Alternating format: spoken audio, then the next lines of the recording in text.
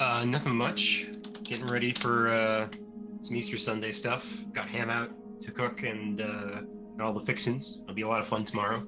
Nice, nice. There's going to be a lot of... We are streaming, by the way, just in case, you know, you want to redact any personal information or, you know, whatever while we're talking. Oh, hey, stream. It's Hello. just close family. It's my my dad, my mom, and my brother's family. Potentially. Nice. Okay. Do you guys usually do like a Easter Sunday? Mm-hmm. Yeah. Usually a ham and some other stuff, and we switch off who's hosting. So sometimes it's my brother's family, and sometimes it's my mom and dad. I don't have enough space because where I live is too small to host that many people. So. Gotcha. Okay. Mm-hmm. Yeah, I mean, I don't. Our family doesn't. It depends on what we celebrate. I don't think we've done a lot of like Easter stuff. I just like it as a good excuse to make and have glazed ham because that stuff's legit. Holy cow, man! Hey, that's what we have for Thanksgiving. Yeah. Nice. You don't baste a whole turkey and do that whole shtick? You know, over the years, our family has slowly got more lazy when it came to Thanksgiving. Hey, that's nothing against you, Ma. If you ever listen to this, I understand you work hard. We've been going out like the past 2 or 3 like Thanksgivings. We've been going to Maggiano's, and you know, having some family there, and like they have like a 3-course dinner for Thanksgiving. So, but in the past, yes, I don't think, have we done a fried turkey? I want to say we did a fried turkey one year. But yes, we've, you know, cooked the turkey, all different types of ways you can think of. And just, you gotta make sure you fully defrost it before you throw it into that fryer because right? I learned that the fun way, I should say, back when I was with my folks when I was a kid. Yeah, well, I watched my brother do it, and that was fun. It was in the backyard. It was surrounded by grass, so nothing lit on fire. Yeah, because you'd be an example of what Dova's brother. Mm-hmm. Sorry. So you have Dova's brother has done it the past, what, 2 Thanksgivings, I think? The fried turkey is so good. Oh my god. He finally didn't overcook it this year. Ooh, wait, what? So, like fried turkey? Is that what we're talking about? Yeah, we're talking about Thanksgiving. Thanksgiving food. I actually got my uncle last like 3 years has been talking to my. So usually when we have Thanksgiving, all the relatives come to my parents' place, and so he's gone to my mom about the fried turkey. So he's worked really hard on like bringing an air fryer specifically and making that work. And last year, I think he finally got the kinks and stuff out of it, and it was really good actually. It's a little, again, it's very dry if you don't do it right, but when you do it right, it is a very delicious and unique flavor to regular turkey. Nice. How's everybody else doing? Everybody else doing good? Doing all right. Sorry if I just jumped in there.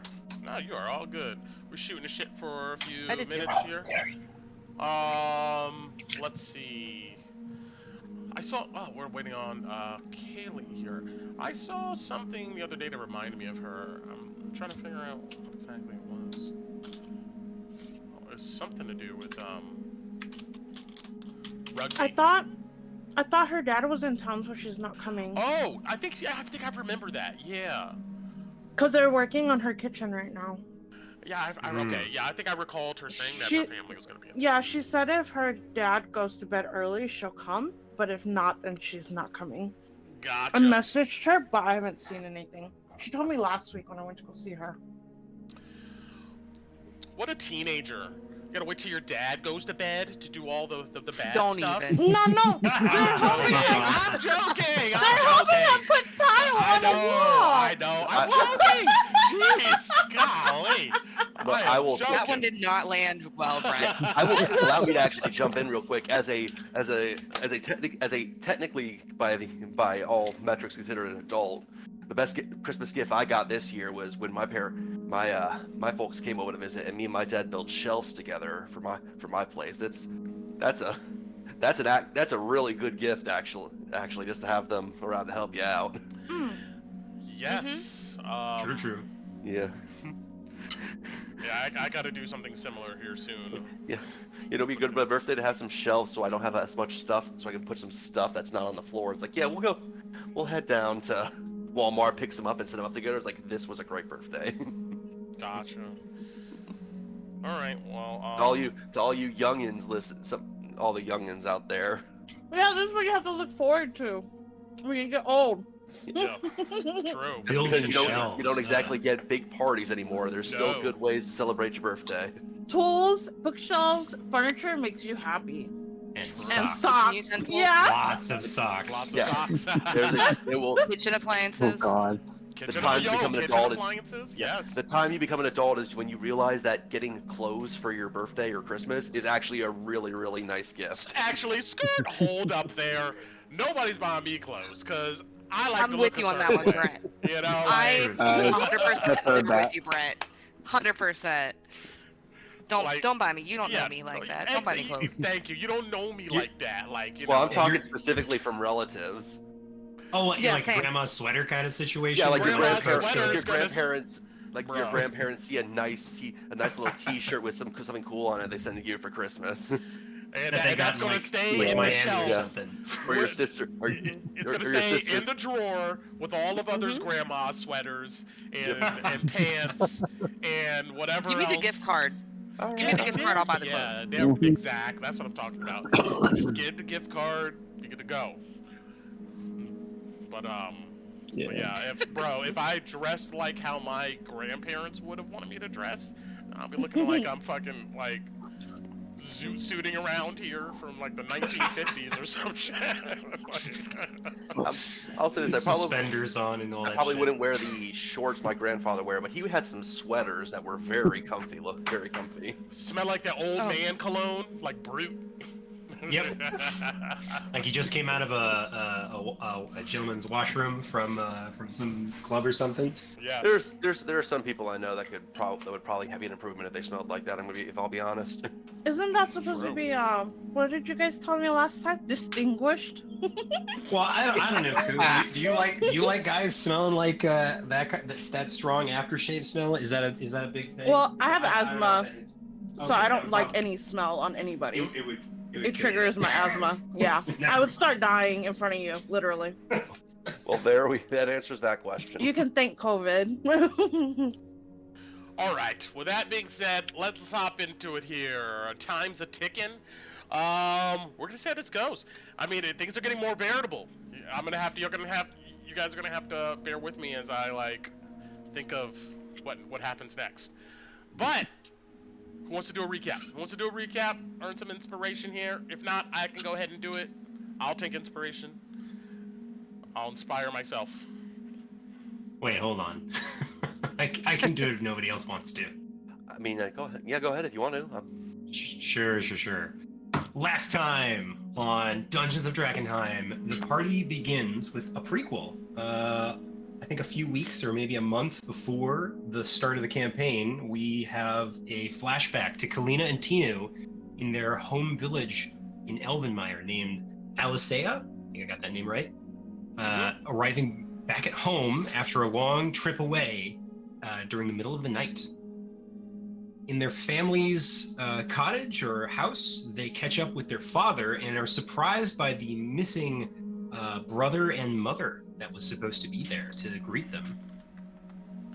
The father explains that some folk in a black and regal-looking carriage had come by, which is quite strange considering the fact that Elvenmire is in the middle of a swampland, and absconded with Tinu and Kalina's mother. And they think it's related to maybe the royal family of Drakkenheim, or at least some sort of faction of Drakkenheim. At least that's where they are likely going back to. And he reasoned that because Kalina's and Tinu's brother Aranor reasoned that they were leaving to Drakkenheim, and he had been fallen in with a group known as the Followers of the Fallen Flame, I believe. And Falling had fire. the Fallen Fire, that's it. and he had reached out for help to find their mother, and left home to find her, insisting on making sure that she was okay. And then, let's see. Oh, specifically 4 men, 1 very large, and they were all dressed in black, came to take their mother away. Let's see what else. Kalina and Tinu then agreed that they would leave and seek out both their mother and brother. But before they did, their father gave them a few gifts. One of them was a rune-etched disc from their mother. I'm not sure who's carrying it, but I don't think we know the providence of this disc or what its properties are. But it's of some sort of significance to Tinu and Kalina's mom. As well, they received a small globe inside of which is a whitish tree known as an Eladrian blood tree. And with but a pinprick of blood, you can determine if a person is sick, and the tree will turn black, like tar. Yes. Let's see what else. Oh, and we learned one of the members that was one of these black-robed men was none other than Friedrich von Leichten, and that apparently he had worked with the Amethyst Academy and had, in their father's words, held dominion over their mother, whatever the hell that means. So, mysteries abound, and maybe we'll see Tinu and Kalina's brother and mother in Drakkenheim at some point in the near future. We then rejoin the party in the current day in Caravan Court, where the party talks about who they're going to speak to, which are the factions they want to find more out about. So they head over to... Oh, before they head to the Hooded Lanterns to go look for work, 3 plate-armored men in the livery of the Geldstadt Royal Bank assaults a man in the streets. And Torin, speaking with a passerby, learns that the man had defaulted on a loan to the bank and was being taken away to debtor's prison. In addition, Tinu, I believe, spotted an elf overseeing the GRB caravan and prison wagons, and was seemingly overseeing the collection agency and the local debtors, and learned that his name was Mr. Yasin Beaumont, or Yasin Beaumont. True. Let's see what else. We then leave and arrive at the watchtower and meet Captain Rain Hylash, a relatively ornery and stern-looking woman who has very little time for folks outside of the Hooded Lanterns. We mentioned to her, the captain, that we're looking for pay with respect to jobs, and she says that the Hooded Lanterns, if they join up, are paid in the loot and bounty that they collect from the city. They also mentioned a rumor, and this was to Alice's question about why they're still in Drakkenheim and what they hope to achieve, that the Queen actually managed to escape the castle when the meteor fell and was warned by the Royal Steward. At least that's what Petra Lang, who you guys were talking with, seemed to believe. Oh yes, and at that rumor, Petra introduces herself and mentions her brother Ansem as well, and says that if we want to work with the Hooded Lanterns to bring them a token of our delving into Drakkenheim and our expertise, and produce for her some delirium as down payment for our application to mercenary work. The party agrees and then leaves and walks to the chapel of St. Andril to meet with the local sacred flame priests. Does anybody have her name? I didn't write this one down. Yes, you guys marched over and was introduced to Flamekeeper Hannah, who was tending to her garden. Flamekeeper Hannah, that's right.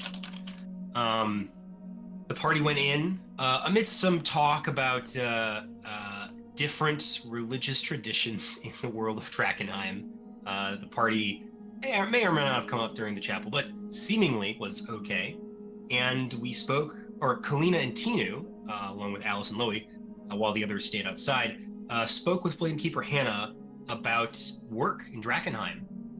There was talk about how to cure the contamination that the delirium can rot in people, and Hannah mentioned that for the church's services, it would cost the party 100 gold pieces to cure contamination, or to use their services. The reason why it's so expensive is that there's certain medicinals that can be found in Drakkenheim that the party would have to purchase from the Order of the Sacred Flame. An update on that. Once again, like some of these notes I haven't looked at since I started prepping. It's not 100 gold. It's actually 250 gold. And which, yeah, it's more expensive than that. It's 250 gold. That's what she would have told you. And that's in our channels we have here under these threads under DoD items purchased. Is you can look at the specifics of what these places are able to provide. But continue. Well, the party interested in maybe finding a way to negotiate that price down, or possibly even learning the means of curing such contamination, as Tinu and Kalina were very interested in seeking some way of breaking it amongst their own people. Flamekeeper Hannah offered a meeting with them and hired Flamekeeper Ophelia Reed, who would be back by the chapel at dusk to speak to Flamekeeper Hannah. Yes. And she would introduce Kalina and Tinu to her. The party agreed to come back later, and then left the chapel and headed over to the Red Lion Hotel because Loy wanted to go meet with some of his fellow dwarves who he heard rumored were staying there.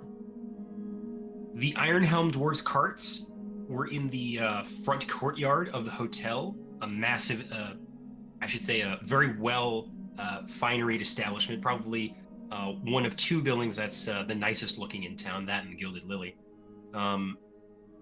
And along with the Ironhelm carts was the Jones family cart in the courtyard. Undaunted by this, Alice, leading the party, went to the front desk to go speak to the receptionist to get a meeting with the Ironhelm dwarves, where we were led to a large drinking hall, and the Herald of Orion Jones, a goblin, approached Alice and made some questioning conversation about her presence here in Drakkenheim. What a poop. Yeah. Do we have the goblin's name as well? I gotta write that one down for my notes too. I did not write it down because I was too into it. Yeah, what's the Herald of Orion Jones? I'll have to go back and look. Yes, the Herald, his name, and I'm going to list all of these NPCs here probably this coming week. Just haven't had a chance to do it. But Leamington Whithalf is his name. Leamington Whit. So Well, he didn't tell Leamington. you his name. You know. Yeah, true. I suspect Alice might know though, so we can we can get the 411 from her. Giving Alice the 4 degrees of interrogation, Leamington doesn't get much out of her and leaves the drinking hall to go fetch Lord Jones. Meanwhile, the party is introduced to Reginald Ironhelm, who works in the Scar in a blacksmith headed by the Ironhelm clan. Words are exchanged between Reginald and Loey and the rest of the party, and Loey drops the name Number Broadbow, a contact of Loey's, and finds out that Number Broadbow had stolen, or at least pilfered, 500 gold from Reginald and has not paid him back, or has reneged on her deal. And Reginald, wishing to be whole, and if the party wishes to work with him, would like that 500 gold back, however the party can manage it. The party then agrees and leaves the hotel, but not before being stopped by Lord Jones himself. The big Orion comes down the stairs and yells after Alice, demanding to speak to her. Really heated words ensued, in which Alice was essentially commanded to return with Lord Jones to his quarters upstairs in the hotel, to which she politely told him, "Not right now, bud. And I'm doing my own thing. Okay, thanks, bye." And Marking each of the faces of the party, Orion Jones said that one way or another he would get his way, and he marked Alice's disobedience, and he would send a letter to their mother. Ooh, I'm telling Mom. Mm-hmm. Go ahead. Alice had some good quips as well, including the fact that she had, on the road to Drakkenheim, found a letter from their mother that she used to undermine Lord Jones's bravado with the party, and through it managed to get us out of a very tense and potentially violent situation that was about to erupt. The party then left the Red Lion Hotel and made their way to the Bark and Buzzard, where we grabbed a drink and waited to speak to Holgar and Karen, the owners of the Bark and Buzzard. We were approached by the server Cora, who took our drink orders and spoke a little bit about the goings-on of Drakkenheim and some of the costs that would be involved in staying in some of the cottages. Then the Free Lunch, a local mercenary company, led by one Don Laro and Uza Wrath, introduced themselves to our party. They were a rather friendly lot, which is quite strange given all of the evil eyes we were getting as we entered town, and offered a hand of friendship? ? Or at least that's what it appeared as Don Laro challenged the party to defeat Rattlecan, a local, what's the word? Bar game, I suppose, and fun time for mercenaries that make their way through the Bark and Buzzard, and an initiation ceremony. Yeah, Hazing game. There we go. And Kalina, I believe, took up the challenge and bested Rattlecan. And for besting it, Don Laro offered the services of the Free Lunch and an even split of one expedition into Drakkenheim, if the party so wishes. He also explained that we could meet them, I think, north of Emberwood Village, and that they were living in an abandoned building in that direction, some 20 minutes north, I think, or so. After that, the party then finished the night by speaking to Holger and Karen, who offered an enterprising proposition. The party found out that the nicer cottages, the ones that they actually maintain, that have locks and doors and windows and everything's actually like intact and not destroyed, costs a lot of money. I think like 6 gold a day or something crazy like that, or maybe 10. I don't know. It was kind of exorbitant. So it was 2 gold a day, 60 gold for the month. Oh, right. And they demanded that we pay a month up front. And the abandoned places around town still cost money, but were far cheaper. But then they offered us an abandoned inn just past the Hendricks farm south of town that apparently some gnolls had taken off the Holger and Karen's hands, and that if we managed to clear it out, we would be allowed to stay there for as long as we were in Drakkenheim for free, but that we had to tell Holger and Karen about it. Yes. And with that, we pick back up. All right, and that is where we left off. So thank you very much, Inspiration. That was perfect. All of the details, all of them. All right, so with that, let's see here. We are heading back to good old Bark and Buzzard. Boink. And let's go ahead and get to our town. Here we go. But, actually, no. What am I doing? What am I doing? Actually, let's back up. We have another flashback scene I want to go ahead and do here. Let's go to our realm map. Almost jumped ahead of myself here. So, Shane, or AKA Louie, and I have collaborated in a little bit here in order to explore a little bit of the Glimmer Hole Dwarves.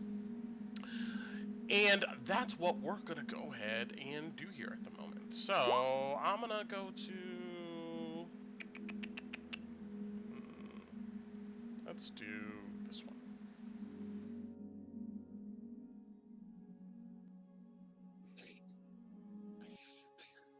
All right. Oh. I gotta switch this off.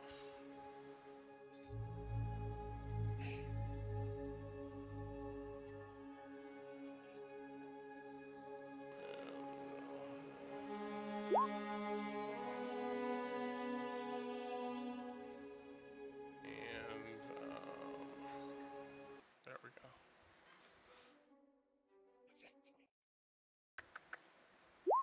All right. We are good now. So, let's go ahead and set the scene here.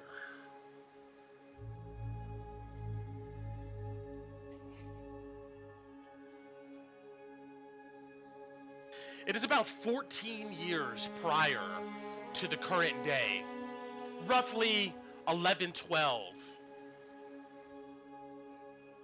LE in said light era. Louis, you've just arrived back home. You just got done setting up another connection along the trade routes in which your family manages. A couple caravans have returned back to you, and you stand now at what we're going to go ahead and call pretty much a trade hub that sits at the foot of the Glimmer Mountains. Something like this. There's various dwarves about, all of them, of course, part of the Glimmer Dwarven larger clan, we'll go ahead and say. But also here is an abundance of other humanoid creatures. A lot of them have caravans. You know that this trading hub here is one of many that sits at the foot of the Glimmer Mountains. And people from various parts of the realm come here in order to do official business with the Glimmer Dwarves. And I spelled mountain wrong here.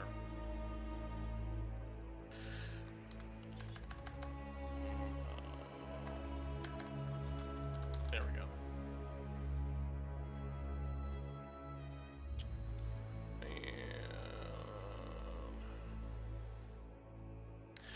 You've been asked to return. Well, actually, we're not even going to say you were asked. You just know. No, actually, it makes more sense to say that, yeah. You were asked by Belva, once you complete one of your last trade route runs, to go ahead and return home, to make sure that you're back for the Gabne wedding celebration. A huge celebration that you know involves several clans coming together through marriage, and also this is a ritual for the official quote-unquote marriage of various businesses and opportunities that several clans have had throughout the year. In order to go ahead and make it official,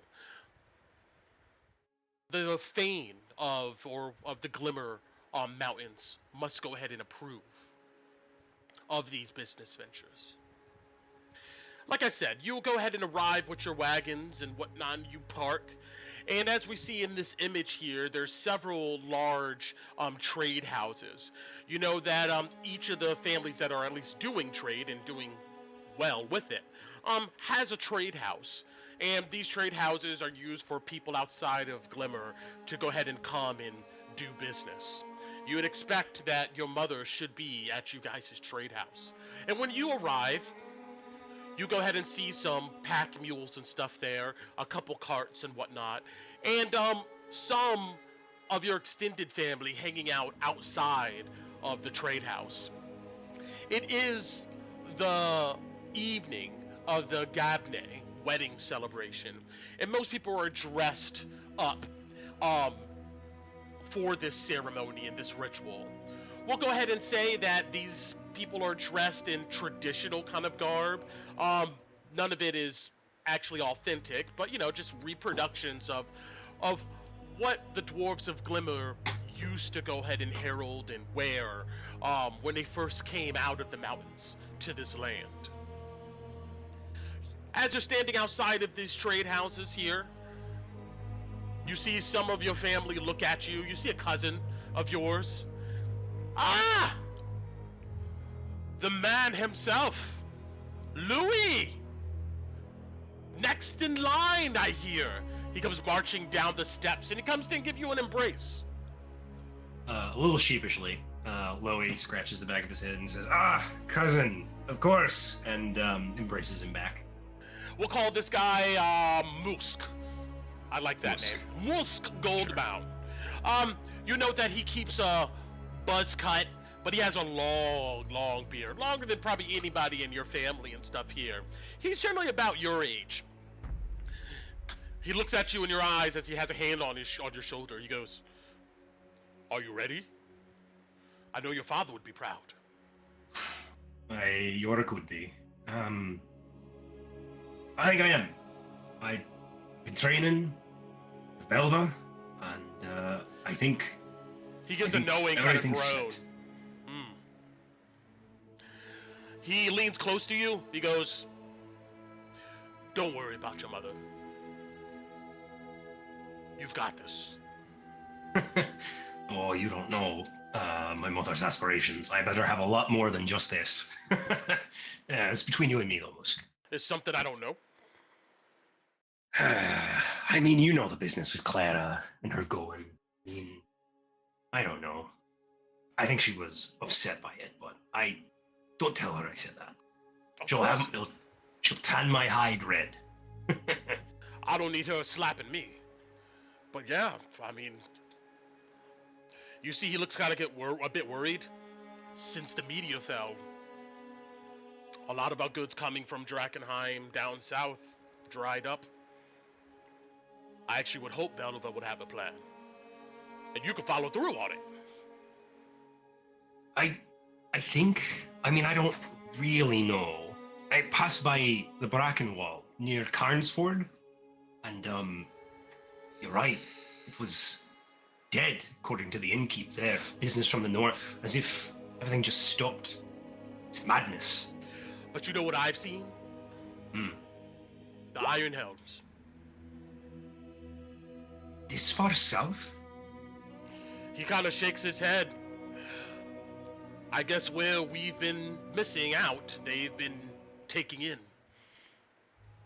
I imagine Drakkenheim is next on the list. Have you traveled into Westamar, Musk, since the meteor? No, sir. I mean, I traveled south around all of that. Not to mention is vagabonds and all types of people out there looking for some help. Illyrians and Caspians seem to be keeping their head about the whole thing. That's what I saw, at least, on my travel. Though I imagine they have their own plans. That's their plans. Let them humans and them types worry about them, and we worry about us. And the Iron Helms. Anyway. You see he gestures towards the door. She's waiting on you, and we all know we don't like to keep Belva waiting. Right, I'll go in. Fuck. I'm not exactly... I mean, I'm stained in mud, but fuck it, she won't care. It's just us anyways, right? No one else came to call. You see he thumbs his nose. He goes, "Well, your sister's there." What? He raises up his hands. He goes, "Look, I asked how she was doing, and she seemed to be doing fine. But there's some other types. Another dwarf, definitely not Glimmer.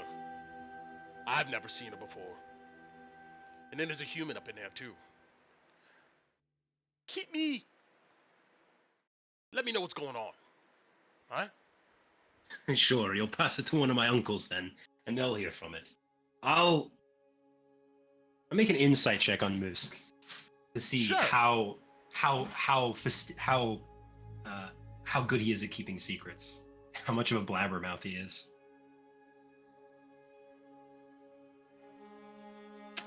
Oh boy. Well, get those ones out of the way. He just seems like he's friendly, you know. I mean, you don't get any ulterior motives. Yeah. Ah, Musk, you're a good friend. Sure, I'll bring it to you, cousin. I'll tell you what's going on. Gotta stick together, right? Alright, blood. You see, he then just leaves and marches down the steps to go talk to some of the other family hanging outside. I go on in, muddy boots and all. You march in, a little bit of tiredness kind of under your eyes. Maybe you take off your hat or, I don't know, your cloak, and you look around, and it's the same trade house you've seen many times before. Large open conference area, nice rustic deep earth-colored wood. There's several chairs around the table, and on the walls you can see memorabilia that your father brought back from his excursions. Taxidermied animal heads of various types, some looking quite lizard-like, strange weapons and armors. And also there's a fireplace towards the back where, sitting on its mantle, you see what looks to be several statues. They look almost like trophies, and you know them to be gifts from the fame for previous deeds well done. Good connections, good business, good trade. You see, sitting at the table is your mother, Belva. And I didn't grab a bunch of pictures of these people, but I'm going to go ahead and show good old Louis here. And you guys can get an idea, by relation, who we're looking at. And we're going to say, no.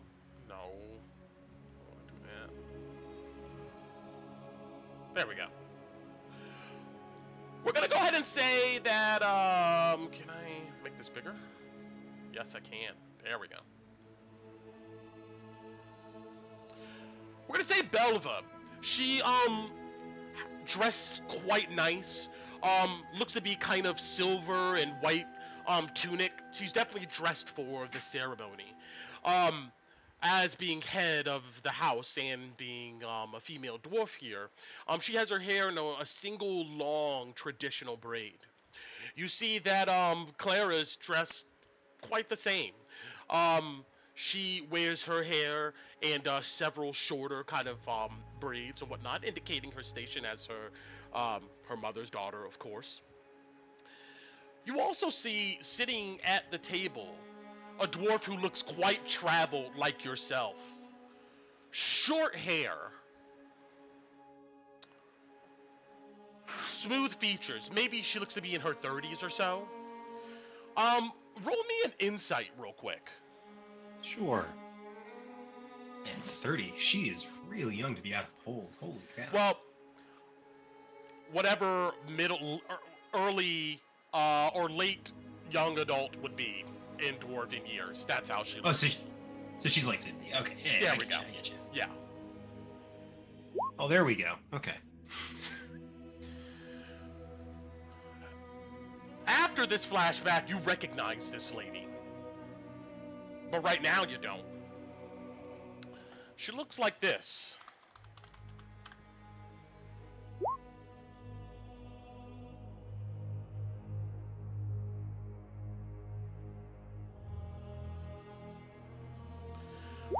But you note that she has short hair, but generally dressed in the same kind of traveling gear. Sitting next to her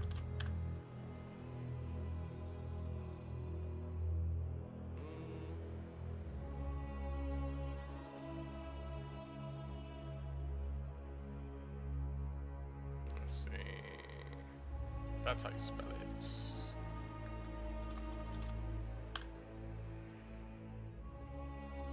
You see this man.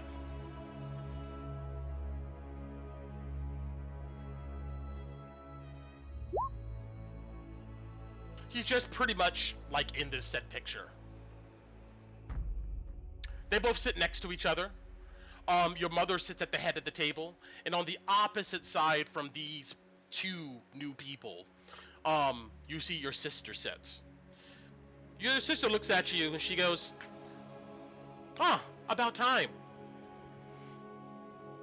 I look at Clara, squinting, almost in abject confusion.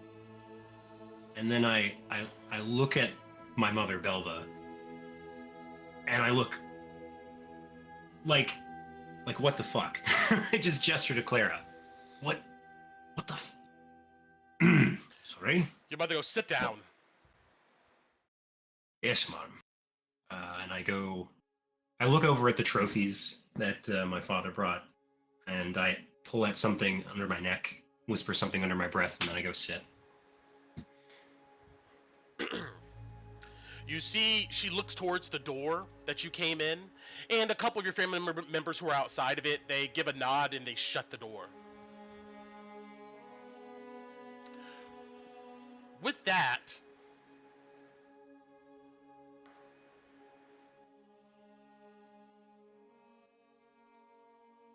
it's pretty quiet for a few moments.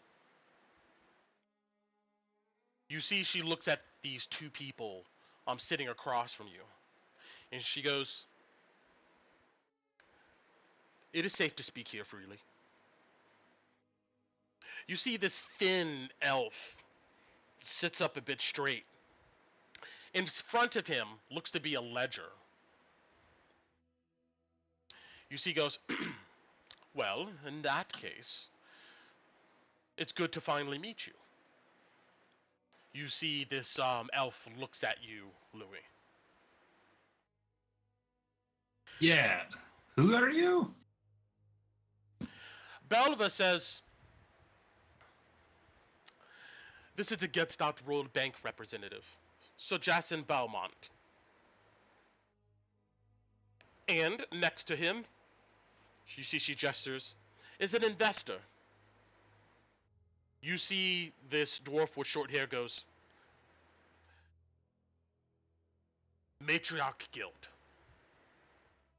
That's our name." Hmm. Is that what your friends call you then, lass? Clara goes, "Her name is Wera."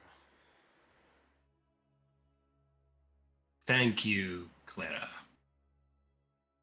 This lady dwarf with the short hair goes, "It's alright. We're here just to go ahead and make things official." Belva goes, Official?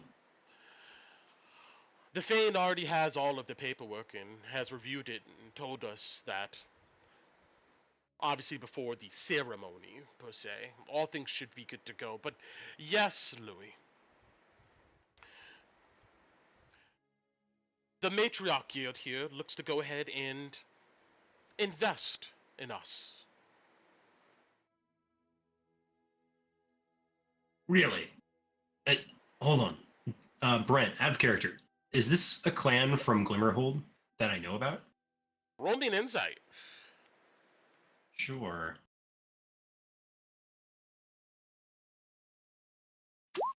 Rolling well. Okay. You've never heard of this Matriarch Guild. So, Miss Matriarch Guild, then? Wenra, was it, Clara? Wera, yes. Wera. You ain't from round here, far as I'm figuring. So, where are you from then, lass? Oh, well, small clan, a bit north of the forest, north of Drakkenheim. Ironhelm, then, eh? You see she thumbs her nose. You see, this elf goes, "No, not the Iron Helms. I would not expect any of the Glimmer Dwarves to be looking to work with them, and that would bring complications. The Matriarch Guild here is an independent dwarven settlement just outside of Drakkenheim proper.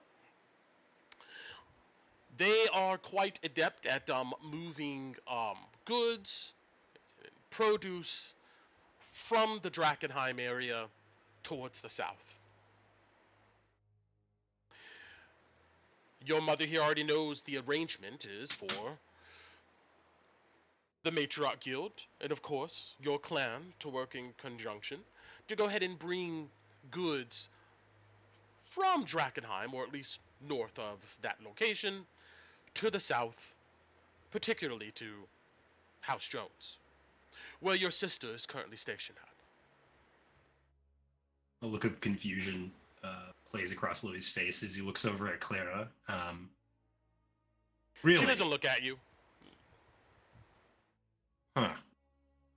You said produce then? From Drakkenheim? Various goods. Produce is a catch-all. Oh, so tea leaves and periwinkle then. You see he gives a thin smile. Belva says, the point is here, Louis, is that you're going to be dealing with representatives of the Matriarch's Guild here for quite some time.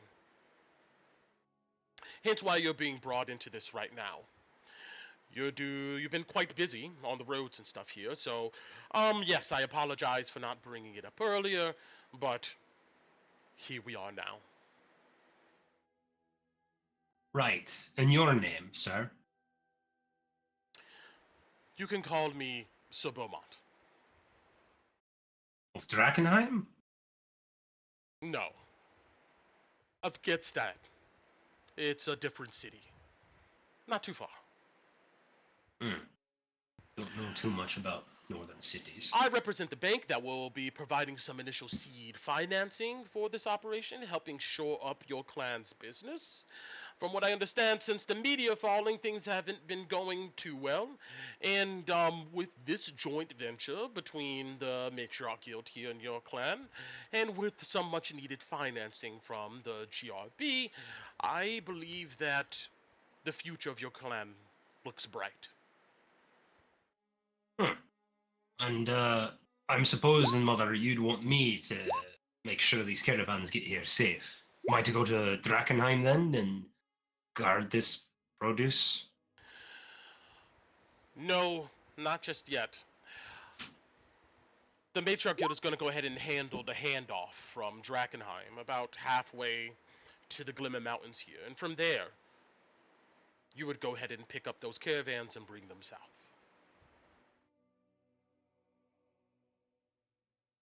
All right.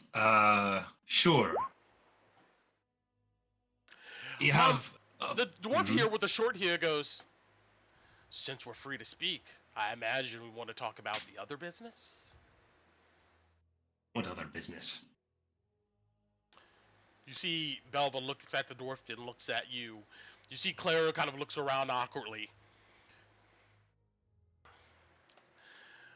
There's been interesting elements coming out of Drakkenheim, Louis. Uh-huh. These What kind of crystals thing? called delirium. What's a delirium? What? It doesn't matter about what it is. All that matters is how much it's worth, and it's worth quite a bit. Although some people say it's dangerous, but from what I understand from this Matriarch Guild representative here, they have ways to go ahead and handle it. There hasn't been too much word yet from Illyria and other houses of Caspia, definitely not Westamar, of whether it's acceptable to go ahead and trade this stuff as of yet. But without further guidance from these nations, that's none of our concern. I can see the logic behind that, Marm. It makes sense. But this delirium that will be moving, that's between us.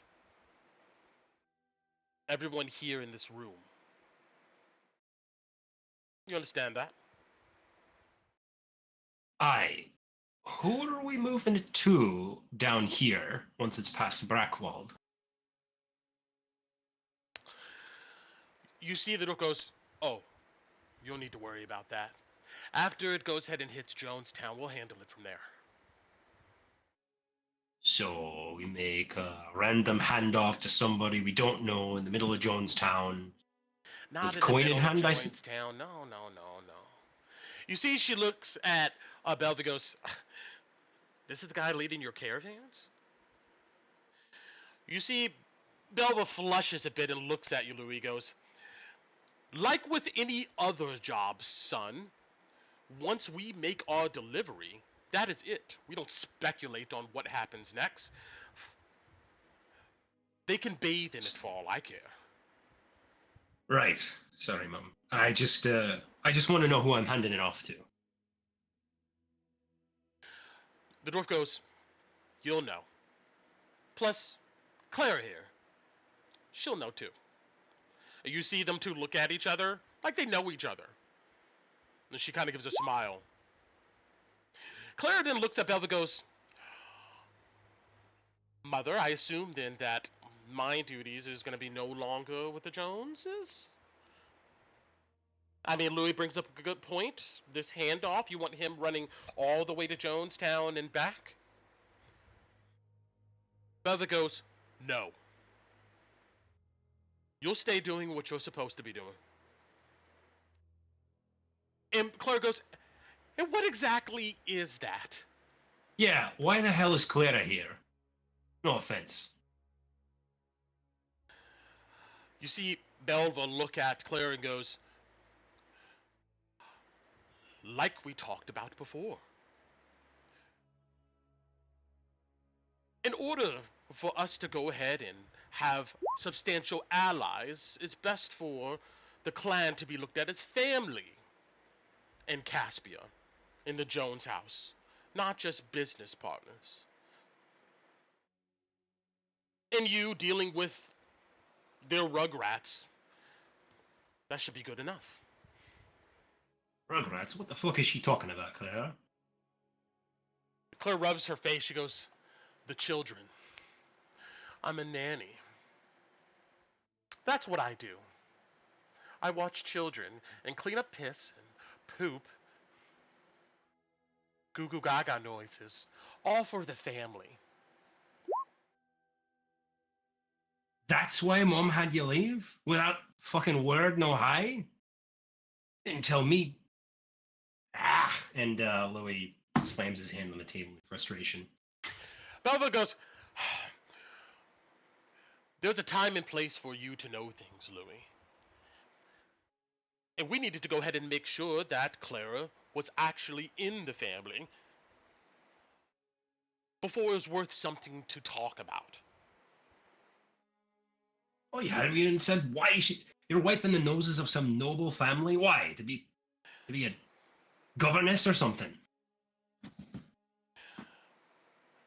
I'm supposed to be buddy-buddy with them, Clara says. Become friends like one of the family, right?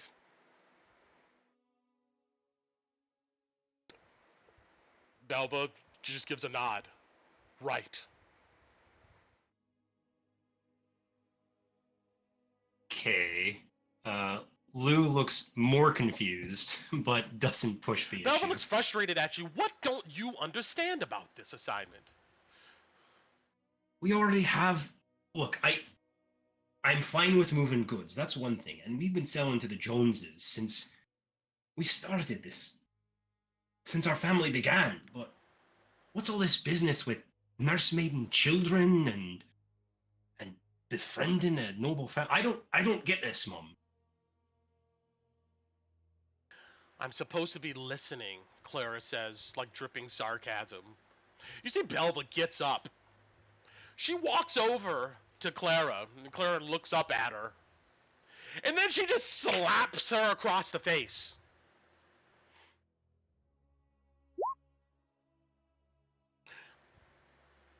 The sound echoes out across the room. You Right. see this dwarf kind of sits up in her seat for a second, and kind of looks at your mother. You see Clara just looks down. Yes, you're supposed to be listening. If you do more of that, instead of running your trap with these snide remarks, maybe we would get something done.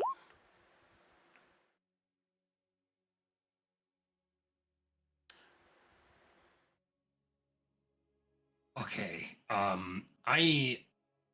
If we're gonna be, do they have to be here, Mom, for this?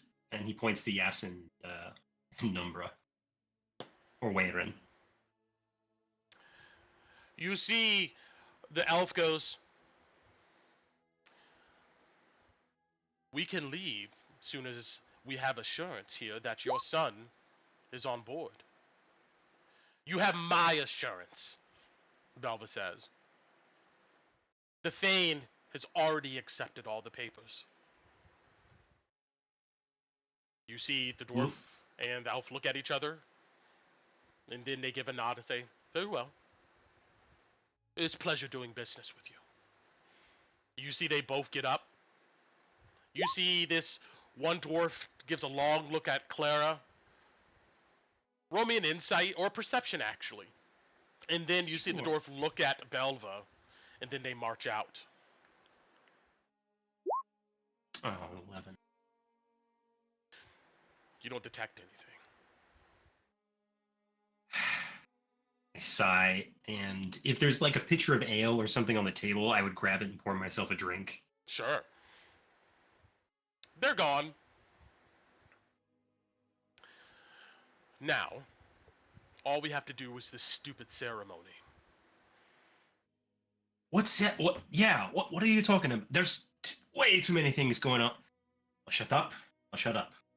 What do I need to do? She glares at you. This is an official business arrangement. I had to talk with the Thane about it. The Thane seems to be accepting of the paperwork, but of course I didn't mention anything about delirium. I mean, what the Or fuck's the Thane money, gonna... or the coin will be fronted. That's between us. What do you mean by fronted? What? So he's lending you some coin then? This bank? How else are we going to go ahead and keep the caravans running until we actually see some coin come in from this crystal trade? So that's the direction you wanted to take. I knew there was something weird about that last trade I did. Goods were too skim. You're saying this is the direction the clan's going? It is. Louis, you are fantastic out on the roads. And she says it sternly, like this is probably the most compliment you're probably going to get out of her. But we can't keep that up with the amount of coin that we have stashed away. And then there's your uncles. They would love to go ahead and see me fail. Us fail. So then they can go ahead and call for a new clan leader. And then what happens to us? Oh, I mean, you know, you could have remarried, Mom. That's all I'm saying, and I'll say no more of it. After Dad died. The past is gone, she says, almost like she's trying to convince herself. Next is the ritual to seal this. We have about an hour or two. She looks at you, Lou, and goes, clean yourself up. Wait, I'm going?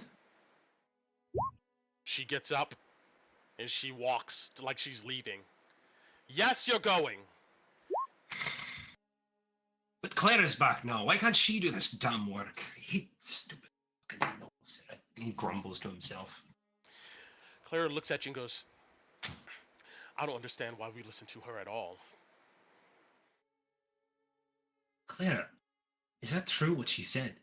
She placed you with this Jones family to filch secrets? She shakes her head. That's what I'm supposed to be doing, but to be honest, I haven't heard much. There's a new foster girl that's running about now.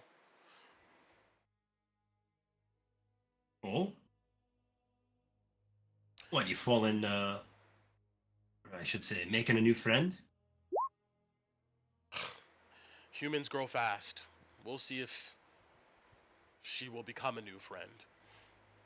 Although, I can appreciate her independence. Looking up at the stairs where Mom went off to, I can understand that. Clara, you know I had no idea. I thought you just fucked off and left, abandoned the clan. Mother didn't tell me dick. Mother didn't tell me that she was gonna go ahead and hand over the clan's business to you. What? You're Until kidding. we got here. But I'm not trained for this noble crap. I wish Dad were here. Me too. Maybe we could do something else. What are you talking about? I don't even know what I'm talking about, to be honest. But something different than this. Do you think this delirium plan of hers will work? I mean, you've been here in the house longer than I have, listening to these three scheme. Where she's okay.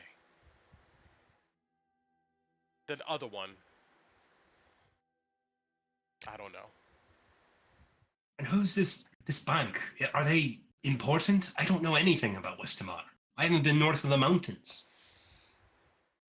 Well, you see she stands up. I guess it's time to start learning. You smell. It's, And she thanks. walks away. It's... And he turns And around. she'll leave you there, sitting there, pondering these moments over. But, with that, yes, let's go ahead and get back to the group with Emberwood here. And we'll say that, we'll start with, Louis here.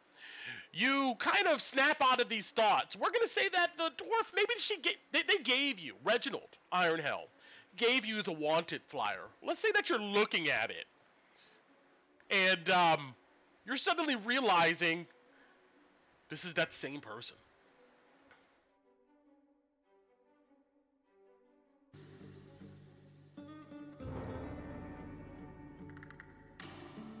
I think he stares at it for like a hot second, blinks, and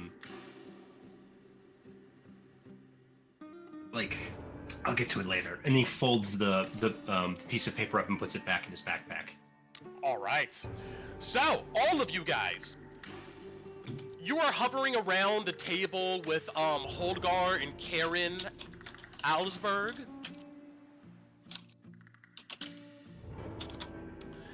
And let's see here. Throw up a picture of these guys. Bam. These two. You see Holdgar is pretty much writing instructions down. It goes, once you pass the farm, about 15 minutes later, you're going to come to a small valley surrounded by steep hills. At the top of the hill, you'll see a dirt footpath off the road that runs along the crest of the hill, kind of northeastward. About 15 more minutes or so, you'll hit an old way station, nothing but a shack, maybe a couple walls standing. You'll know you've gone too far if you start to smell Drakkenheim. At the shack, take the small footpath down the ridge east, approaching another large hill, maybe a small mountain, I guess. It's kind of covered in forest, and there's an old road that runs along the side of this small mountain. From there, you just travel that road until you see the road split. One arm of the road zigzags up the mountain, make the climb, stick to the road. Eventually the forest kind of takes over the road, and it's all trees, but you'll see in Old, overgrown village. Miners used to stay there. You see he drops down his charcoal pencil and slides the paper over to one of you guys.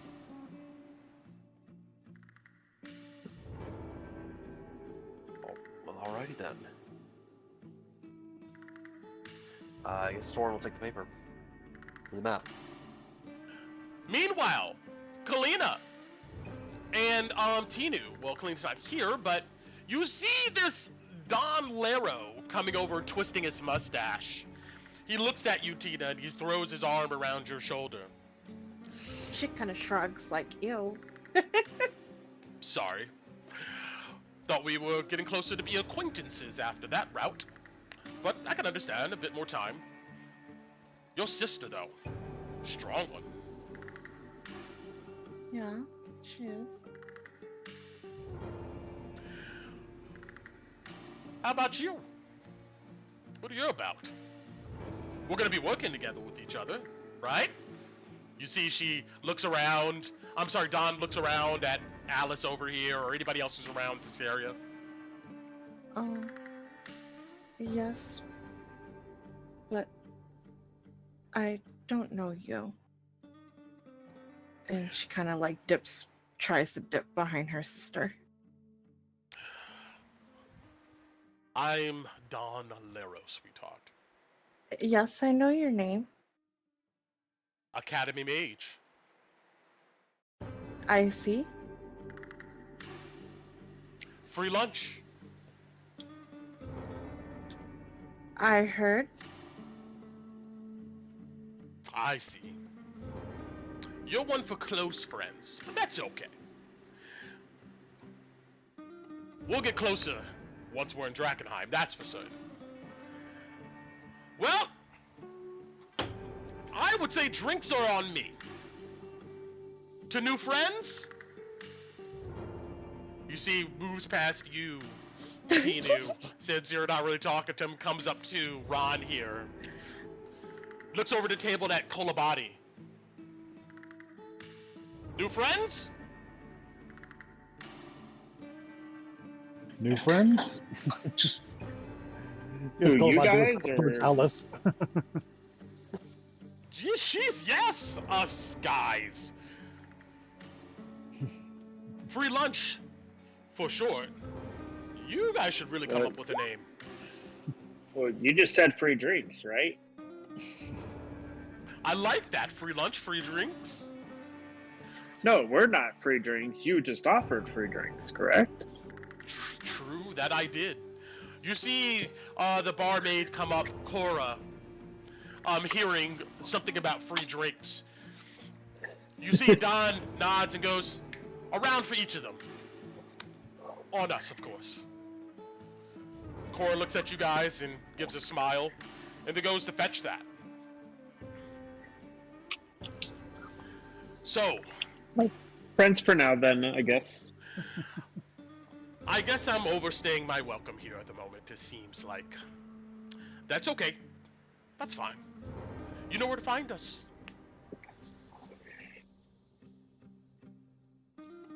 You see he backs away. Then he turns and goes back to the table.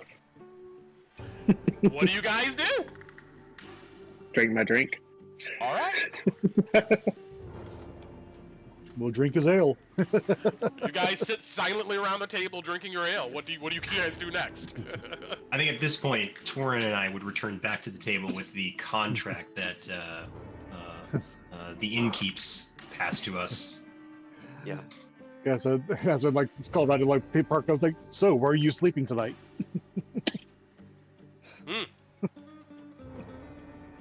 Are we taking down some knolls for free stay, or do we all want to combine and rent a cabin for a month? I don't think we have 60 gold combined.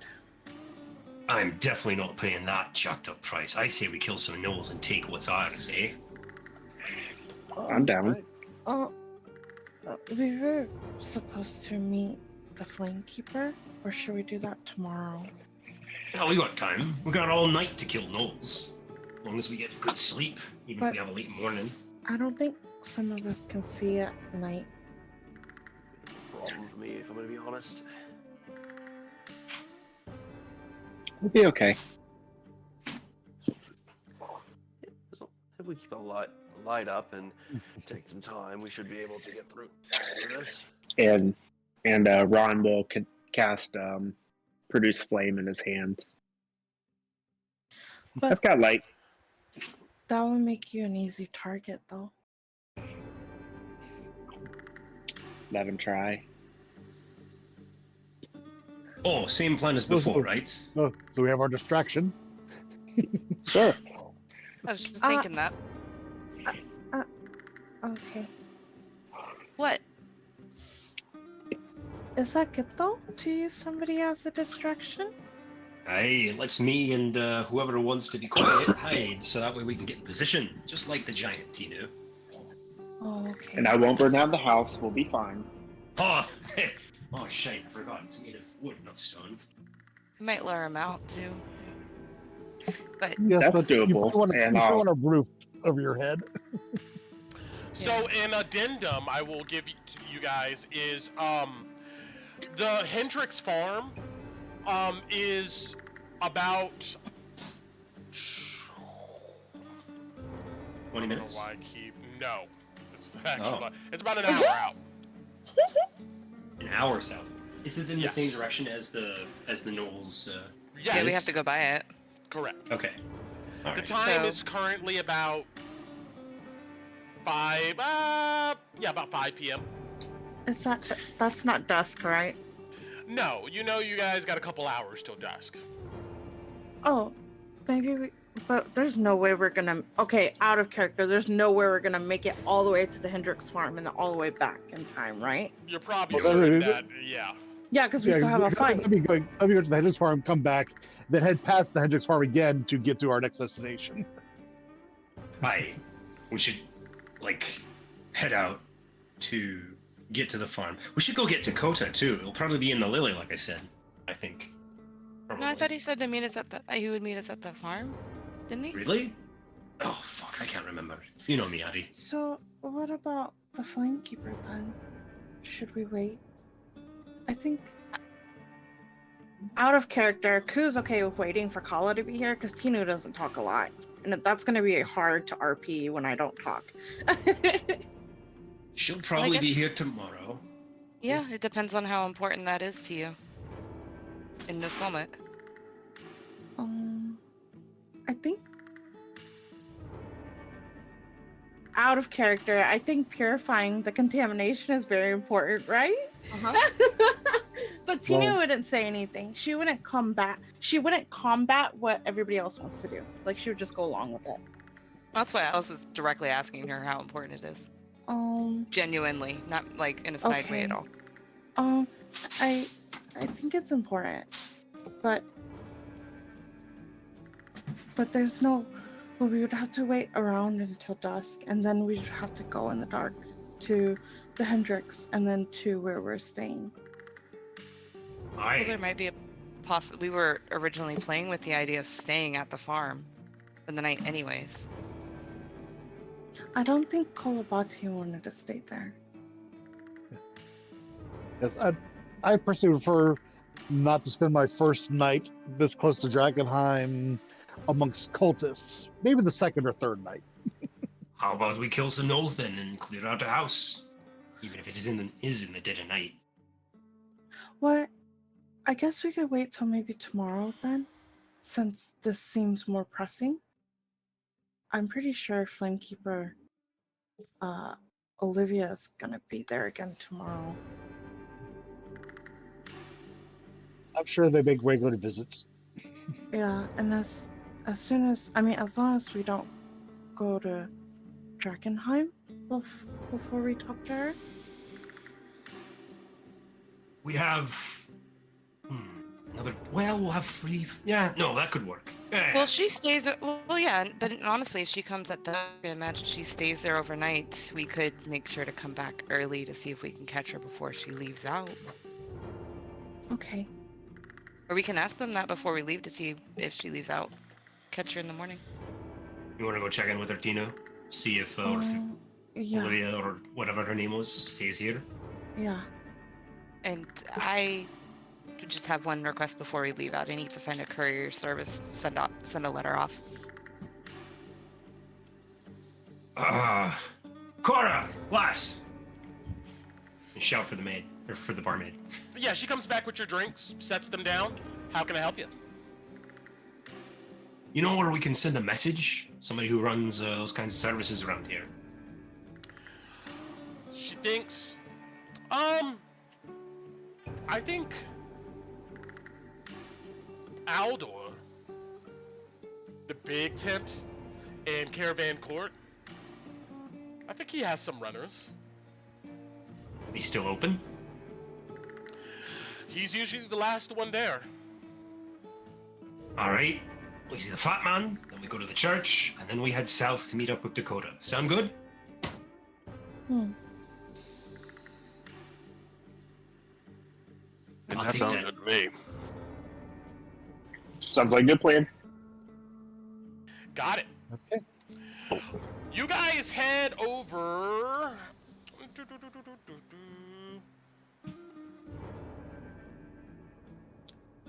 to this large, huge wagon with tarps and whatnot hanging off the sides of it. This red tarp here that's on the east end of this massive wagon, when you get close, you kind of see maybe why it's covered. There looks to be two massive steel bulls attached to this large wagon here. They look to be mechanical in nature, but it's hard to tell. Their eyes glow a slight sickish green. And right now, you see both of these huge steel oxen sitting down on their haunches, and their eyes like just gently kind of glow, almost as if it's like in some standby mode. When you get closer, you note that there are 3 well-armed men hanging out around this wagon. They don't say anything to you, but they're kind of right here and here as you march up. But just watch as you guys come to a short flight of steps that leads to thin double doors. You guys march up and open the doors, and you're hit with incense. And I'm gonna need, let's see here.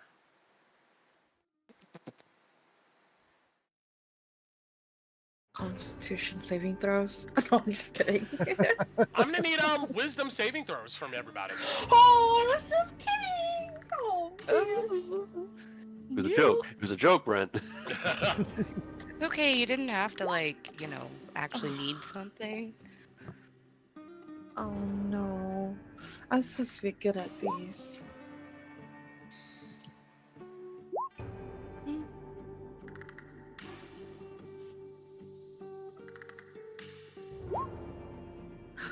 So am I. I'm not. Oh no. When Well- you guys open the door and Well, two of that, because I had wisdom check instead of wisdom save, so 22. 22, got it. When you guys come in, you see a man that can only be described as immense. He's about nearly 7 feet tall and almost as wide. You see, he's garbed in masterful tailored jet black silk that flatters his obese frame, a frilled doublet, padded breeches, and riding gloves, all worn under a great fur-lined cloak topped with a feathered cap. Each piece is delicately embroidered with elegant silver trim. Among the incense, you could smell tobacco and perfume. He smokes a fine black pipe and drinks from a bottle of vintage wine. A rakish grin comes across his flabby face. He looks at you and goes, "Ah, Tinuville, Torin, Ron, Loey Goldbound. Fresh faces. I've been waiting to meet you. Welcome to Emberwood. I am Aldor the Immense, as you can see. I hope you are settling into the debauchery well, my new friends. Tell Aldor how he can make your shopping experience a pleasure today." I look at the rest of the group. You A little see- shell-shocked. This guy looks like this here. How does he know our names? That's what I was going to say, but I'm afraid he's a... And You Alice listen. and Kolabadi, both of you felt like some type of like invasion in your mind, but it quickly dissipated. Alice will speak up. She'll kind of step forward out of the group, knowing that, and quickly clocking that her and Kolabati's name were not spoken, and kind of look over at Kolabati, and then look back to Aldor and kind of, give a little bow of greeting and go. I was told that when somebody was interested in getting a message out, that you had runners, and it was a service you provided. I see. Seeking help already?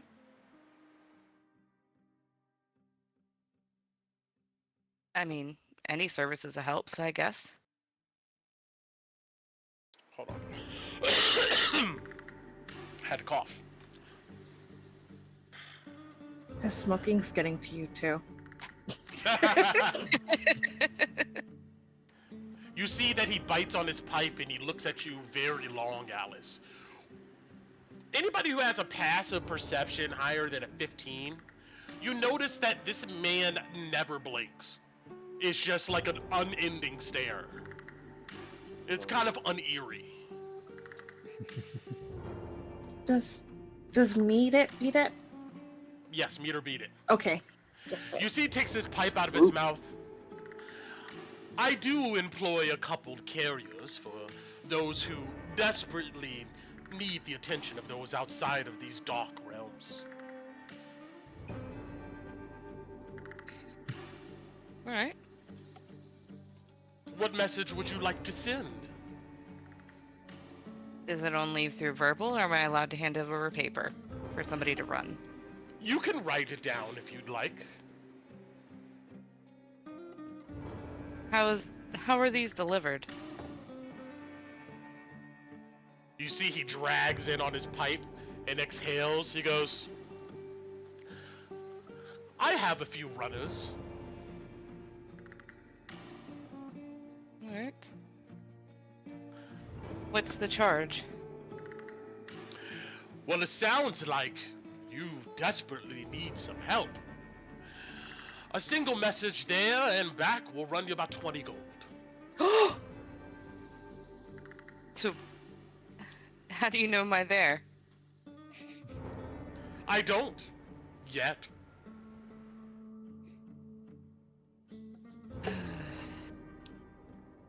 All right.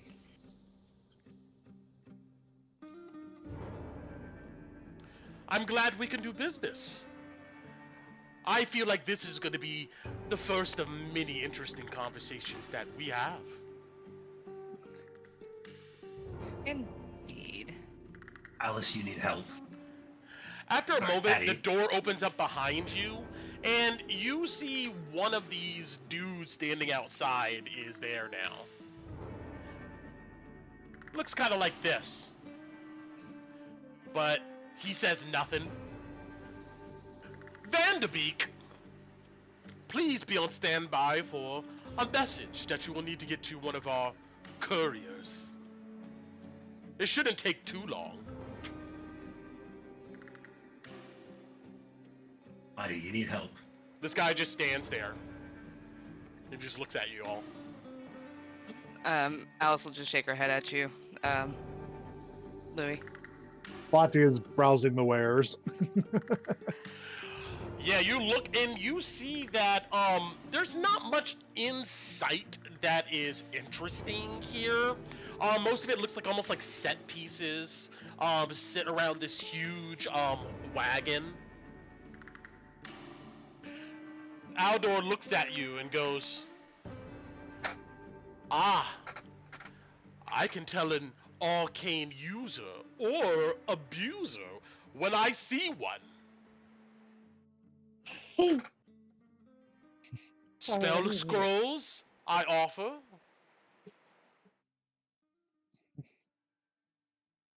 And maybe Oh. even some select magical items. If I was you, my first purchase would be an interdimensional sack, or the common nomenclature is a bag of holding. I'm sure whatever very treasure useful. you find in the ruins, you would want to go ahead and extract fast." A very useful prop, but I believe we'll probably need to bring some treasure back to be able to afford such an item. This is true. Nothing is free in Emberwood. And even in Drakkenheim, I understand they say you pay in blood. Apparently, the only free thing around here is the free lunch. Free lunch, yes. Don Lero. I've seen him on many occasions. What you know about the man? I know that he has coin, and he always pays the price asked. Friends, then, eh? Business associates, I would go ahead and call them. Business friends. Like yourselves.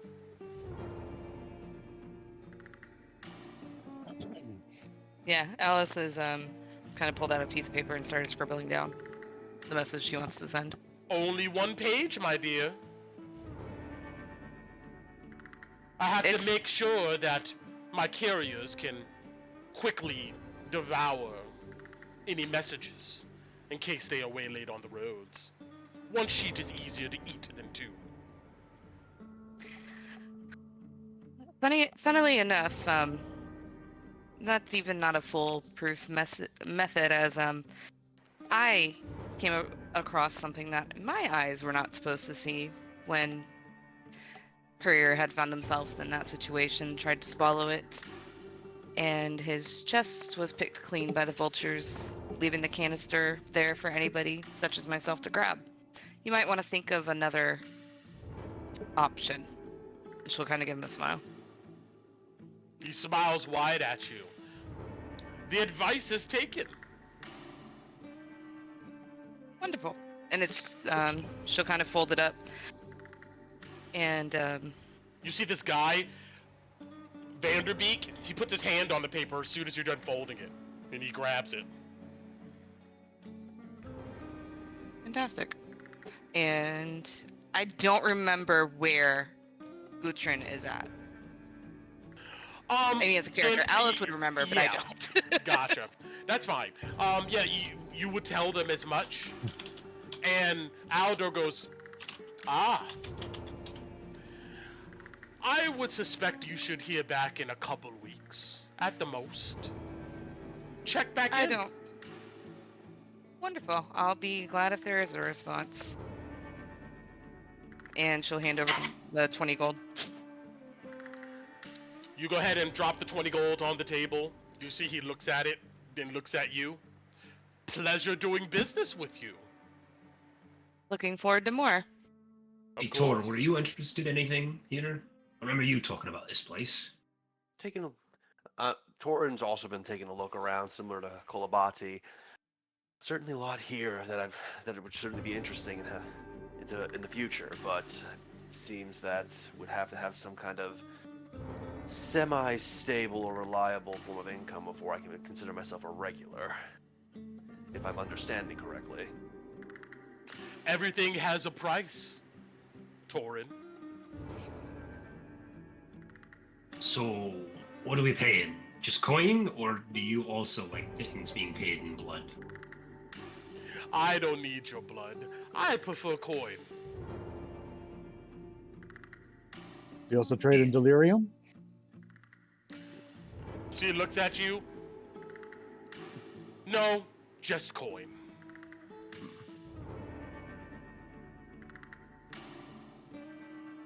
All right. Understood. Well, we're done here. You have a nice day, Mr. Aldor the Immense. If you want to see some of my wares, please return. I'll be glad to show you. Looking Certainly forward to we it. hope so, and hopefully with the coin to pay for it. Until next time, adventurers. Louis leaves the caravan, the wagon. Yeah. Or will maintain eye contact for a bit, but he will slowly then turn around as he gets to the entrance and leave the Bye, Torin. pavilion. Kolobati will curtsy and leave. You guys come out and on to your next objective, which is Talking about how creepy that guy is. Holy crap. I think we're going to this The church. Saint church. Ardina. got it. You guys head back over to the chapel, Saint Ardina's, and I will go ahead and switch that map. But I just want to go ahead and put our big boy Aldor here on the map. Oh, Brent, I put the letter in my channel too, in Discord, by the way. Got it. So you know where it's at. Thank you. All right. And on from there to the chapel.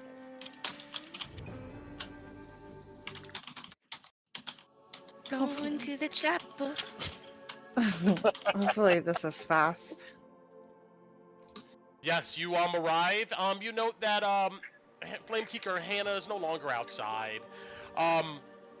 You march in. You see that the crowd in here has changed a bit, but it's pretty much the same. One of the acolytes see that you've arrived, and we'll go ahead and give you guys a curtsy here.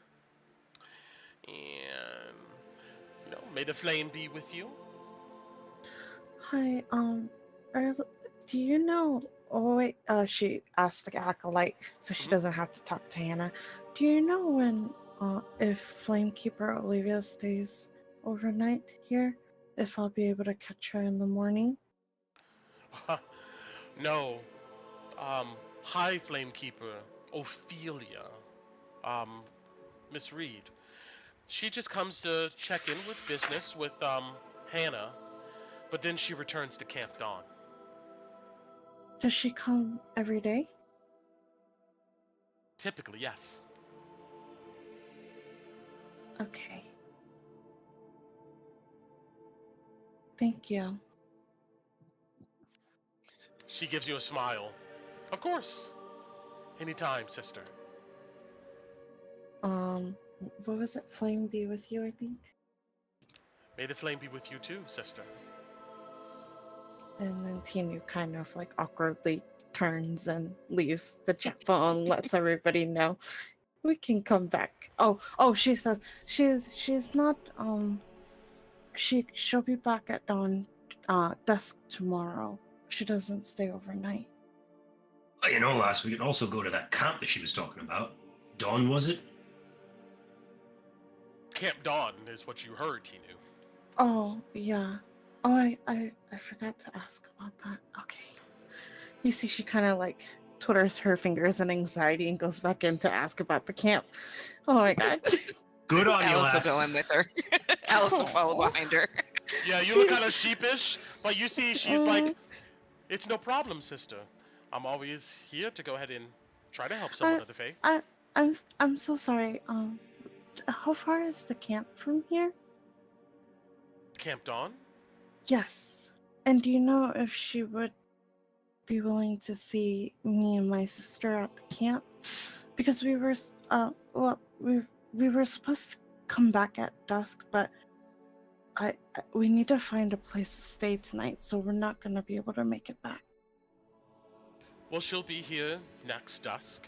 As far as Camp Dawn is concerned, only those of the faith are allowed to go there, unless High Flame Keeper Ophelia says otherwise.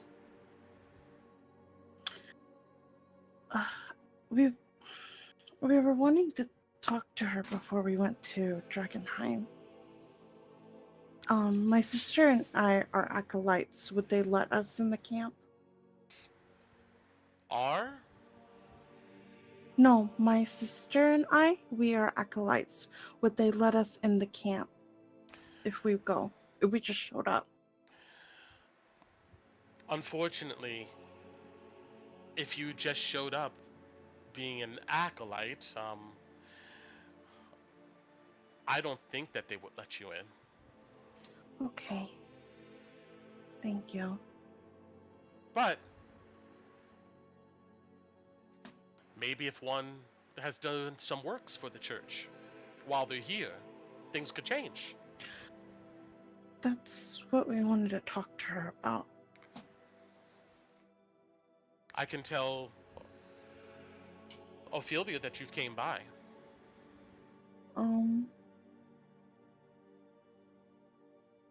That might be best if she knows that you're looking for her. Okay, yes, please. Of course. You be safe. Thank you. All right? Tinu leaves looking dejected. Like, Alice is just patting her back supportively. Thank you for coming with me. What happened? She gave you a tongue lashing then? No, she didn't. So we can't go in the camp unless we've done work for her. But I told them that. That's why we wanted to talk to her, but they said that there's no way to go in. That she would let them know that we came by. And the next time we would see her is tomorrow at dusk.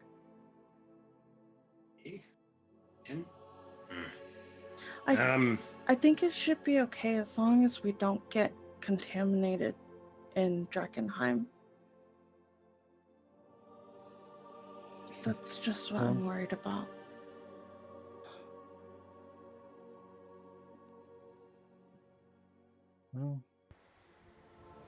Well, I just have to be careful. Yeah. I mean, what time is it now after running it's like around? 5:30ish. Yeah, or like so. 5:30ish, yeah. Okay. But you want to wait here for another hour and a half? It's an hour. We could already be at the place. At this point, we're going to get to probably where we're trying to go, where it's getting dark anyways. Aye, it'll be a night fight with the gnolls, but we can manage it. So I have a spell that can help those see in the dark. But it only lasts an hour, so I would have to use it right before we get there. Well, I'm not saying no to that. I think it's called Eyes of Night or something. Mm-hmm. Yeah, the possibility. Well, Oh, then that solves that problem. All right then. Perfect. So I may not have to be bait then. Oh, yeah. You'll still be bait. Okay. Well, all right. If we have the time to wait and you all don't mind, we can give Tinu the time and just, I don't know, I can go have a smoke or something. I thought we were still going to try to stop the Hendrix farm. Yeah, that's on the way. That's on the way to where we're going.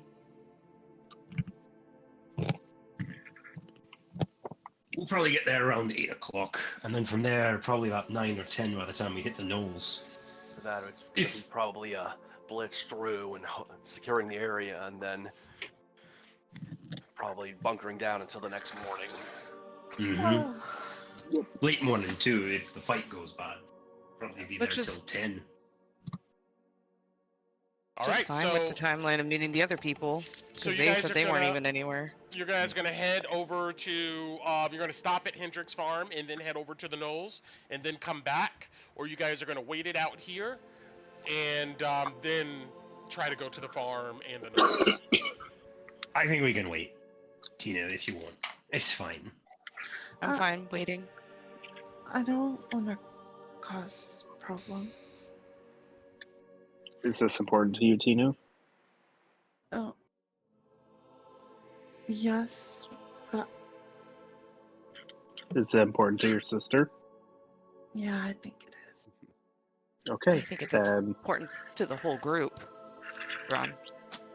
Ignoring something like this isn't a habit we shouldn't get into. If we do that in Drakkenheim, it could lead to more trouble. Better. You see, she kind of like grips her dress in anxiety. Goes, okay. It's no. That was poorly worded. No, it's no it's trouble okay. at all. That's okay. All right.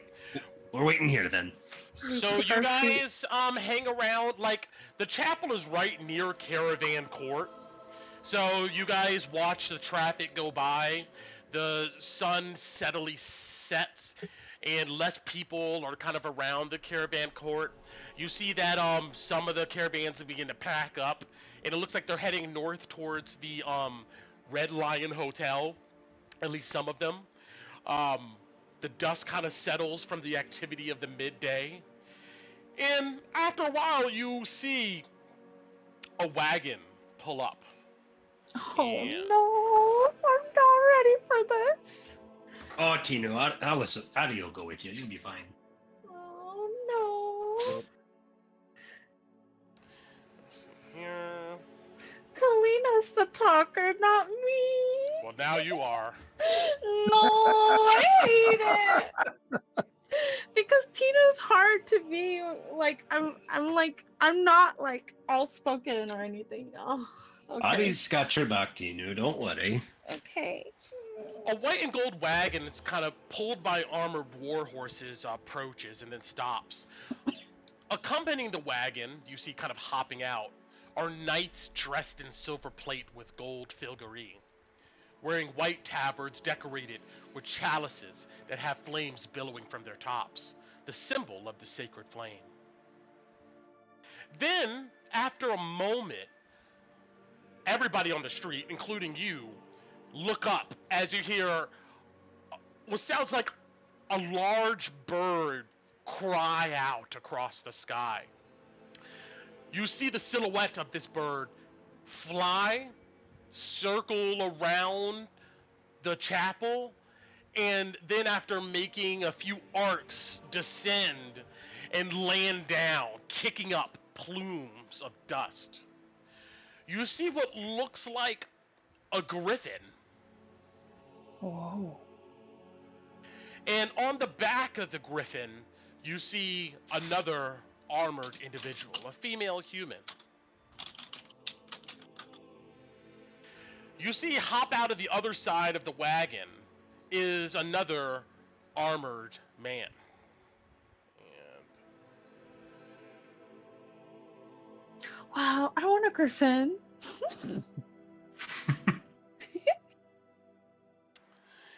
let's see here.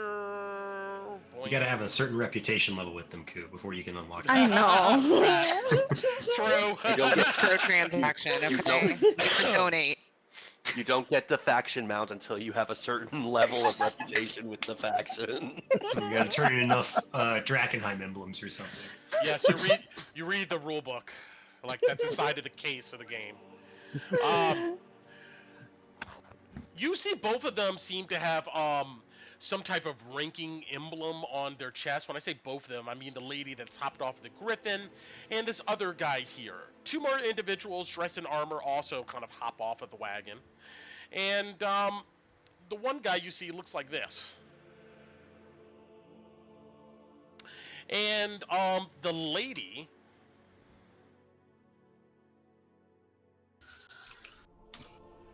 Wait, do I have... Oh, okay. Looks like this.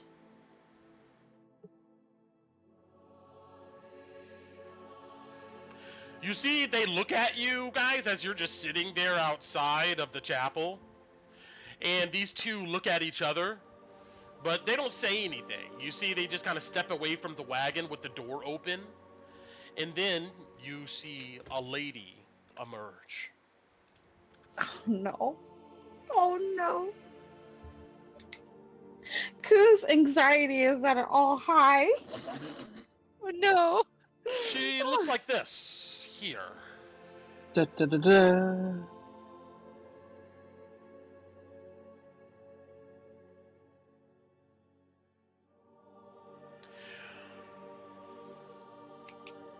Let's see here.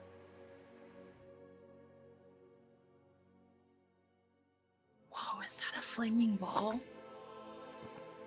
It's a censer. Mm-hmm.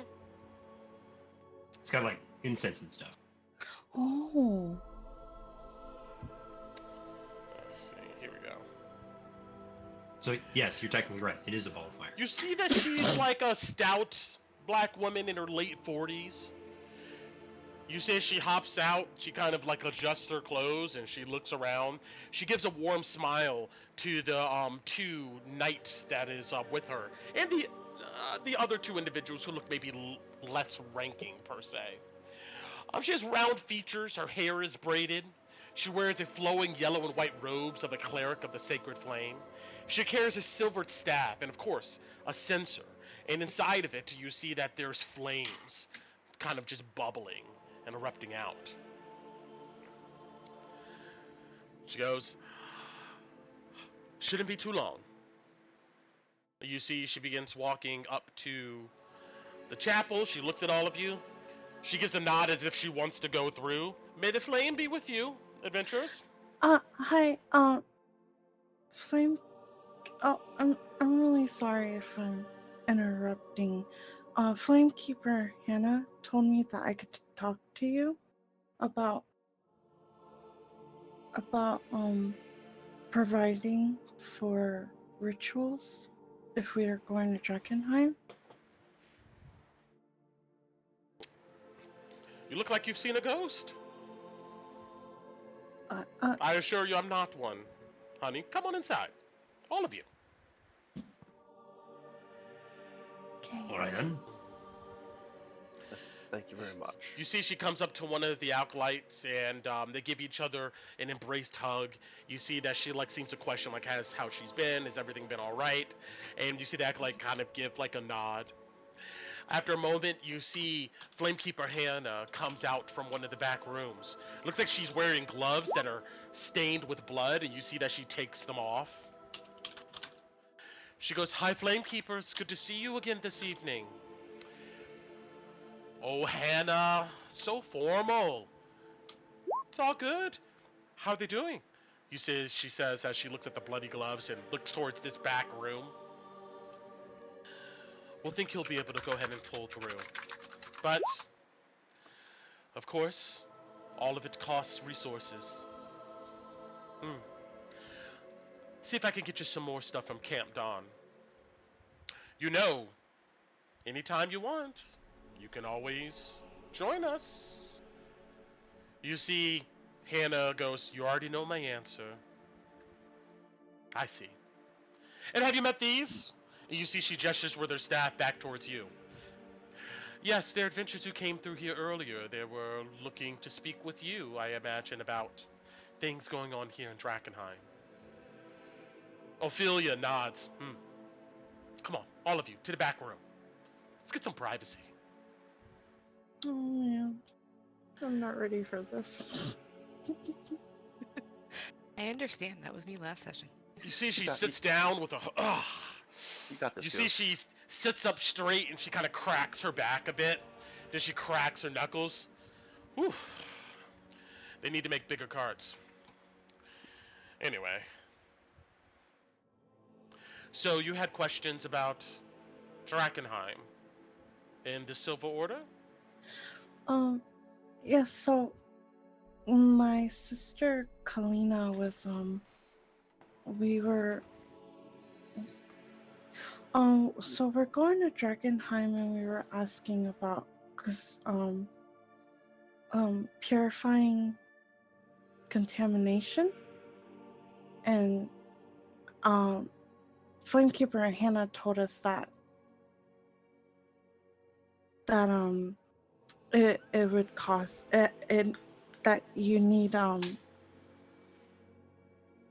medicines or items to be able to Yes, perform. there's an incantation called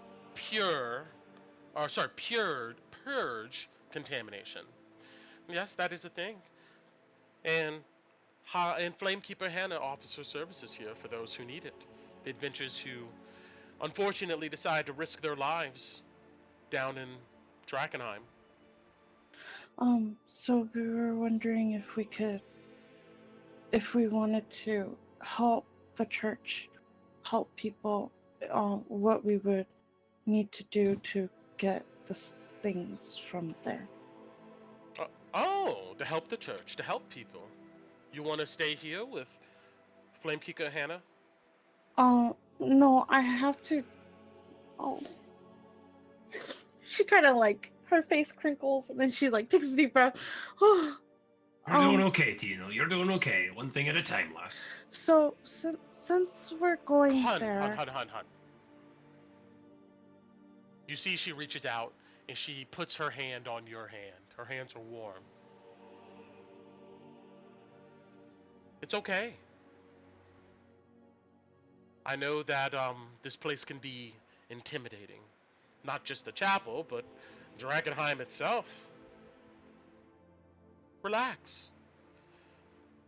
Of all the people who are around here, you're in the right place looking for help. Now, I think what you're trying to ask me is, can I show you this incantation of purge contamination?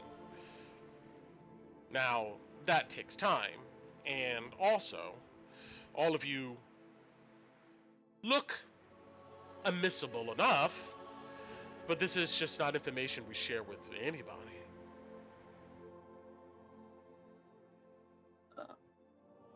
With people who want to help. Help Drakkenheim. Help Emberwood. People who want to help the church, help others. Is that something you want to do? yes.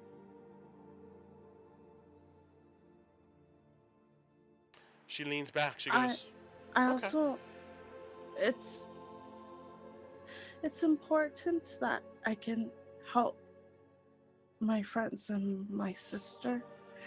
If we were to need help, I guess we would want to be able to come here too.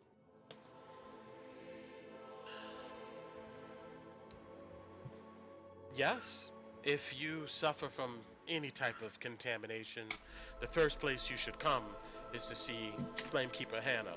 100%. So Hannah told us it would cost 100 gold. And 250, lass. 250. 250 because of all the ingredients. If we were to bring the ingredients. Hold on. Yes, the ingredients does cost money, but you're not the only people who've come here looking to be purged of contamination, whether in the future or presently. We get several different adventurers who come through here, and some of the locals too. It costs a lot of coin to keep this chapel up and running, especially here in a place like this wasteland. The coin isn't just for ingredients. The coin is to help everyone. Yes, but what I mean is if we're looking for work. Right, yeah. Right, Tina? Yes. She seems to think for a long moment.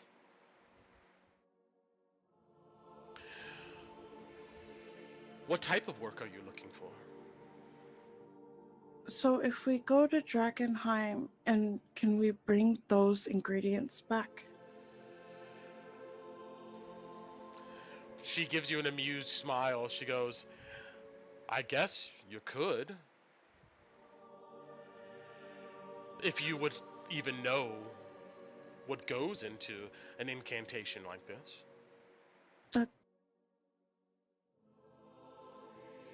Oh, you're right, lass. Finish the thought. Would you be willing to tell us so that we could get the things? And like I said earlier, that type of information we just don't give to anybody. Even those who look to be friendly like yourselves. So if you're looking for work, as in to somehow fetch ingredients and give it to us, I mean, that's nice. And I guess it would be appreciated, but we're on a larger mission here. Okay. One that involves not just purging contamination from these poor souls in this area, but ridding this whole area of the possibility of contamination. That's what we're looking to do. That's the type of help we need.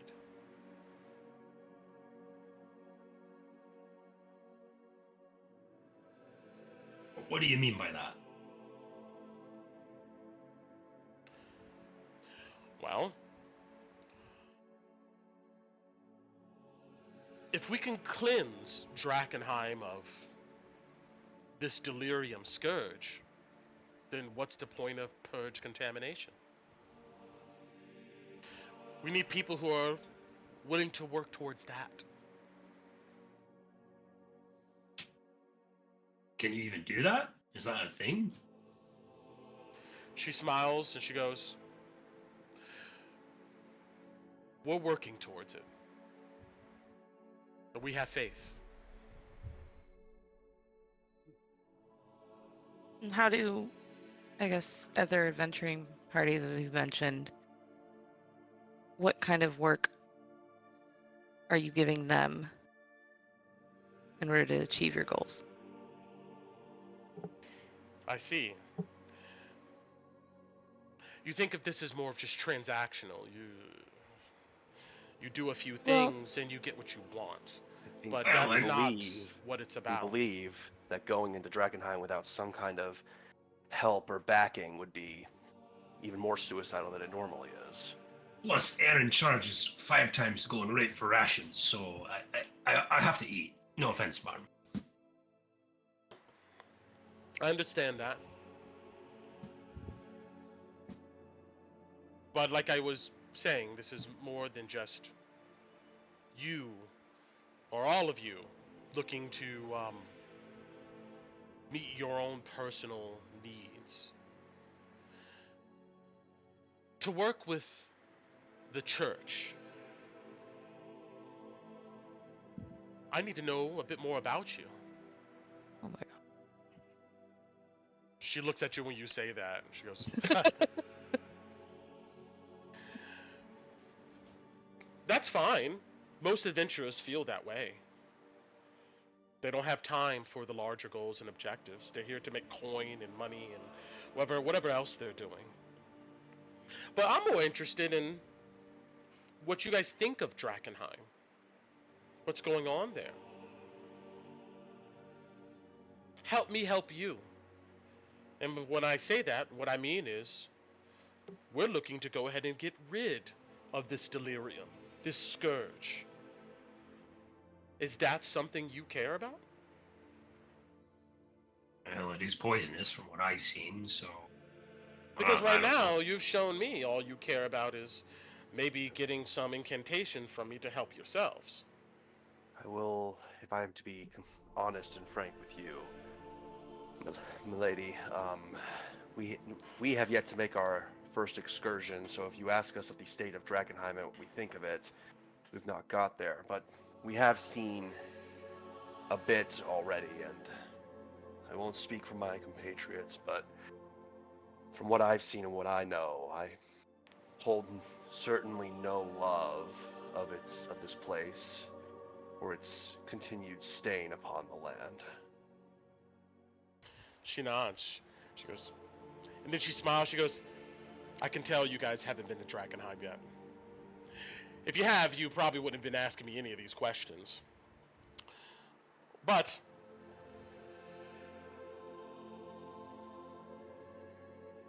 actually, hold on. I don't want to rush past this.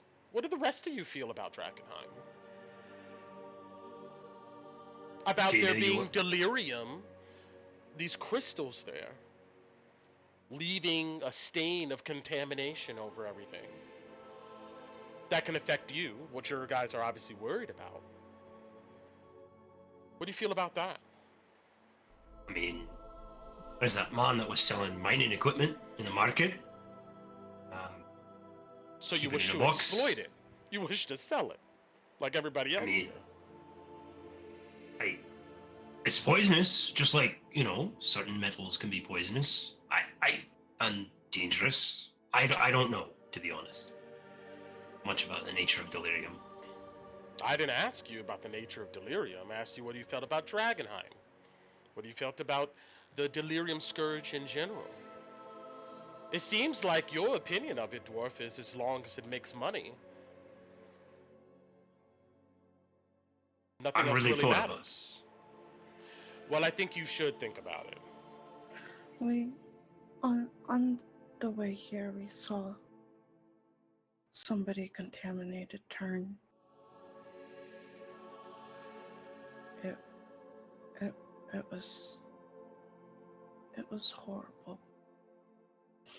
It is. And his companions were broken. And I want to prevent that.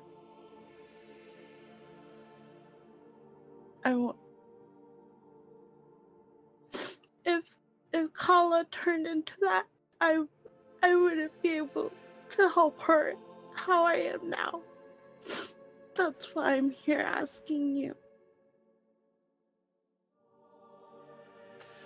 I don't care about the gold or the money or any of that. I can tell. I see.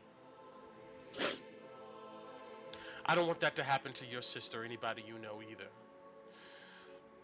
Tarna knows how many families have had to watch their loved ones perish in agonizing fashion. We watched some of those families when we helped, when they came to our village. I tell you what. Tinu, I think I can see your heart. I think I see a good one. But the rest of your compatriots here,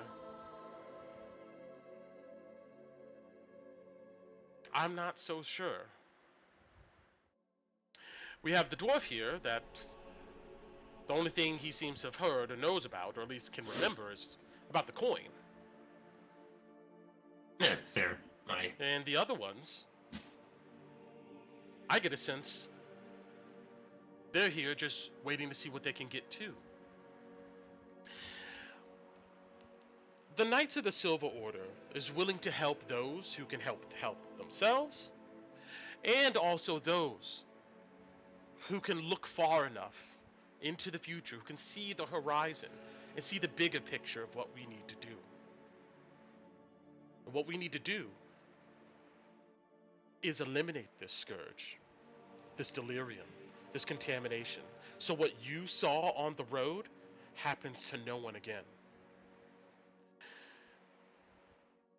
I feel like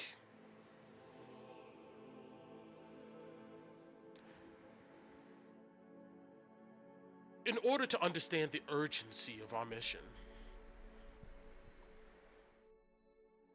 you need to see what it is we're actually fighting against out there. Dwarf, you want some delirium to make some coin? To be honest, yes, that was the plan. I appreciate your honesty. How about you all go get some delirium? And then come back to me and tell to me about that experience. Well, you gonna buy it?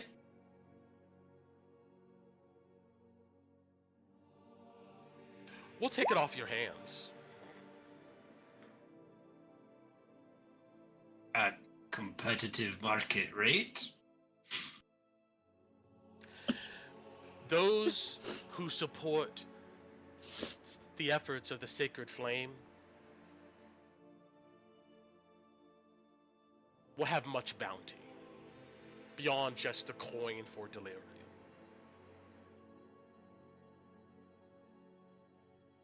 But I want to see and hear from each one of you. What do you think about Drakkenheim? That darkness that's out there.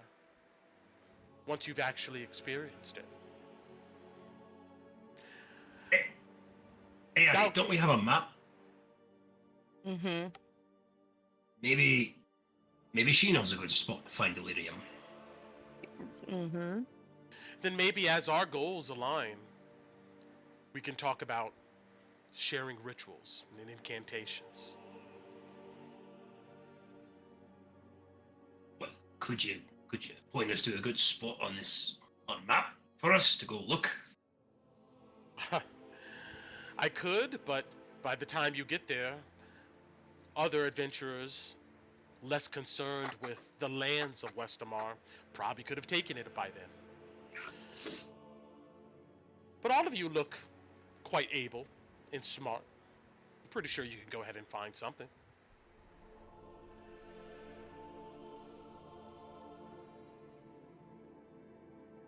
Fair enough. Tino, you need anything else? What I want is for all of you to have a realization. A realization that what we are doing here to stop this contamination, this delirium, is worth your time.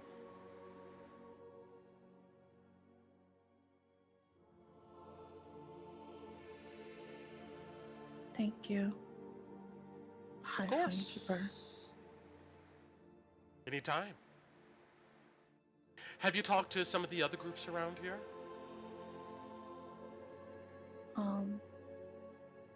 Spoke to the. Sorry, Tina. Oh, go ahead. And we, met Lieutenant Petra. Oh. The Hooded Lanterns. I'm surprised that they didn't snatch you up already. All of you can seem very concerned with making a bit of coin, and that's where the mercenary types like to go first. They wish We were us told to this. prove ourselves before they were willing to invest in us. They asked for the But same hey, payment. but listen though. They asked you to prove yourselves. Prove yourselves what? That we Capable. won't die as soon as we Useful. go into place. I want you to prove yourselves that your hearts and your minds are in the right places. Because that's what's going to carry you around these parts. Having clarity of mind, clarity of your principles, your goals, your values. It's more than just being capable. But if that's the only thing that concerns you, then the Hooded Lanterns, those are the people to talk to. Well, to be fair, they offered us the bounty we would have collected anyways if we did go into this. It didn't make a lot of sense what they were offering, but we're willing to humor them. What did they offer? Bounty of the things that we had already worked for, which makes no fucking sense to me. Well, that's from the mind of a gold-focused dwarf, I guess. Bounty of the things you already worked for. Yes, I don't understand that either.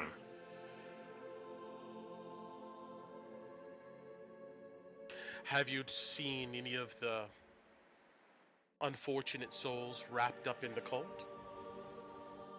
They're our Oh, next stop, actually.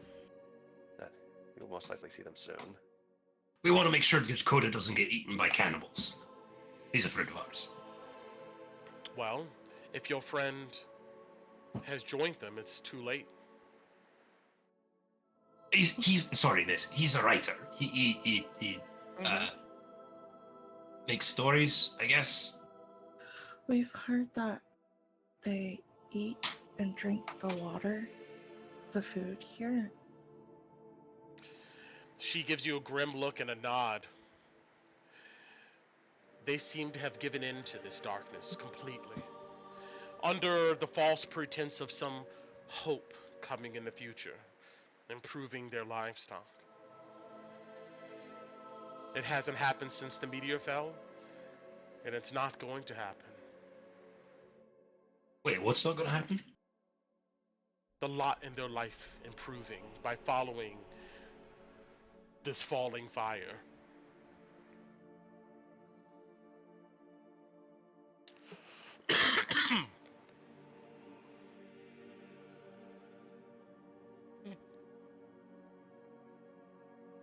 I think that's all we're. I would suggest you stay away from them.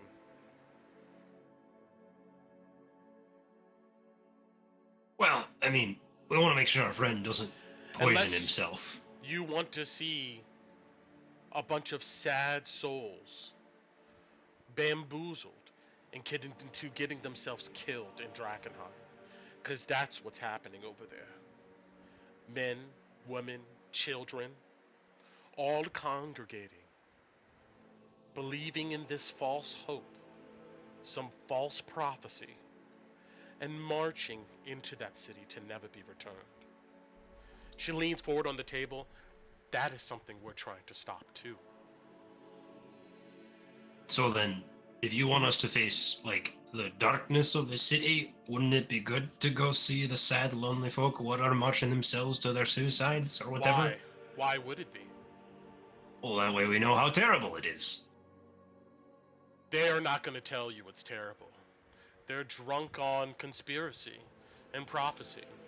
They're going to tell you it's amazing. Everything is amazing. They're going to tell you that their prophet, Lucretia Matthias, is waiting for them in Drakkenheim. So if you're looking for an accurate representation of the city, the last people you want to talk to are them.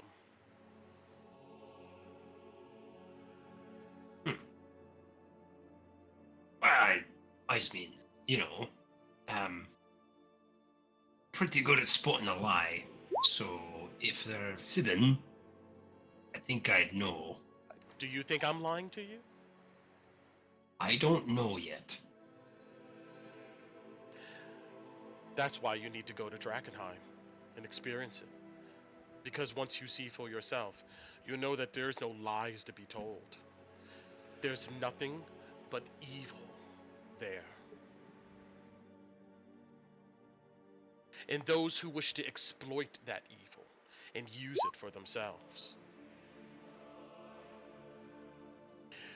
So I guess if you want to speak to a bunch of the followers of the Falling Fire, from that angle you may be able to glean something.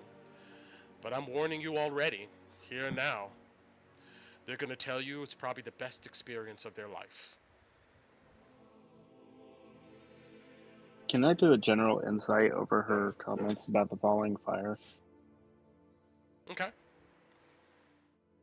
Oh my god, Ty, stop barking. Yeah, okay. Can I? Besides what you've heard on the road, nothing new. Gotcha.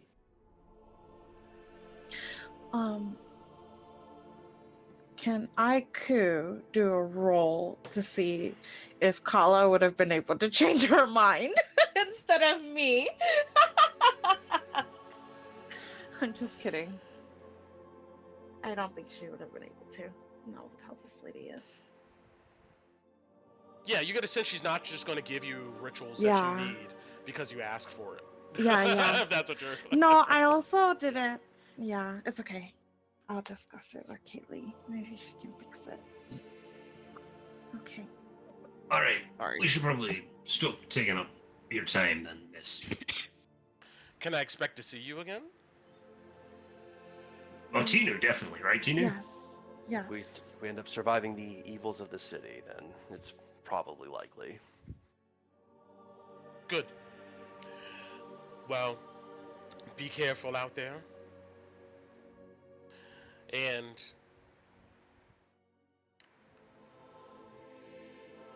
the cultists, I pray that their condition doesn't sink your souls, your spirit too much.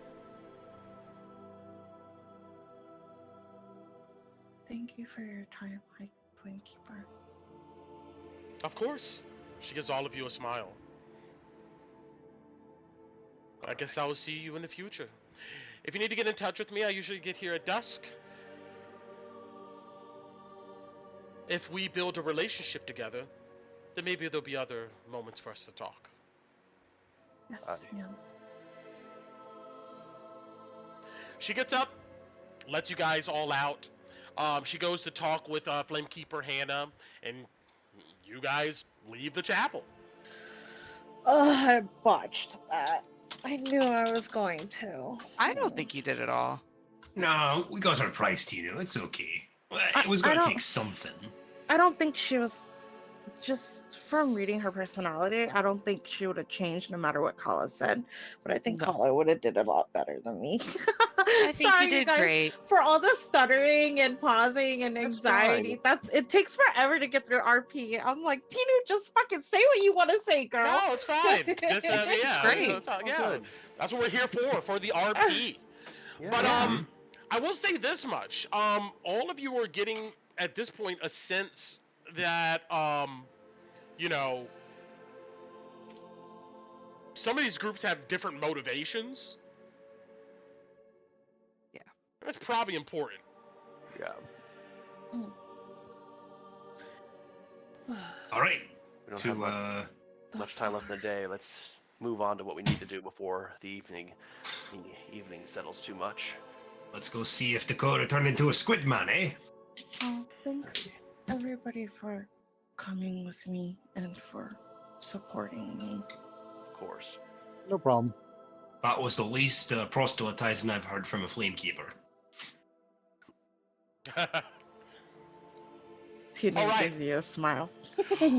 All of you leave southward in Emberwood, and I'll go ahead and come to the Emberwood map here real quick. And if you look at the bottom right corner, that's the area to Hendrick's farm. Carrying all of your belongings, you leave the disgusting streets of Emberwood for Hendrick's farm and then Arnold's. Mm-hmm. After about an hour or so of walking down pretty much potholed, dirty roads, occasionally off in the distance across the flat, grassland, you can see some campfires. Maybe you imagine them to be other adventurers. This road leading to Hendrick's farm is dirty as all the other ones. Broken wagons, carts, debris and stuff all on the sides. You find yourselves hopping over puddles. And after that hour, you see Hendrick Farm come into view.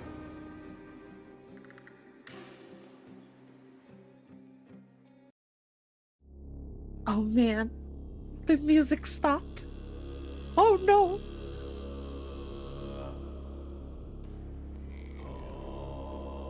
I'm so excited for this.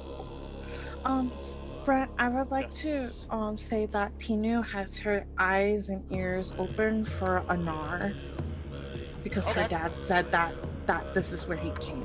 So I'm actively looking for him while we're here.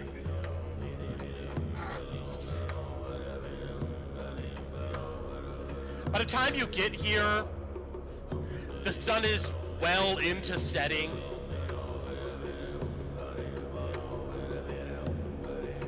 Why do I like this music? Great. Throat singing? Very atmospheric. I like it. Ah. Well, gotta love throat singing. Yes. All right. And let's go to Hendrick's Farm. Hey Brent, if my map's dark because of dark vision, I do have reduced flame on. Can all of you see or no? Yeah. I can see ya. see. I can see decently, yeah. I can see. Can you see any lights? Oh, I can see it now. Yeah, I see. We're good. Got it. Sorry. Just You're all good. All right. All along the way, you see desolate farmland and crumbling abandoned farmhouses. Some are nothing more than a foundation and a couple walls covered in bare limbs of invasive vines. Some, at first, kind of do have like smoke coming. At night, you see that there's smoke coming from them, indicating that there's probably adventures and stuff there. When you come up to the Hendricks farm, you note that the farmland itself is mostly barren. Dead crops and dirt, cracked soil kind of extend to the horizon. And there's a singular kind of dirt road that just leads to the farm itself. Trees carry no leaves and have a sick coal or ash color to them. The farm is obvious when you pull up. A straight dirt road branches off the main road and dead ends at the place. You see a dozen small campfires with billowing columns of smoke coming from them, all around 3 buildings. At the center or nexus of these 3 buildings, you see that there's a raging bonfire. You hear voices of dozens of humanoids as you get closer. You see this plot of land is busy with activity. As you pull in, you see a pitchfork stuck in the ground near the road, and a banner's tied to it as it flaps in the wind. And you note it to be the banner of the falling fire. The farm is bustling. You easily see 4 or 5 dozen humanoids of all various races moving about. Most of these people look emaciated and are dressed in soiled sackcloth jerkin or monastic robes. Some people about have finer clothes, and you get a sense they are probably new here or have something else going on. The smell of unwashed bodies is profuse. You see dirty tents and small campfires dot the landscape, sitting everywhere that could be found room. The barren cropland surrounding the farm buildings is cluttered with these tents. Litter is also all about. The 3 buildings. Here, they all look in reasonable condition despite the unkempt land. 2 of the buildings look like homes, and the other looks like a large barn with peeling brick red paint showing gray dried wood underneath. A few mules and draft horses are being tended at this barn. The bonfire. Between the 3 buildings it rages, snapping in the wind. Not too far away from it is a large covered wagon. In that wagon, you see a pile of things, but it's hard to tell what these things are. The bonfire itself is generating thick black smoke from its core, indicating more than wood is being burned. People look at you as you pull up. Despite the poverty of these people, you see tired but genuine smiles, and some of them even nod at you.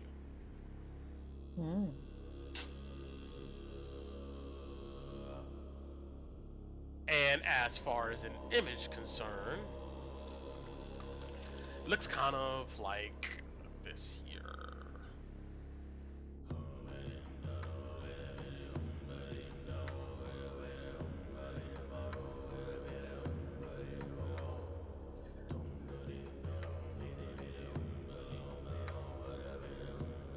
But yeah, you see a bunch of very thin, emaciated people moving about on this broken farmland. There's 3 houses, or 2 houses, and 1 is a farm. What do you do? Do we see our friend? Hi, is Dakota anywhere in sight? You look around and yeah, you see that he is over near a bonfire, and I'm gonna put his token down. That guy wastes no time. You see he's moving from the large wagon, carrying stuff, and then dropping it into the bonfire. And he's like going back and forth. Yeah, we'll head over to him, I guess, since we came here looking for him, right? Mm-hmm. Sure. And let me go find this down here. Get the coda there. And I'll zoom in a little bit for the stream, yeah. Alright.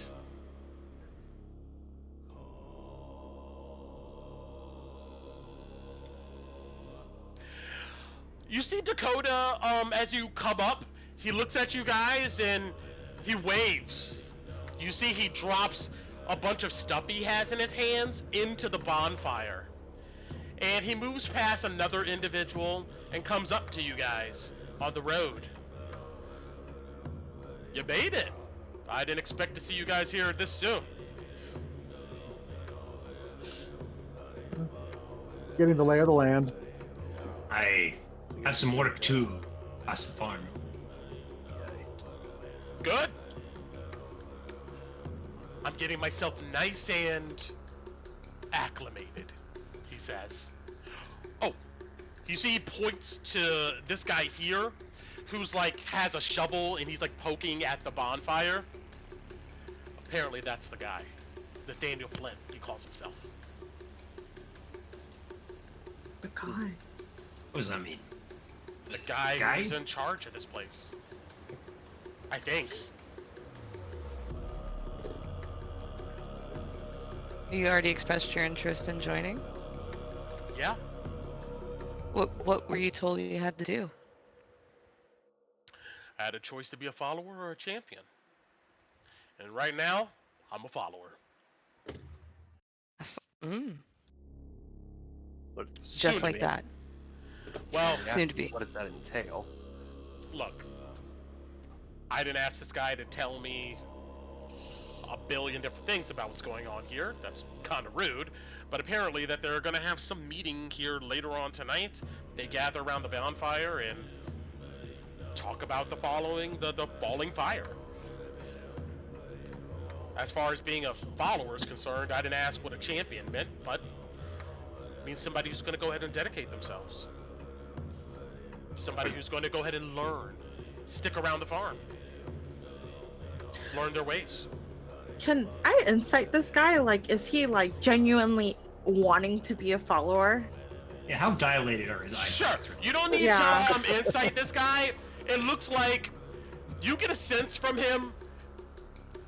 He feels like this is probably part of what he needs to do to write his book. Oh, Yeah. so it's only about his book. He's not a real follower. Yeah, you get a sense that he has like a tongue-in-cheek look as he's looking at you guys. Yeah. This guy's a mess. I love this guy. Well, they ask you to shave your head and give up all your earthly possessions then, eh? Second one, yes. What? Oh. Louis looks concerned. The challenger has to do that? Or champion? The second one, as in giving up your earthly possessions. That's a requirement. Hence, you see gestures at himself. You see that his scroll satchel is gone. You see that his backpack is gone. Is that what you were burning? Yeah, there's a bunch of stuff in that wagon over there. What, free stuff? I don't think it's called an offering. Yeah, that's not free. Well, if they're gonna burn it, it's not like they're using it. Can we have it? I don't think it works like that. He looks at this guy over here. He goes, "You can ask Nathaniel. I didn't give them my scroll case though. That's buried a few miles out, like a mile out. But anyway, I gotta get back to work. Meeting Alright. at night. You see that he Good goes luck. back. Of course, he waves at some of the people. Some people wave at him. He gives a pat to this guy on the back here, who just kind of looks at him.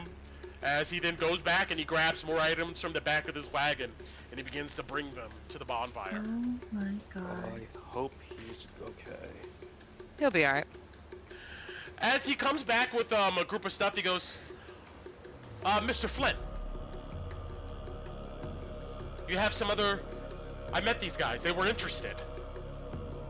You see this guy turn and look at you. And you see the following here. You see a man that, as he turns and looks at you, a smile just like creeps onto his face. He looks quite jovial. Maybe he's in his mid-30s. He has medium-length curly brown hair, mutton chops, a bushy mustache, and a flushed face. He doesn't wear any armor. Instead, he just has what looks to be pilgrim's robes with a rope belt and a tabard emblazoned with the sign of the falling fire. You see he has in his hands what looks to be a shovel, and he's sweating a bit. But he looks like this here.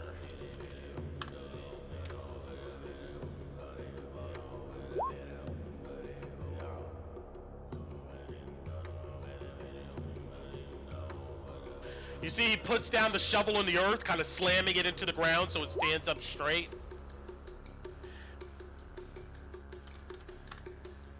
And I will show you really quick, since I haven't done it already. Falling Fire. There's their flag. I like theirs. You see he comes over and he goes, "Greetings, travelers. How can I help you? This one here said that you were interested in learning about us." He smiles. We're new to Emberwood and Drakkenheim. We're wishing to understand kind of what's happening locally, as it were. Yep, sure. Amongst other things. Locally, huh?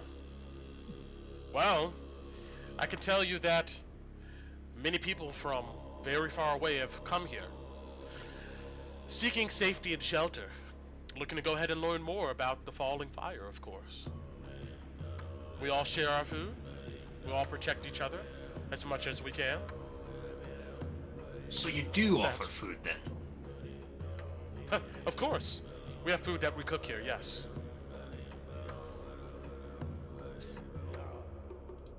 I look back at the others. Tina gives you a look like no. Laura's giving you a look like Luke. You calm down, man. Dude, come on.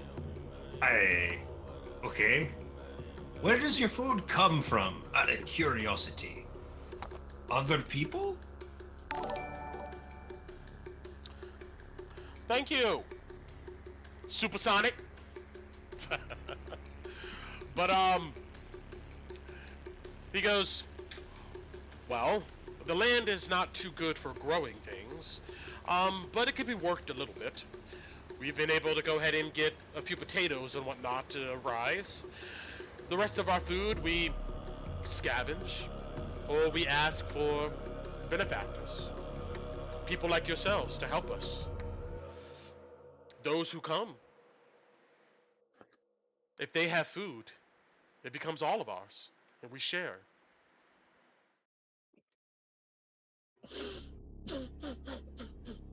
Some of it we grow, I guess is what you're asking. Others is all donations. So you're not cannibals then? No, we're not. Colobot will slap him on the head with that. Hey, I was asking the man. I heard the rumors. I was curious. Yes, there's been a lot of unfortunate lies being spread about us. And, no, we do not eat each other. Can I make an insight check? Sure! You look at him suspiciously, like, I don't know, bro. You look like you'll eat somebody. Yeah, we're drinking the Kool-Aid this much. Alright. You look at him in his eyes, and he seems to be genuine. Oh, alright. Well, maybe we can do business then. Or do you not do business here? He kind of throws up his hands, well, and he puts it on his hips. He goes, well, what business are you talking about, friend? Work? contracts, like that. We're mercenaries, you see. Oh, he's mercenary. We're just trying to get the lay of the land. Aye, it's true. Well, yes, this is. We don't need mercenaries. Technically, we don't need anyone. Everybody who comes here comes willingly. But as far as what's going on in this area is exactly what you see around you, friends. Newcomers come here, they settle in. Then, of course, when the sun creeps below the horizon, we talk around the fire. We get to know each other. For our stay, we become brothers and sisters.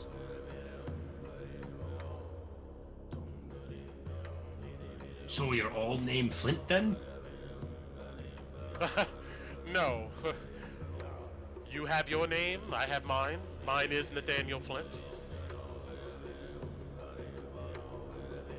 And our friend we met that let us know where to find him, and is very much enjoying joining, even if we are not part of the Falling Fire. Are we still allowed to visit him? Visit who? She points Dakota. at Dakota. Oh, well, he's just began his journey. There will become a point where he will need to focus in on his studies, then the world that he left behind. But until then, sure.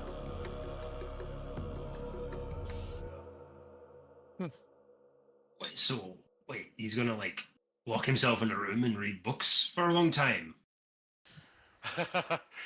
You know, it's always pretty funny to hear the news from the outside coming up to us here. No, there is the Testament of the Falling Fire, which we have copies of if you would like one.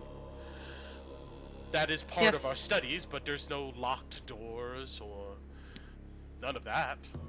Like I said, everybody who's come here, they come here willingly. They come here looking to learn more. What I would love a piece of your literature. Yes, Alice do. what does the study entail? What do you have to do?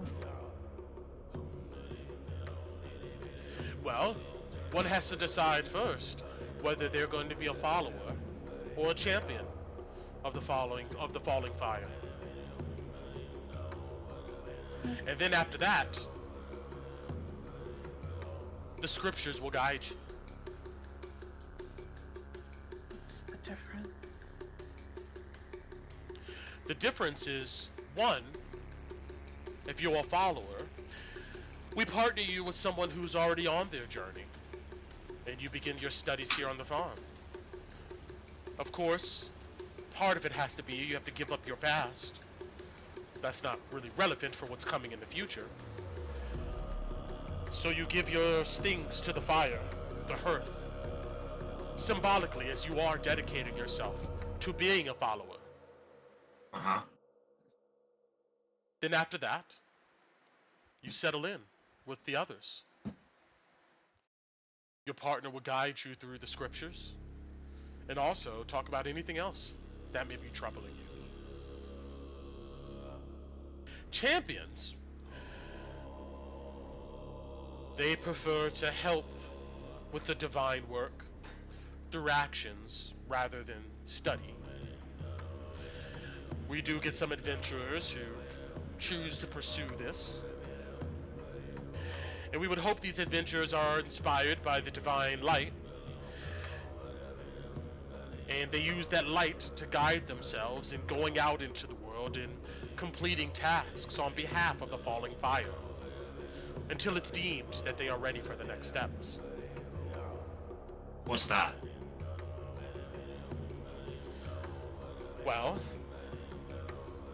it's more than just a thing.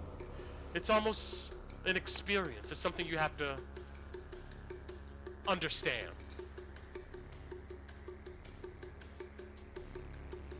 No, sorry, you lost me. But sounds like fun, I guess? I don't know.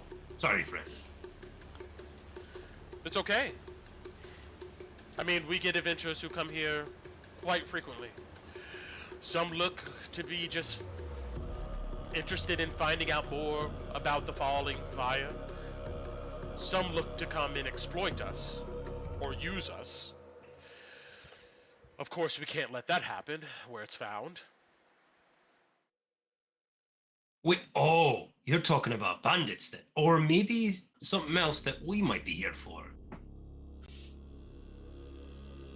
To help you with, I mean. Well, I don't know, maybe they don't. He narrows his eyes and he goes, look, I understand that you're mercenaries and you're looking for some quick transaction, but that's not really what we're about.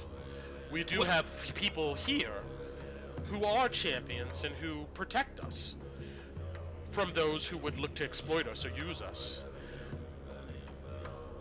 Out of curiosity, do you ever have problems with gnolls out here? Because we hear that there might be a setup of some south of your farm. Really? He looks off in the distance. I haven't heard of this gnoll problem, and we haven't seen any. Usually they don't come this close to Emberwood. Our concerns mainly are the Queensmen. They see a group of people without weapons, without armor, and we look like those who could be easily exploited and used. So our champions protect us from them as we find them sometimes. And then there's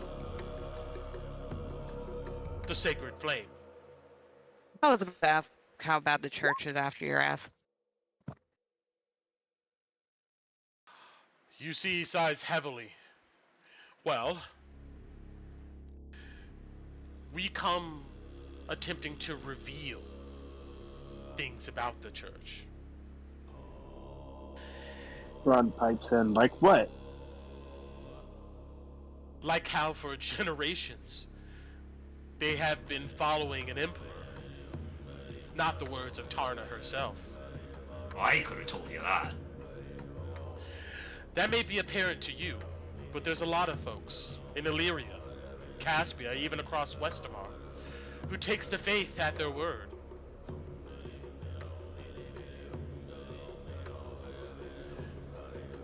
They have no reason to question it. It's working for them.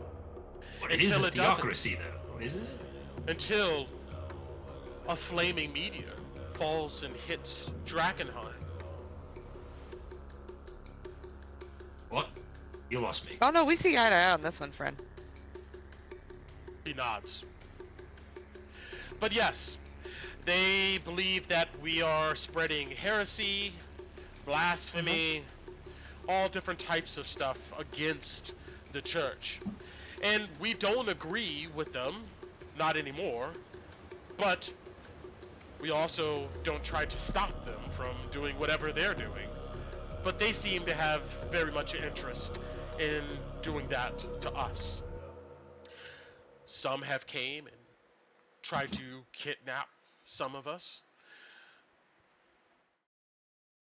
When we go into Drakkenheim to do our rituals, they ask us, or they don't ask us, but tell us to turn away. And when we don't, blood is spilled. They attack you? Of course they do. You see he nods grimly. They do. That's mad, that is. Not right. So if you're looking, I mean, to be a champion, there's a process. If you're looking to be a follower, there's a process. But mercenaries, we need people around us who understands our faith and understands what's coming. What is coming? You see he looks up towards the sky.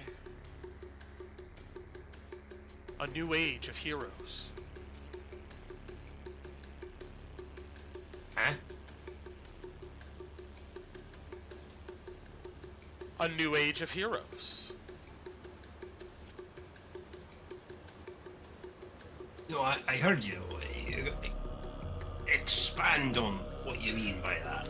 How about this? How about you guys stay a while? The sun is almost below the horizon. Yes, stay a while and listen. Sorry.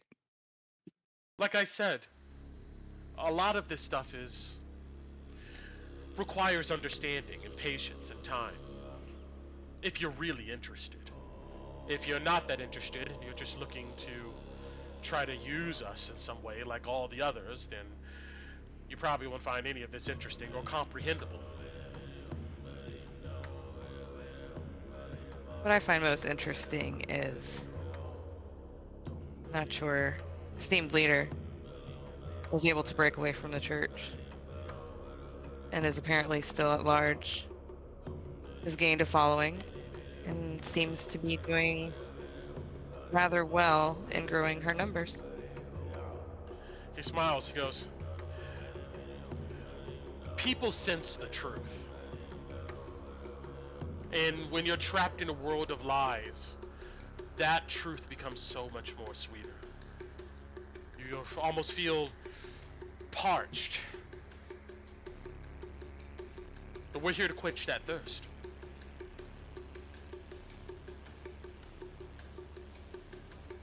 I believe we have other matters to attend to tonight. I think we've all agreed to make decisions together. And such a big decision require a conversation between all of us. She kind of looks around at everybody. Nathaniel, before you go, all those things you're burning, do you really need to burn them? I mean... He looks at the fire, and he looks at you dead serious. Uh-huh. Of course. But it's useful. It's got a purpose. It's useful if your purposes are anything beyond the new age of heroes that is coming. So for a mercenary like yourself, I can understand how you would think these are things that could be useful to you. But for us, who realize what is coming won't be stopped with arrows, blades, or shields, it's an offering. It's a sign of dedication. But you don't need to burn all of it, do you? I mean... They do. They feel they do, Louis. It's such a waste of good craft. I mean, look at all the work that they put into that. Louis, I'm gonna put like a comforting hand on his shoulder as he watches all the stuff that's about to be burned. Torin, they're burning backpacks and bedrolls and...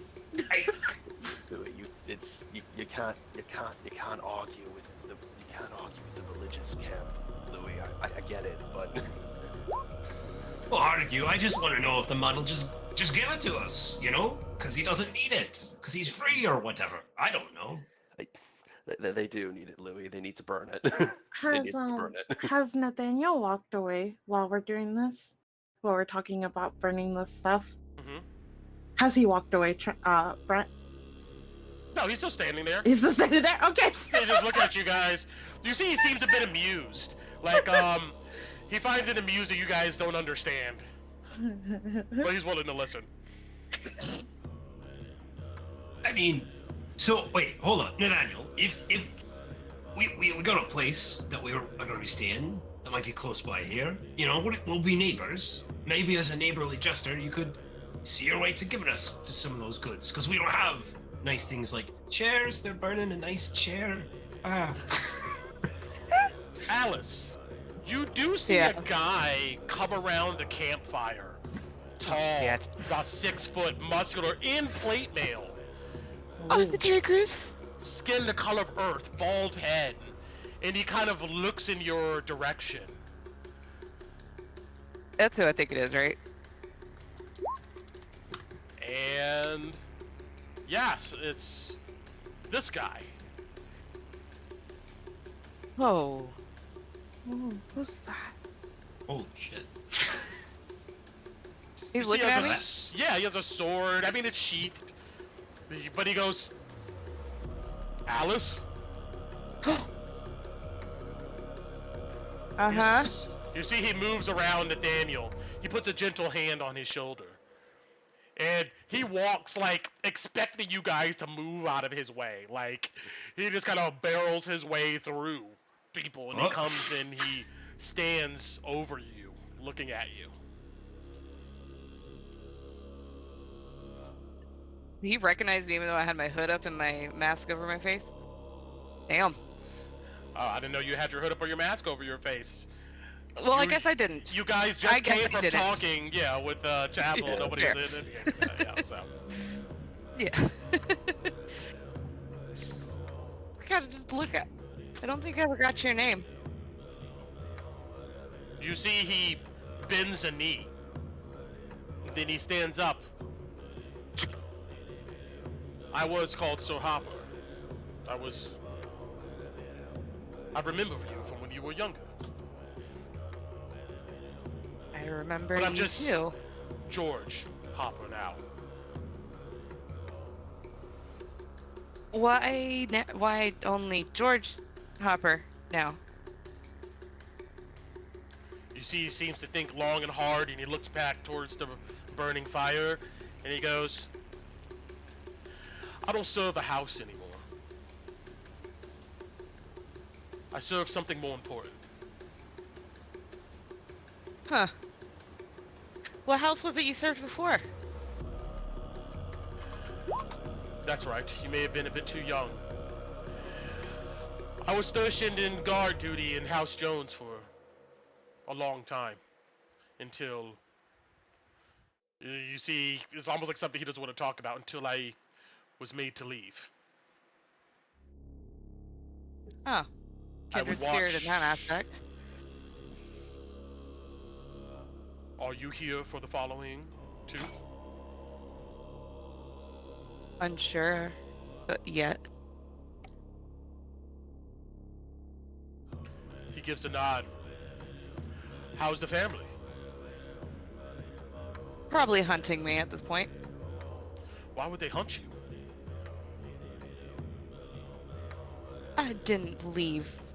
I wasn't given permission to leave. I see.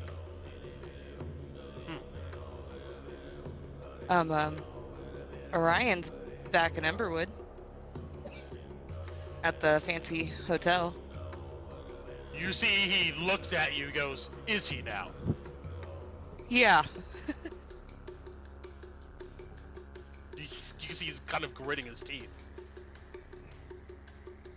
Are you gonna stay for the sermon? I don't. We have plans to fortify something for a neutral ground for me and my companions here to stay the night, establish our own place. So no, not tonight. You see he moves closer to you, standing over you, and he looks down at you, he goes, these are good people. Alice. All of them. They watch out for each other. I don't Not doubt for the that. sake of coin or prestige for a house. They care about each other.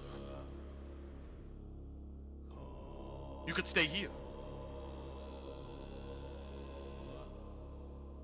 I I want to know more appreciate- about Mhm. Orion.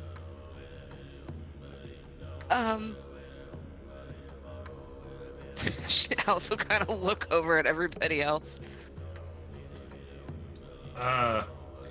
Buddy, who's your friend? This is George. He just introduced himself. You heard him. We did. Nice to meet you, Mr. Hopper, you said? He gives a curt nod. Former knight of House Jones. Ah, We're Addy's companions.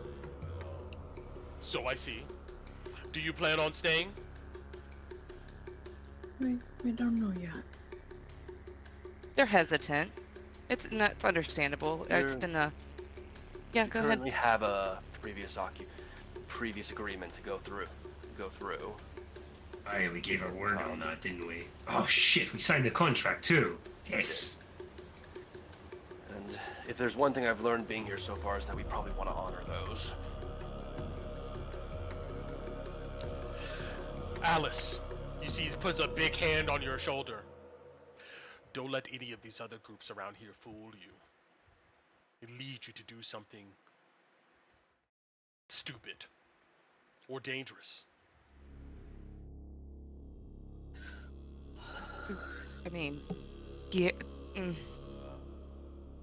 it's been the most welcoming group that we've come in contact with so far.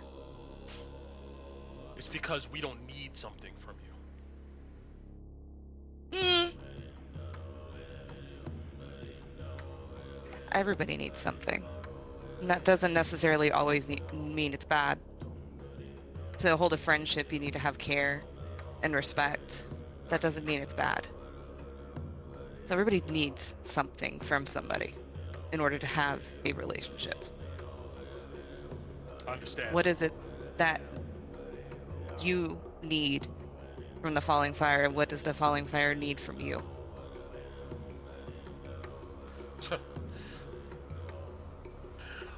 I just need a way. Guidance. And I need to see her.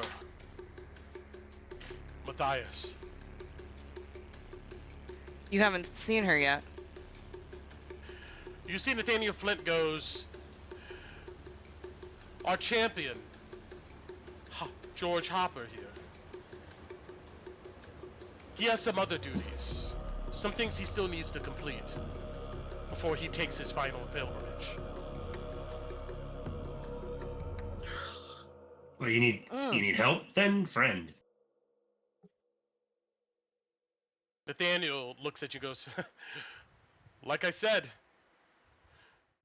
this is not a place of mercenary work. I'd say cost him coin if he's friends with Alice. Sorry, I'm speaking on a turn. I shouldn't speak for the group. Sorry, guys, this is my bad. Hopper goes, I don't need anything from any of you. All I need is to get confirmation that I am following the way. That it wasn't all for naught. And I will see her one day.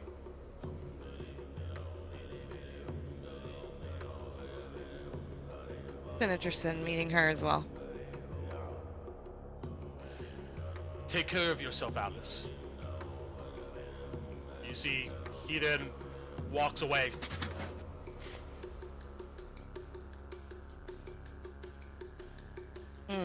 Yeah, we're gonna have to come back. Okay. Well, Yeah, you guys look around and Nathaniel goes, we hope you guys can make it to our sermon tonight, but if you can't make it tonight, we have one every night around the fire, where we talk in more detail about some of the things the followers of the Falling Fire needs to do before the New Age comes in. Well, You know what? Hmm. I have a feeling all of you may find something interesting, maybe even called to hear our sermons. I mean, we'll be neighbors, so it's not like it's that far of a walk, I guess. Good. Well then, I hope all of you are safe out there. Oh, that's right. You see, he then goes inside, and after a moment, he comes back out. You see, he comes over to you, Alice, and he presents you a copy of the Testament of the Falling Fire. Alice will point at Kobati. They asked for one as well. I can give it to her. Go ahead. We'll share. Just want to make sure we don't lose any copies for people who feel like the calling is not for them. Right. Yeah, I mean, we'll share. That's fine. I understand. Resources are rather limited. Especially if you burn them all. Oh, Okay. that's fancy. Yeah, I was always going to say it, but he's right. He's burned books over there and chairs and sofas. Oh, it's a whole ass book. It's a whole ass book. Yeah, it's When literally they say a whole ass the, book. the testament, they mean the testament of the falling Oh. fire. This is Oh, he gave us Oh. the Bible. Oh, cool. They, I'm not a literally, they gave us their yeah. Bible. This is Oh, well then, yeah. this is not a Alice pamphlet. will, yeah, Alice will be holding on to that and just look at kind of at Bati. We'll share. We'll share. We can read together. Yeah, you flip through it, Kolobati, and you note that it looks to be organized mainly by date, but it looks like notes that's probably Lucreta Matthias maybe wrote herself, has just been kind of organized and all compiled into this book. Alice is Okay. like standing right there at your, looking over your shoulder, very interested at what you. If you look to the side, you'll see Torin kind of from his face leaning over a little bit as well. Any Wow. pictures, lad? You see he goes back and goes to his duties. Tinu's gonna follow him, and Mr. Nathaniel, Yes. I'm looking for someone, and he was headed this way. Do you see everybody that comes through here? He looks at you a long time, and he looks then at your compatriots, and he goes, well, many people come and go from the congregation. Some by their own decision, some by grievous violations of our beliefs. Others find their divine light and proceed on to the next steps. His name is Anar, and he's an elf with blonde hair. You see, he stares at you and then he continues on, he goes, many people come from a world that's rejected them, fleeing here. It's trying to escape people who maybe want to hurt them. To tell an outsider that someone is here to see them, without their foreknowledge, could be dangerous for them, and for everyone here. And outside, you mean me? He just stares at you. He's my brother. Sometimes family can be dangerous too. If you think they are here, or he's here, the best time to find him is during our sermons. Everybody comes and congregates. Okay. Thank you. I'll look out for Arnar for you, and if I happen to find him, I'll tell him who came to see him. Sister Tinu. Anyone else? Just me. He gives you a smile. I'll make sure I carry the word on. Okay. And she leaves. Well, that was no help. I mean, look, I get why they're burning, like, useless things, like piles of char and plywood, but he's burning the fucking perfectly made piece of iron. Listen, they're burning their connection to quote unquote the old world. Does iron It's a burn? show of faith. The Maybe- fact that it means hot something, enough, is yes. worth something, is why they're burning it. It's Maybe- fucking mad. Maybe you can come back and Yeah, get it. Yeah, come on, Jetfield can melt steel beams. There's the memes. I'm sorry, Tina, what'd you say? Oh, I was saying she was just mumbling things to herself. It's okay. She was being Tinu. All right. What do you guys do? I think before this gets any later, we should finish this up. Oh, right, or we're actually going Yeah. to stay for So- that sermon that madman was talking about. I meant I mean, go not on tonight. to the house and clear it out before it gets too late. If we're going to still do that. Let's go. Aye. when we Did get I? to, Oh, sorry. Go ahead. when we get to the mountain, let Addie and I get a bit ahead so that way we can scout it out, make sure the gnolls haven't set any traps. Right, and I didn't see anybody that looks like a Gnar, right? No. Not at all. You don't see anybody who looks like a Gnar. But I will tell you this, though. You see someone looking at you peeking out of a window. God damn it. It looks to be a human female. Okay. Tina wouldn't go by herself. And, But can I see what she looks like from yes. where I'm at? Yes.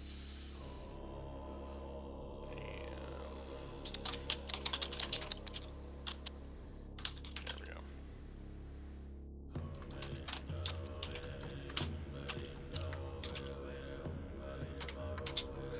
You see she's dressed in simple gray robes. You see she's just looking out the window at you as you look at her. Okay. I'll turn And then she away moves from first. the window.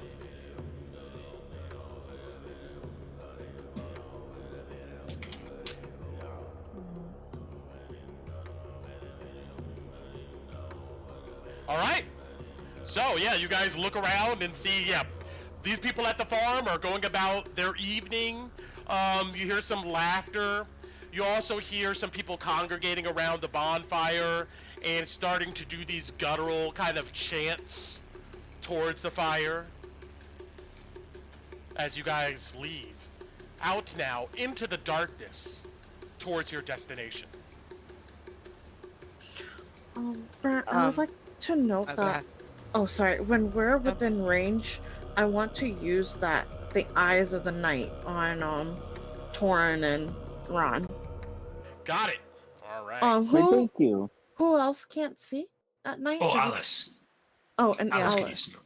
It gives you 300 feet dark vision. I'll take that if I'm scouting. But I'm gonna wait until we are maybe 30 minutes from the house, and then I'll do it. I'd say even close, we can be a little closer just in case. But Okay, yeah. Maybe 15 minutes then? Well, we don't really know where the house is yet, so.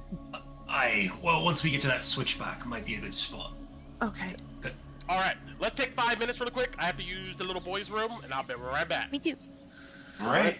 Ugh. Hey, Brent, I sent you 2 texts Refill my water. when you get a second.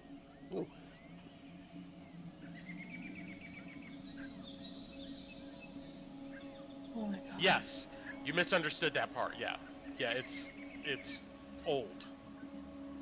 Okay, so it is old? Yeah, OLD? it's old. Yes. Okay. So, and then the first one. Oh.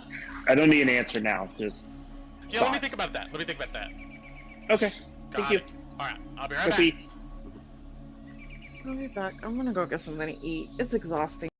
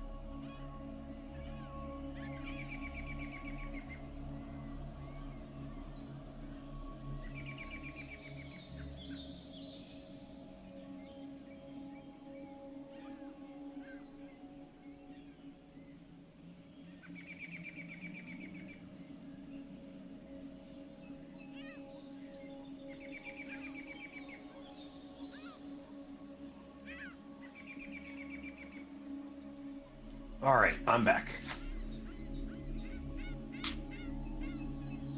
Well, Brent, I think you're muted.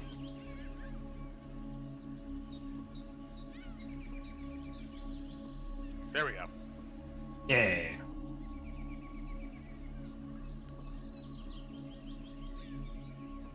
I have so many questions about that flashback.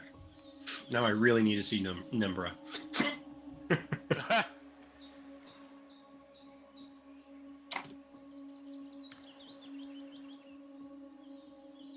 Also, they're burning perfectly good, well-crafted tables and chairs. Shame. These people are sacrilegious. You see a staff of power they throw in there. Oh my You see, God. you see a holy Avenger they throw. That's the part of that what you just said. It's because they're not sacrilegious that they're doing it. It's literally the opposite. Yeah. But to Louis, who worships the god of craft, them burning well-made craft is like that's madness. That's insane. Yeah, they are spitting in the They are following their religion by spitting in the face of yours. Mm-hmm. I don't know. I bet they threw like a whole suit of plate mail in that fire. You see, he carries a plate mail. Yeah, he throws it in. All the good stuff. Oh, look, there's a spell book right there with the word spell book on it. Yeah, it says most amazing spells ever on it, and he just tosses it into the fire. Okay, this is actually starting to hurt. We're still going on about that. Kalina, or Tino, they're burning healing potions in that fire in the words anti-corruption medication. I mean, Yeah, that's what they a want whole to do, case. so. Just dump it in. Yeah, we're She gonna go. shrugs. She doesn't care. I mean, that's what they want to do. Let them do it. Unless we're gonna fight the whole town to get the stuff. I mean... Maybe if I was another character, I would do that with you. I would love to do that. One day. Mayhaps. Also, it really sounds like we're gonna have to go to that sermon. Alice will definitely want to. Tina wants to. Okay. That's like another, I guess, almost meta question, or I guess we're gonna have to figure it out if the party itself has to align completely or not with factions. Well, we gonna find out. But right now, though, let's close out these last 50 minutes or so. So, you journey past the Hendricks farm. It's gloomy but uneventful. The farmland collapses into narrow wagon roads lined by dark, sick-looking trees, and then opens back up into a field. You come to these hills that Holdgar told you about in the valley below.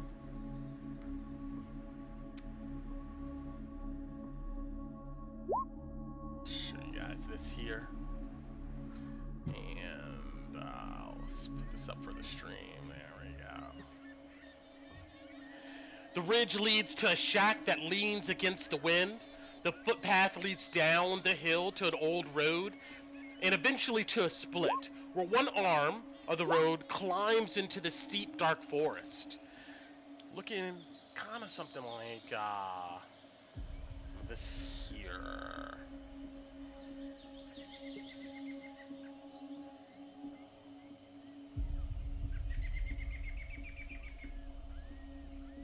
You then come to this overgrown village. The air smells of mist, pine, and something grungy like dirty animals mixed with brackish creek water. Peeking through the dense mats of moss, vines, and shrubs are humanoid structures in ruins. It's as if they're slowly being pulled into the earth. And here and there, you see kind of these small footpaths that were probably made by years of adventurers exploring the area, kind of like winding outward. So essentially, see something kind of like this here.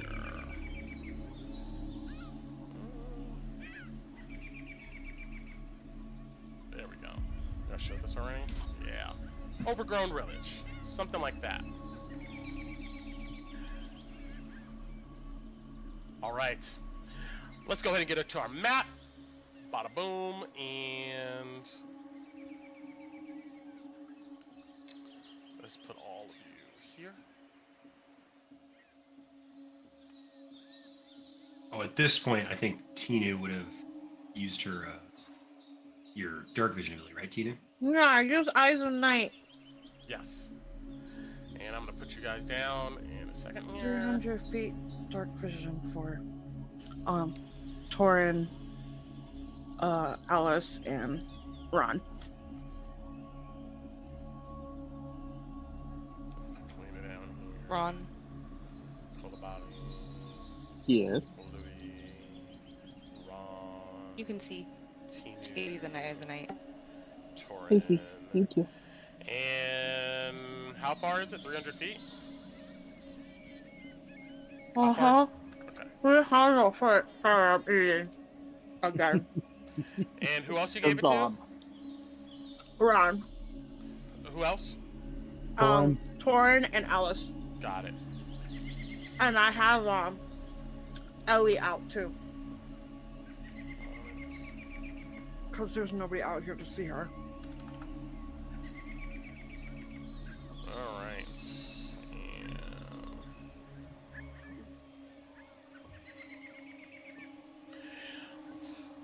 through the darkness of the forest, you guys come to this overgrown village, as I described. Let's go ahead and, you know what? It's nighttime. So, it is completely dark out in this mug. Let's turn it off. Bam. Alright. You immediately see what looks to be, abandoned stone buildings, roofs collapsing in. There's just ruins all about it, and these footpaths.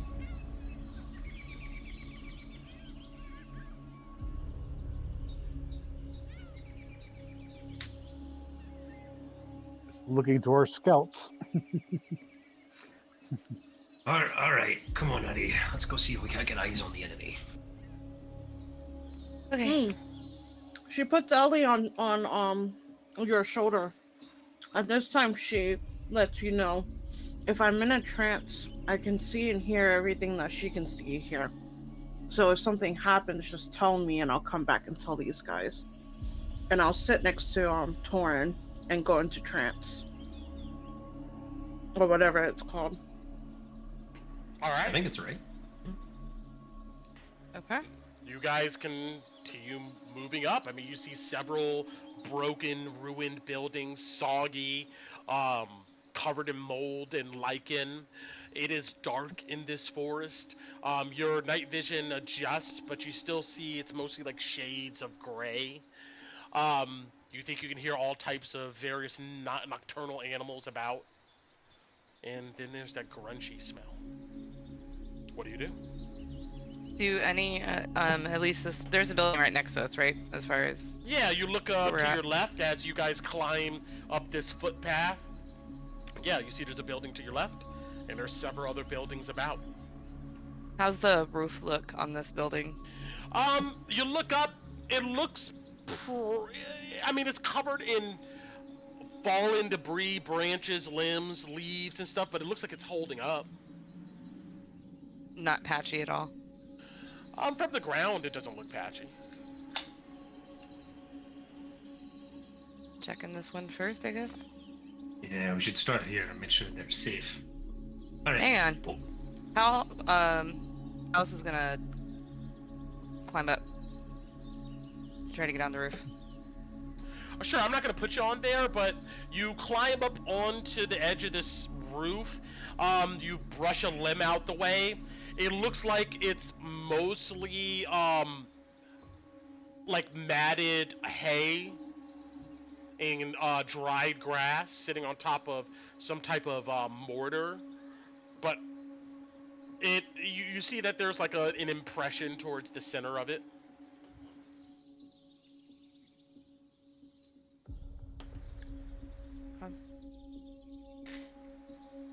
guys do. All right, I'll go in order. I'll go in order Yeah. then. Louis, what are you doing?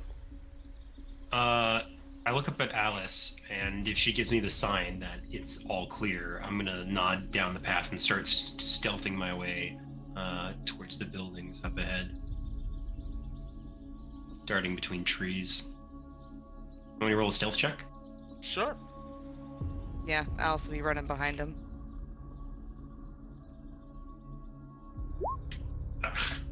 Well, great. You stumble over some branches and logs. You hear it crack in the darkness. Anything else you're doing, Louis? I'm gonna keep moving till I get eyes on something. You can move yourself to wherever you want to be.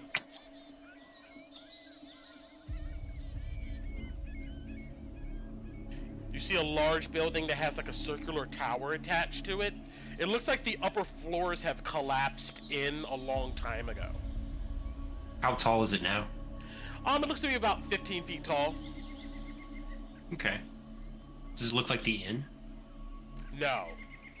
Looks too small. Okay. Those we should check them anyways. Alright, Tinu, what are you doing? I think I'm in trance because I'm like in Ellie. Yeah, so I can't do anything. Well, no, she's only 60 feet. So I think she can only go up to here. She'll just sit there. Got it. Wait, I guess. Kolabati.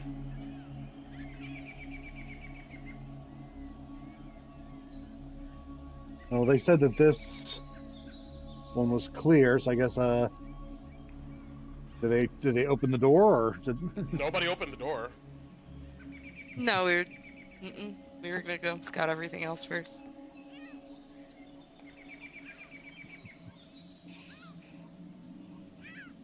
she'll stand here there and like look into the darkness and see if she can see them moving around and keep an ear out. Yeah, you hear Louis stomping through the forest up above you, like ahead. And all right, Torin, what are you doing?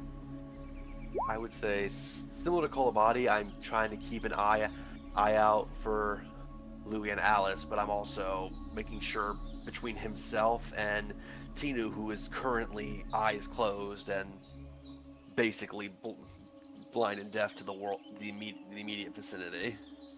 Got it. Ron. I'm gonna move up right now about halfway just to kind of be able to see both again, cover Tinu and Alice or Louis do become engaged in something, be able to get to them quickly. Got it. All right, I need everybody to roll me a group investigation. Investigation. Right. Well, this is gonna be fun. Do I still roll, Brett? Gotta be kidding me. Or do I roll as yeah, a cat? You can roll too. Okay. You know what? I'm gonna use my inspiration on this because I forgot to use it on my stealth roll. I have a -1, so. Ugh. Sorry, guys. Oh, that's a big fat 9 right there. If it shows up. All of you guys begin to move through this area, and you're able to glean as a group. There doesn't seem to be any immediate threats, but that is it. Oh no. Like you go to these dilapidated buildings, listen, Mhm. you don't hear anything. Even after you stomping around and making noise, you guys are pretty comfortable that there doesn't seem to be any immediate threat in this whole area. So looking inside of the buildings, we don't find anything? You don't find any creatures or any of these Garmir, but there may be other things. But I'm just saying, as just a group investigating, sizing up the area for enemies and stuff, you don't see anything around. Oh. Let's reconnoitering back with Alice. But you're free to investigate any of these buildings. Yeah, let's go in this one. Mhm. Tower seems empty anyways. We'll get Alright. Are any one of you trained in survival? Yes. You Ron, open too. the door, and yeah, if you want to, wherever building you want to go to, just move your token there, and I can get to you there quicker. Alice, you kind of budge the door open, and it like partially falls off of its hinges, and you look inside, Loey. Immediately, a smell, like a potent smell of like unbathed animals hits your nose.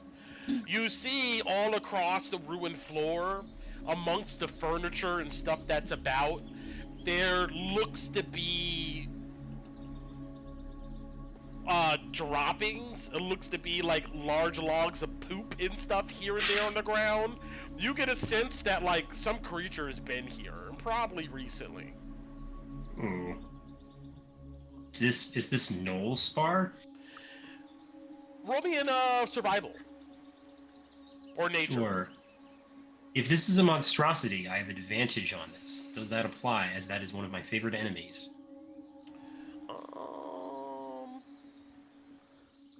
No. Okay. Straight rolling. You got this. It's Oh no! I can't tell.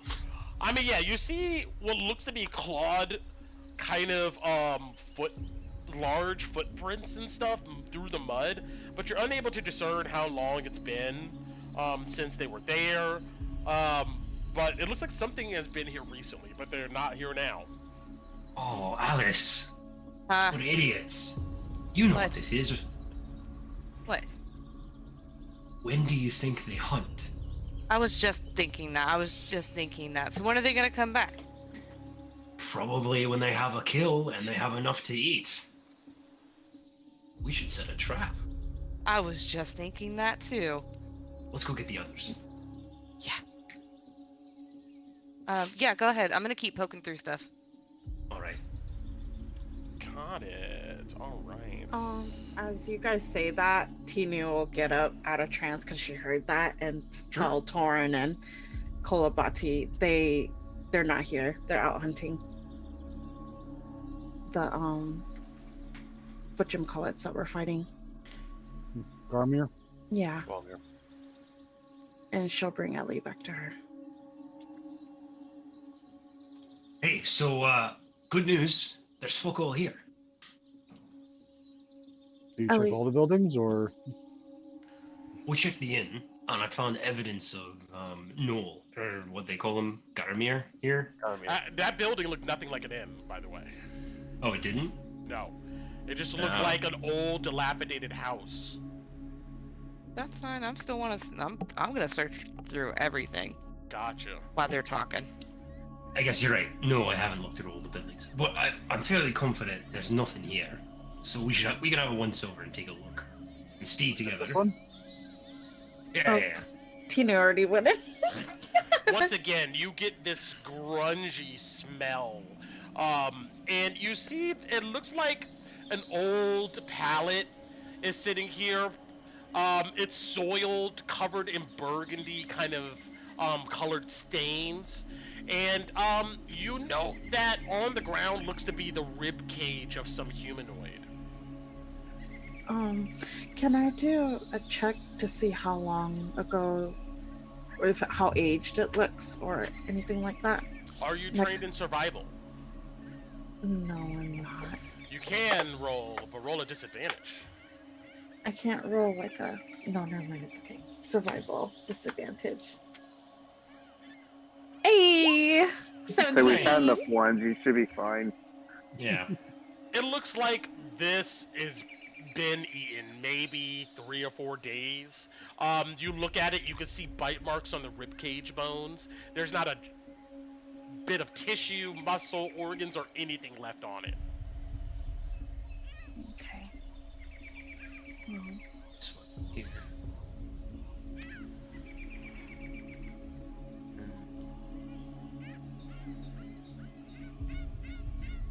Ron's kind of playing scout at the moment, just seeing it. Watching them go through the houses, he's kind of staying in the middle, making sure he can call out if he sees or hears something. Got it. Let me see here. Where did I put that?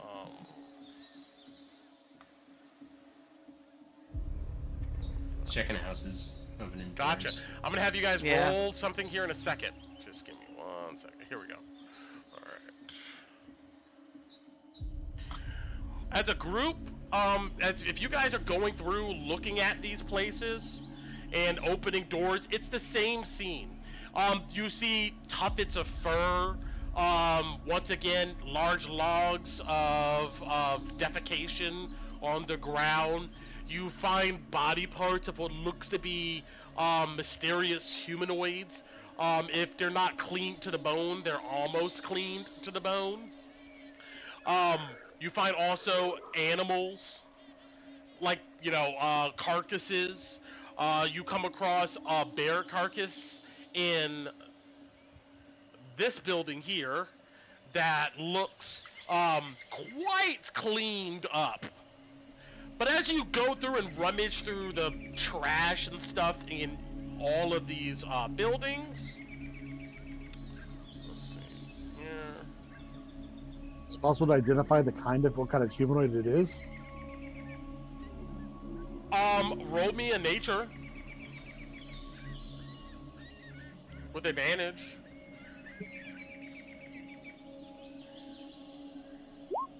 Didn't they say the manor? Oh no! What is you- wrong with you guys? You I'm doing assume great. that it must be the Garmir, but you're not certain. You're not certain, I don't know, it could be something else. They're eating each other, of course. So none of these places look big enough to be the place that the guy said. Did he say it was past this point or here? He did say it was past the village. Okay. Oh. Hmm. I would remind everybody that because Oh, yeah, yeah, let's go. all these places are small. You It's- guys, I was wondering. if you're gonna look around thoroughly, you guys spend an hour doing so. Yeah, we I don't probably wanna- took that long. Got it. All right, Um, and you guys find Any coin? Louis, you come across what looks to be the upper torso, or the remains of it, of some humanoid, backpack still attached, ripped open. But as you look inside, you find what looks to be a small, no, it looks to be a sack, and in the sack, there looks to be a bunch of gemstones. Some Oh, crap. Zarkon, Jasper, Quartz. Oh, And- semi-precious stones. Okay. Yes. Like rubies or emeralds, but I'll take it. That kick butt. For a total of worth about 250 gold pieces. Hell yeah, I will add a Hey, bag of Alice, gems, man. as you're looking around in this tower near this dead carcass of a bear, you find some other bones, and you find what looks to be almost like a flat wooden box. It almost looks like a game board case. When you open it, you see dusty but still usable, like rolled up scrolls. Actually, there's a single scroll left in it. You unroll it, it's unfortunately it's a detect poison and disease scroll. Oh. That could be useful. Yep. Yeah, I'll walk out with that and kind of wave it around. I can't do anything with this. And Kolabadi, as you're in where are you? Oh, you're up north. Gotcha. Well, I'd moved through some of these other ones out here, and I was moving towards with the group. You kick through the mud and kind of caked in like a dried up puddle. You find, interestingly enough, 3 bottles that looks to be in some type of. It looks like maybe it was a belt holder for like baubles and different potions. You find kind of caked in this dirt 3 healing potions. Oh shit! Useful that. That's liquid gold right there. Do you tell us that, Kulabati? Yes. Is there Tina would come over. Is there any empty bottles on that belt, Brett? Roll me percentile, 51 and higher, yes. Come on, Tina, we need this. I got this. Come on, Miss Scavenger. Yes! Roll me a d4. D4. And that's how many bottles there are. 2. Nice. Hey. Okay, I'm gonna put the whatever mega potion or whatever it was into that and keep my water skin back to water. All right, you carefully pour this Yeah. potion into the bottle, and you cork it. It looks solid, and yeah. Okay. Holy cow. Yes. But after searching these buildings, there doesn't look to be much of anything else of value. Tinu, Mhm.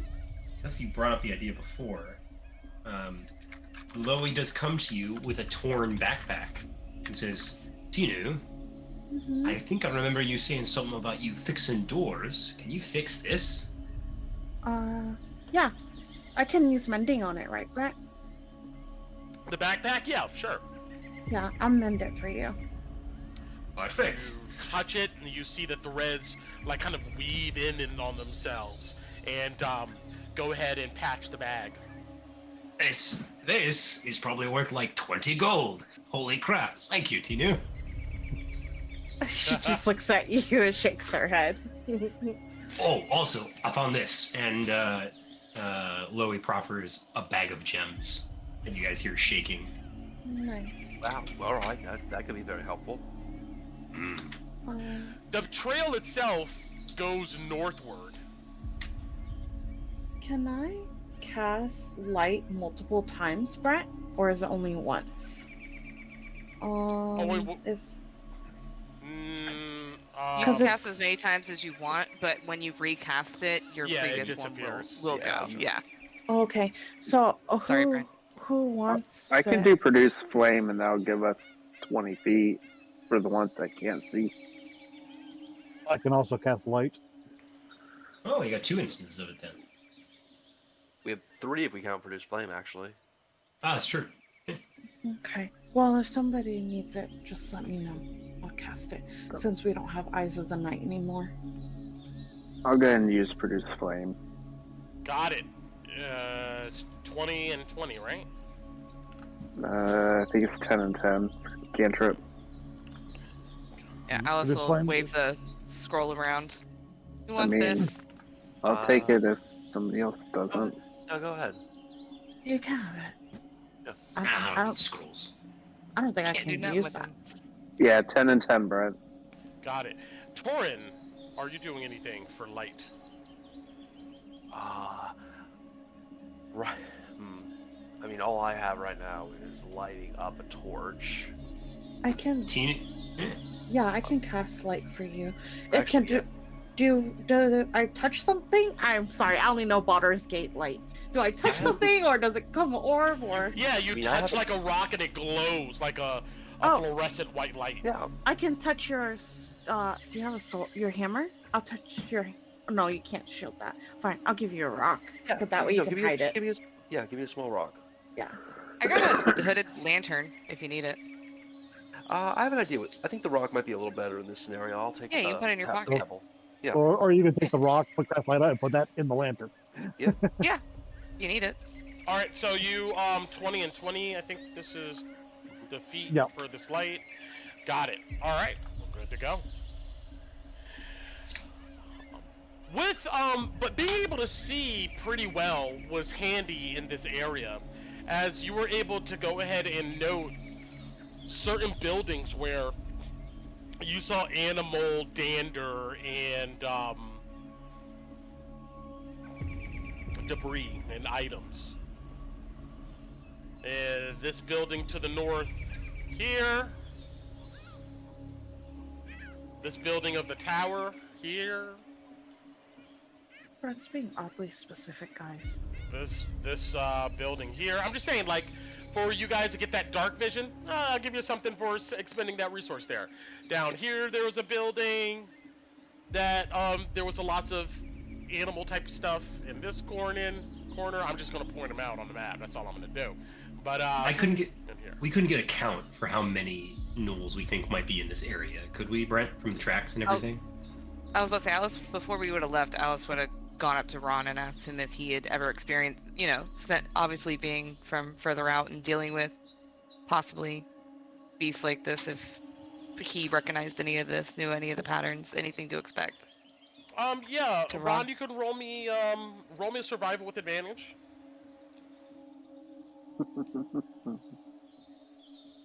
How do you roll with advantage again? Right click it. Shift. Oh, that too. Shift click. Yes, shift click. Disadvantage is control Thank you. click. Cool. Huh. You're welcome. 19. Very shortcut today. Yeah. You see several prints back and forth. You get a sense that there has to be around maybe a dozen, maybe a little bit less, maybe a little more.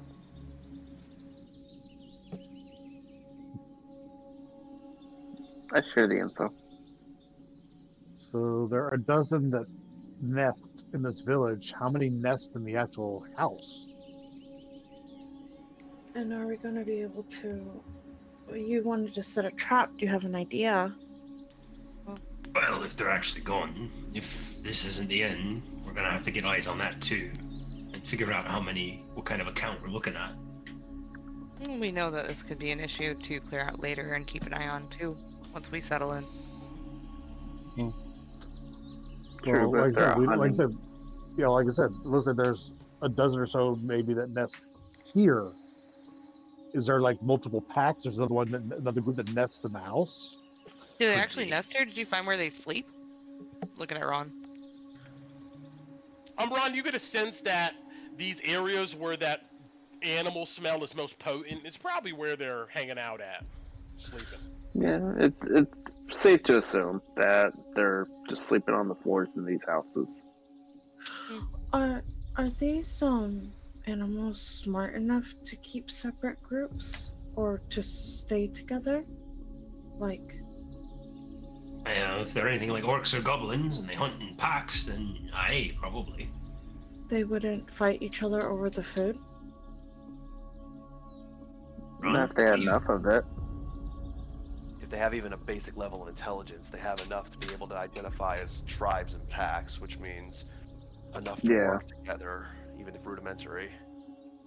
It's when intelligence gets higher that betrayal starts happening. Or desperation. They could maybe eat each other if they get hungry enough. But if there's, I guess, if there's a manor, wouldn't they all be inside the manor? Why are there some here and some there? I guess is The what- amount of space. Which means we might be, like Kolobati said, looking at more than 12. We'll find out. Let's get eyes on the inn, and then we can make a Yeah, judgment. you guys think that, damn, maybe there's some people in town that knew more. Who knows? I don't know. But, let's see. Can we take on more than 12? We don't know. You about to Wait, find out? Oh Alright. no. Well, but because we found that bag of gems, that's enough money to get a cottage now. We don't even have to do this if you don't want Well, to. If we don't want to. I kind of want to, because I don't want to spend my money on a damn house when we can just take one. You know what I mean? No, that's true. All right.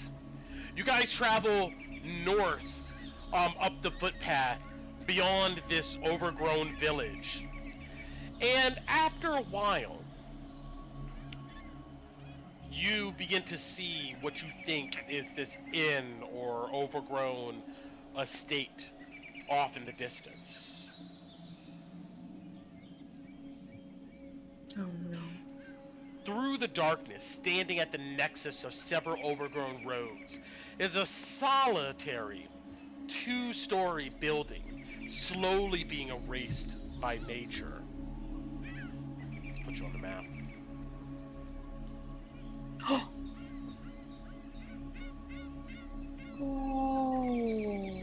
Oh, hell yeah.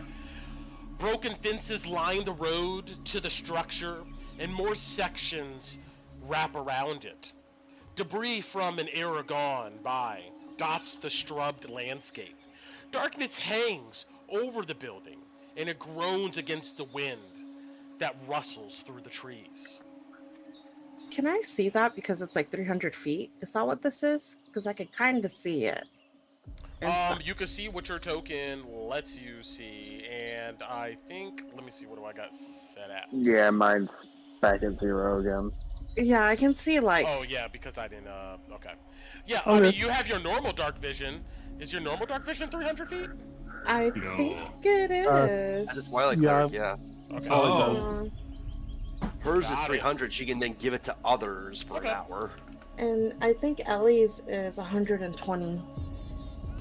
And I will turn this on again.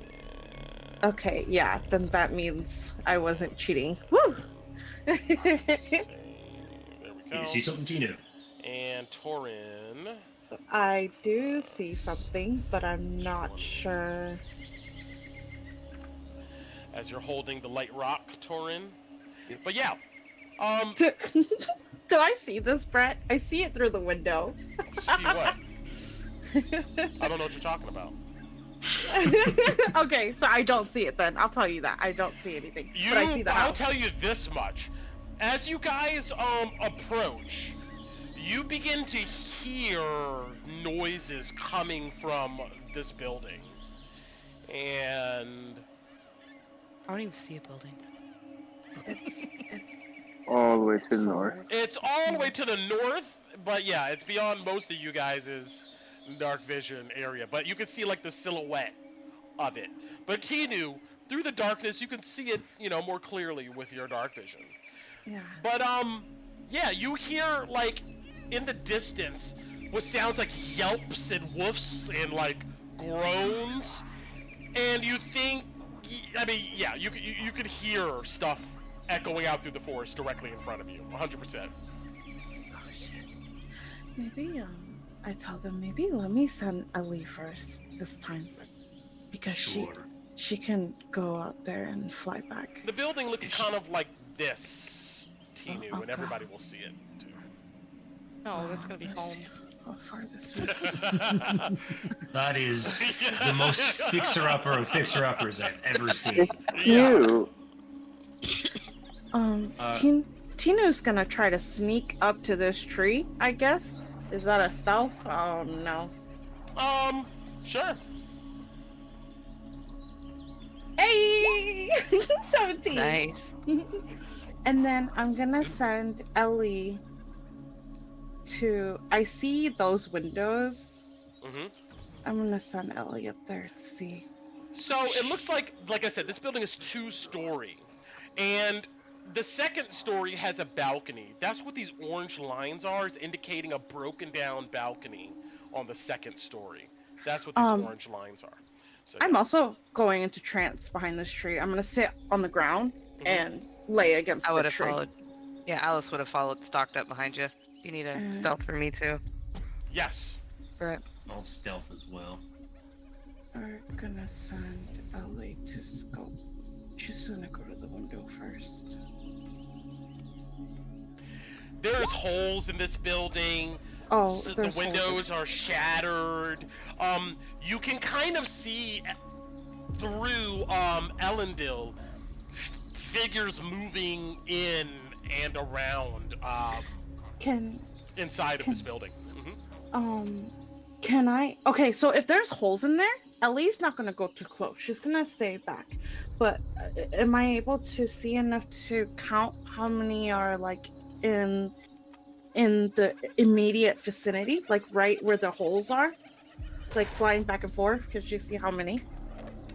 From that vantage point, she could see obviously 2 figures inside there. It's hard to tell what they're doing, but yeah. Do we want to go closer? Do we want to go closer? How far is that? All right, let me ask you guys this at this moment. Do you guys want to go to 12:30 or we want to cut it at 12? It's all up to you guys. Depends how tired people are. Yeah. We got a busy day with the kids and Easter Okay. and all that tomorrow. So Yeah. No problem. No I'll problem. be, I'm sorry, guys. I will say. No, it's okay. I'll say I'm good. Normally I'd be good, but if it is Easter tomorrow. Oh, also, shit, that's right. if we're about to get into a fight with Knowles, I guess we'd have Kalina with us, so for a full party hopefully. So Yeah. that might make it. Yeah. So let's stop here then. This is a good Okay. point to go ahead and stop before we I'll get too leave far Ellie in. there then. Yes. She was right here. Okay. And we'll get into what's going to happen here next time. And we all died. Maybe I'll No, The that's, end. it feels like The this is gonna happen. Just Come gotta on, be smart. it's like Garmir. That'll be a Tact tragedy tactics. to the Garmir. All right. So let's go ahead really quickly to our objectives here. Yeah. We might got have we done got some another of this. faction. Yeah. Yeah. You guys met with the Falling Fire and talked with them a bit. Did Tinu check off her stuff? No, I didn't. No? I tried so hard to get it this time, but it didn't happen. Okay. Well, I think. I- Brent. Well, you didn't ask anything about your personal quest, so no, I would say no. Well, she did ask about her brother, but I she did, but I couldn't. I couldn't. I didn't want to put too much out there because Kaylee's not here, and I feel like since our things kind of tied, it wouldn't be fair to her. But I did try to look for Anar, but that didn't happen. Yeah. So. I would say that you need to. I know it's more complicated than Anar, but If you need to go to the sermon to get that check, then that's certainly doable. That's in the cards at least. I would say yeah. You need to go. Well, I think learning. Did you learn? I don't think you learned a fact about your personal quest or this one. I don't think you learned anything. Unfortunately. That's I didn't the learn key. anything. So I'm gonna say no at this go, but and Sorry, Torrent, full guys. of body, Okay. and other. Well, to be honest, Tinu and Colleen are kind of together on this. So like when they both do it, both of them will be checked off kind of at the same time. Uh-huh. You guys did go ahead and find a bit more about what the Knights of the Silver Order is about, and what the followers of the Falling Fire are about. So that will check that. Everybody wants something. Ugh.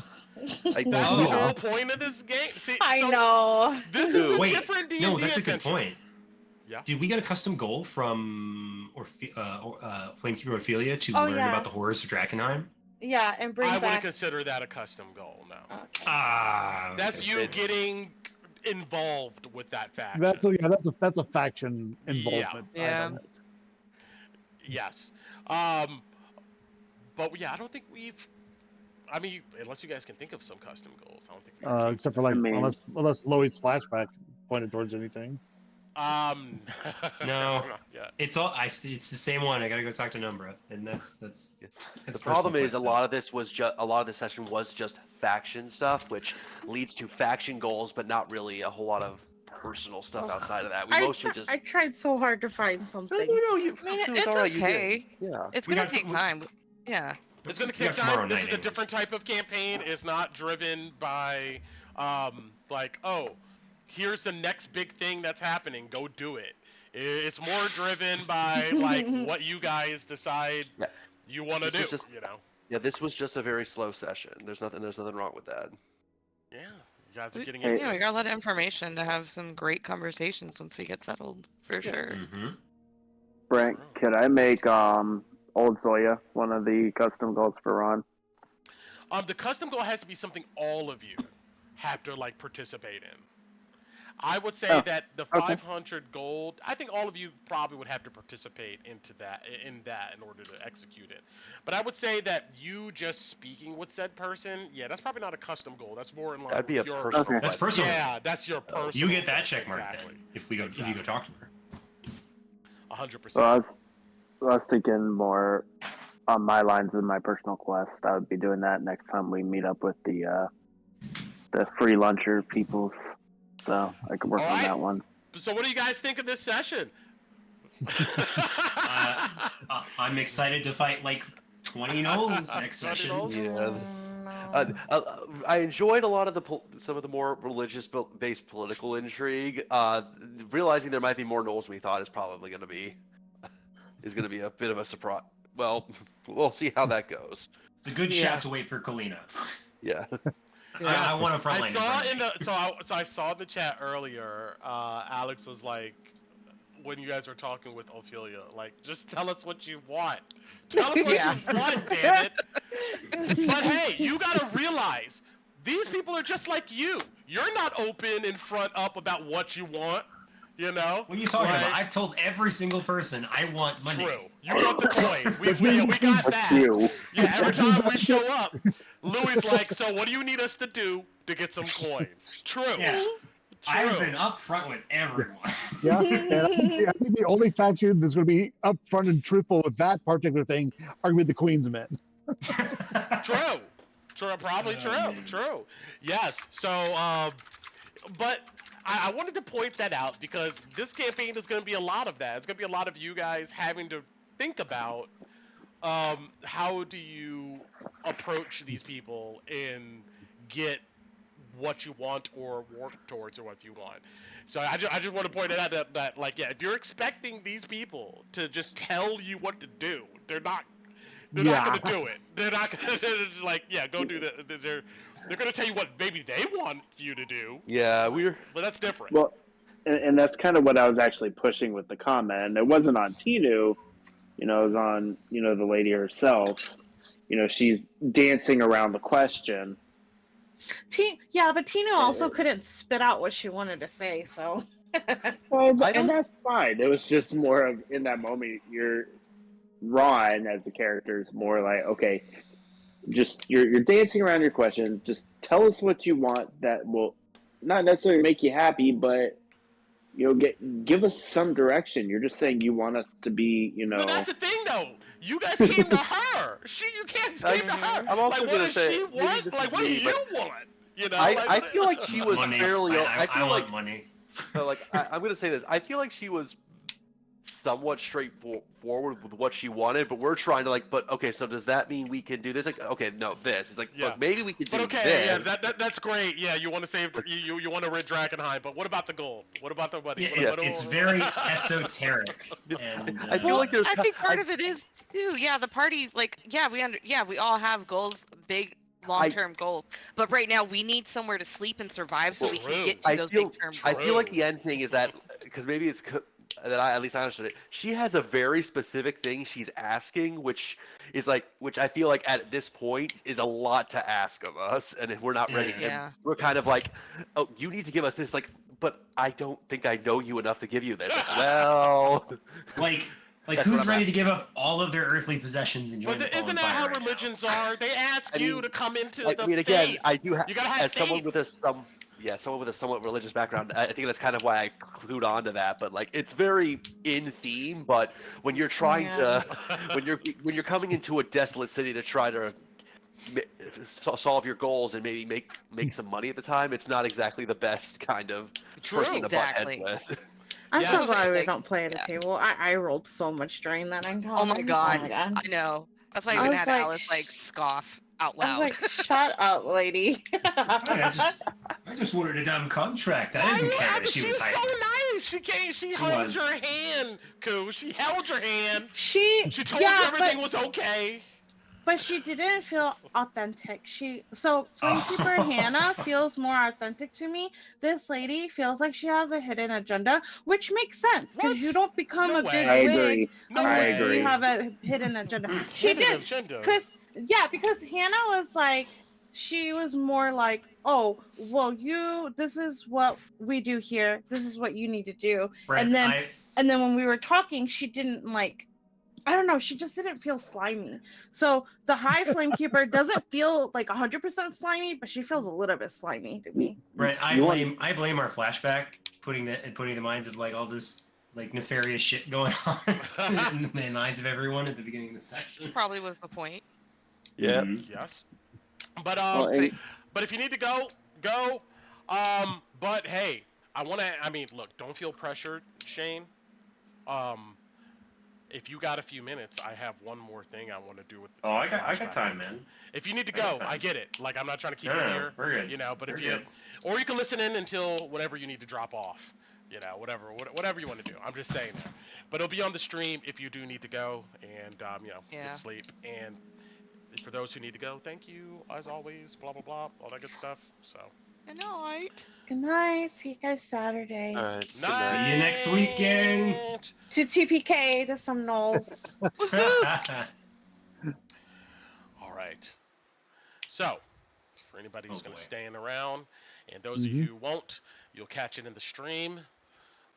Let's go ahead and do this.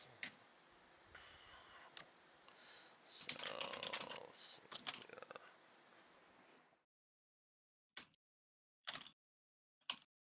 And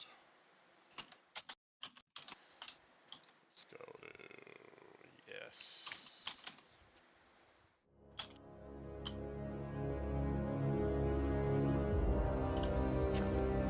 So Louis, Oh god, this is spooky shit. Yep. I'm here. I'm here. you've cleaned up. You've gotten yourself together, wearing your finest clothes for this ceremony, the Gabane ceremony. When you come back to the clan house, you'll see that Belva, with her single long braid, is there, and of course, your sister, Clara. Those other two, they're gone. But a lot of your family is standing around. I'll go ahead and show this image up here. Let's get back to, yeah. There we go.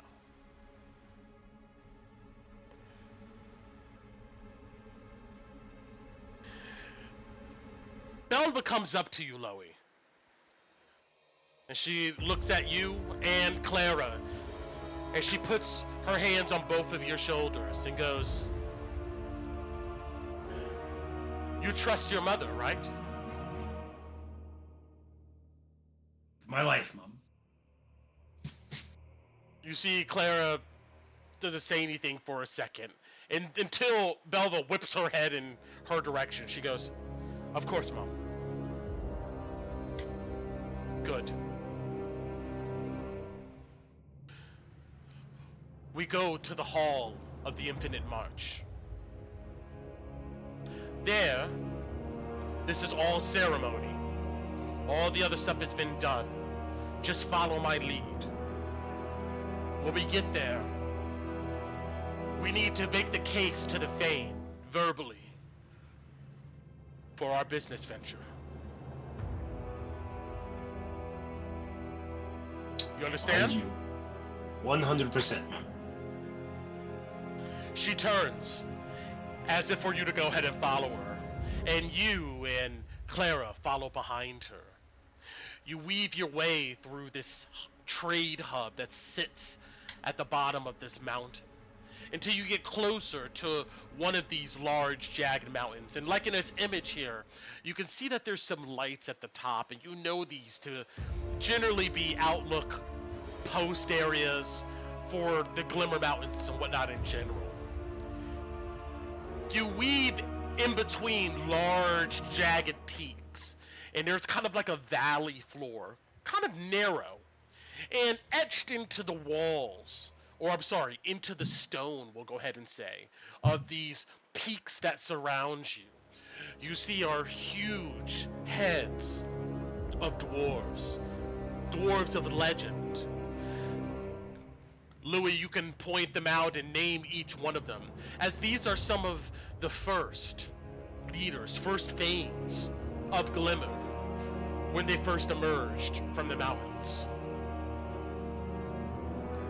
You see that there's others, dwarves, following too. They're not following you per se, but they're all moving towards this area. They look like different clans, different houses. Your family sticks together in support. And finally, you come to the dead end of the valley, a small circular area with hard stone and pools of water. But directly in front of you is something more important, something you've seen before, but you've never interacted with. You see something like this.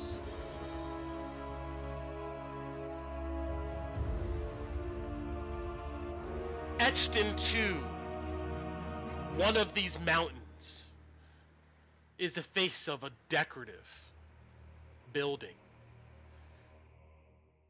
Doors easily 30 feet high, made of pure gold with dwarven script.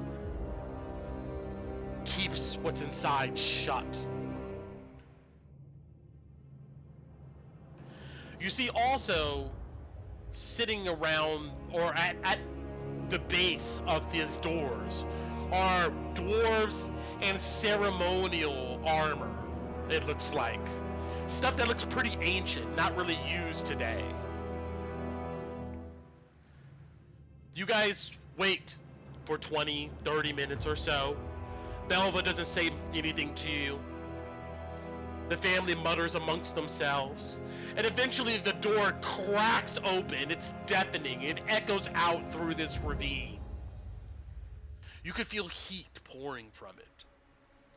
And you see a single figure emerge. A dwarf of another clan. You would recognize the clan, but maybe you'll interact with them much.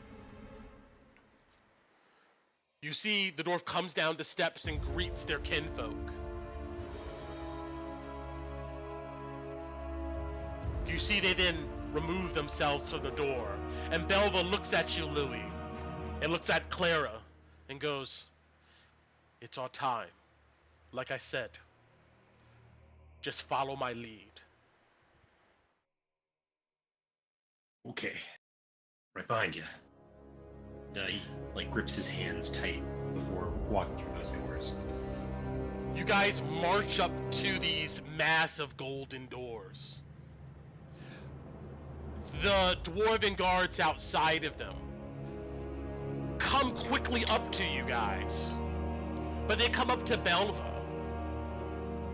One of them, through his armor, goes, "The Thane has requested the next of kin for the gold-bound household." You see Belva looks a little thrown. "What are you saying?"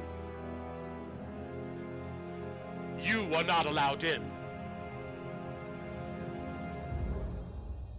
But the successors to your clan are." You see Belva goes, "This has to be a mistake." The guards say nothing. You see she turns and looks at both of you. What do you want us to do? Answer his questions. You see she grabs you literally by your clothes and makes you go forward. But don't you dare say a word about the bank. About that other dwarf. You understand? I do. She glares at you like if you're trying to deceive her, she would roll an insight against it. But if not, You can roll, but she would look at this oft expression that Louis has had on his face when he's been training with Belva for the past years, and it is a look of cowed fear almost that he has for his mom. If you're trying to deceive her, you can roll with advantage. She wants to trust you. I don't think I'm deceiving her. Okay, if you're not, then don't worry about it. Okay. Yeah, he actually is afraid of his mom. Gotcha. I'm just saying, she's looking at you like, you better take do this shit it. seriously. Okay. Yeah.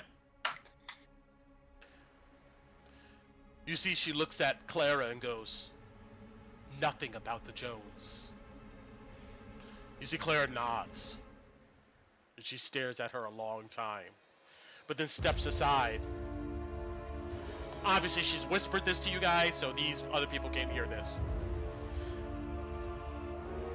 The door cracks open, and that crack echoes out through the ravine. Do you go in, Louis? Well, Clara, you've always been a better talker than I am. Suppose you should be leading the greetings and whatnot. Leading the greetings and whatnot? You're the one that's gonna take over, apparently, the clan once Mother's gone. You do it. Okay. This is gonna go great. And he just starts mumbling to himself as he half closes his eyes and grits his teeth and walks through the door. Clara follows you. And then the door shuts behind you with a deafening clap.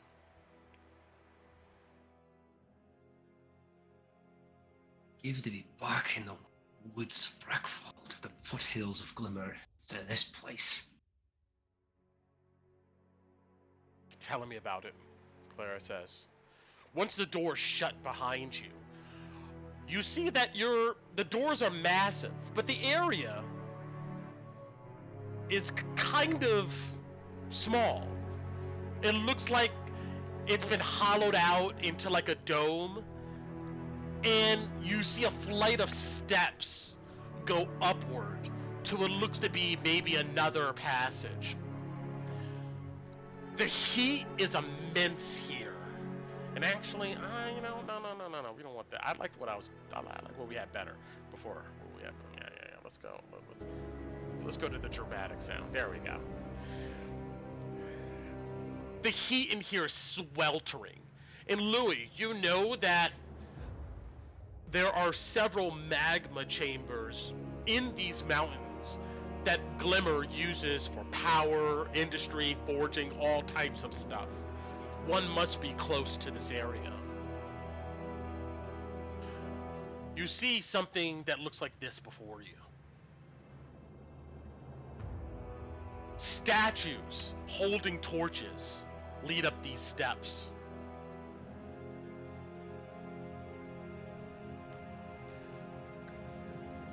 What do you do? Okay.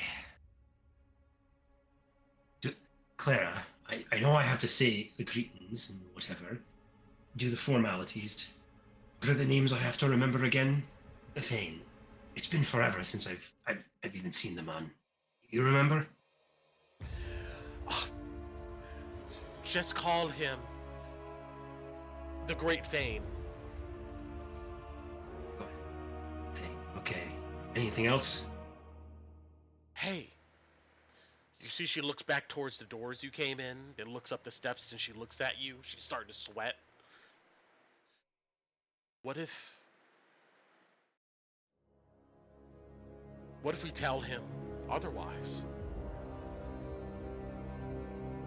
What Mother's doing? The plan? If the Thane knows and doesn't approve, then maybe we can convince the Thane that we should be in charge now. Instead of Belva. Mother doesn't care about you and doesn't care about me. All she cares about is how she looks. Her station, her position. I mean, then I'd have to be clan head. And then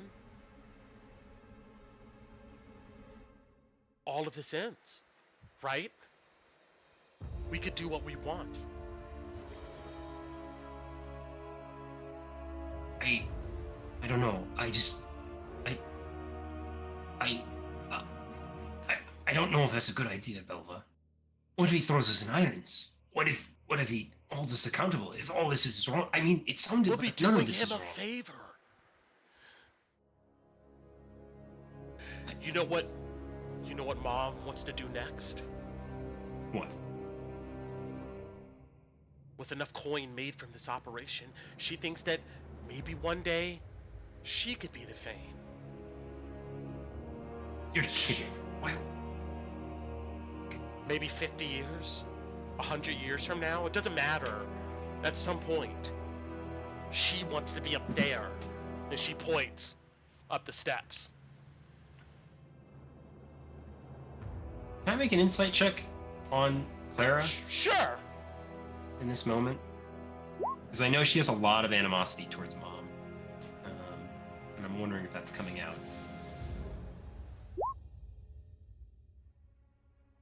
you get a sense this is all about her getting rid of her of mother, and that's about it.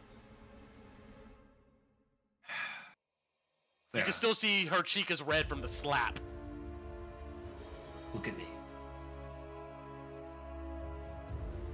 If I'm gonna be clan head, I can't build that. Stabbing the previous clan head in the back. It's not who I am. I'm not mother.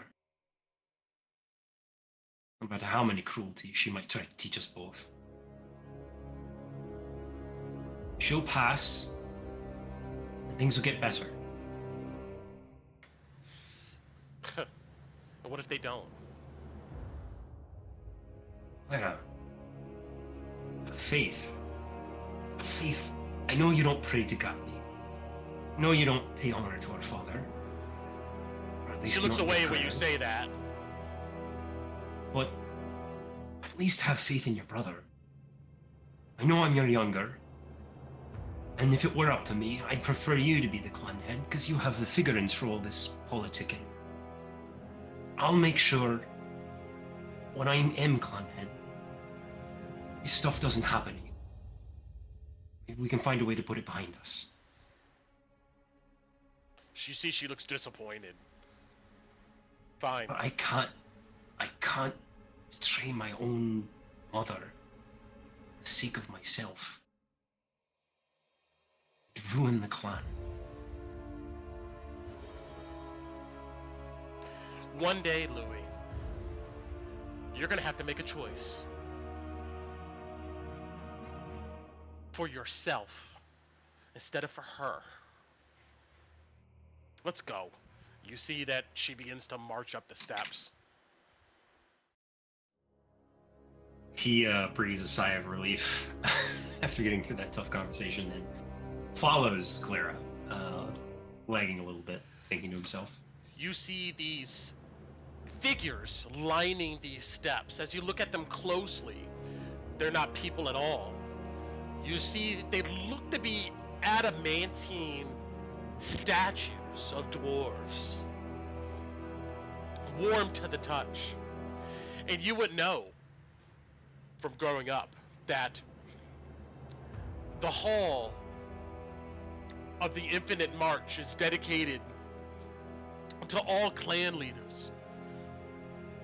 It started with the early ones that have came out of the mountains and helped build the home that you have now here in Glimmer Mountains. And when they pass, their bodies are petrified into this adamantine state. And they rest here as a memory and as part of this ritual for the clan. You march up the steps looking at these adamantine petrified statues of former clan heads of the Glimmer Mountains. And when you get to the top, you see a massive hall, sweltering in heat.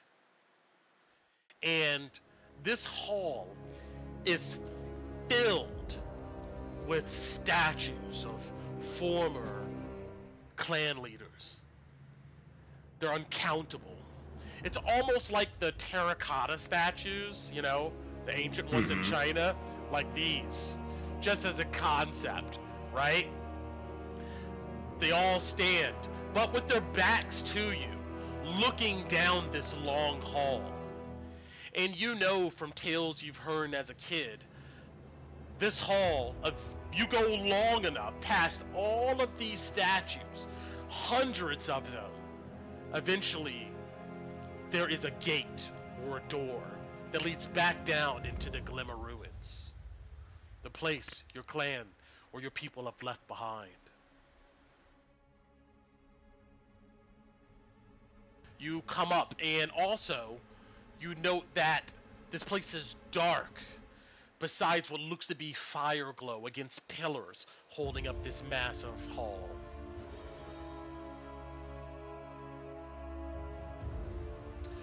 You know that your father stands amongst these statues. if I do see him, I would reach into my my vestments or whatever I'm wearing, my nice clothes, and I'd feel for that symbol of Gadney around my neck, and I'd offer a prayer. You walk through the statues closest to you, which are the most recent ones, and you do come to your father's face as, at least this representation of him, he looks confidently forward down the hall. Wish me luck there. I keep moving.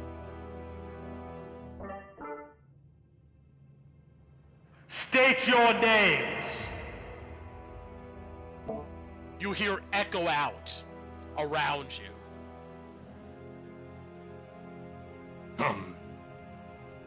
You don't see Louis? where it's coming from, but yeah.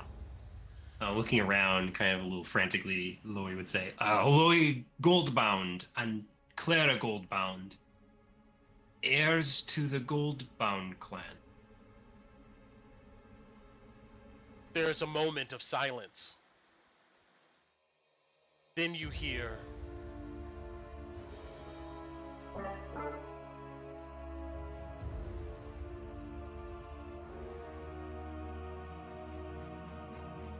What business does the Goldbound have outside of Glimmer that needs to be spoken to the Fae?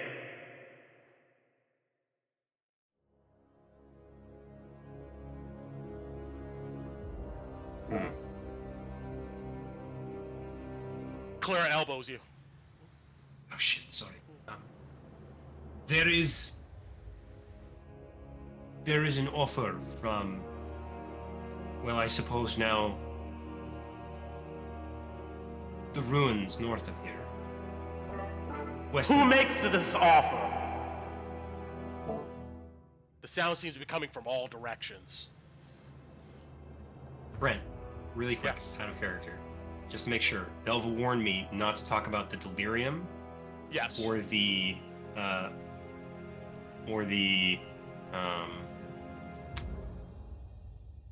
or what? Or the Or bank. what? Like what's Or going the- on with this, with the money, with the bank per se. Or the bank. Okay. There is... Apparently, we've gotten word that there is... Apparently. There is a new clan of dwarves forming near the outskirts of the ruined city of Drakkenheim that would ask our support and trade south to make up for deficit. This matriarch guild. Aye, those are the ones. Do you trust them to do sound business with Glimmer?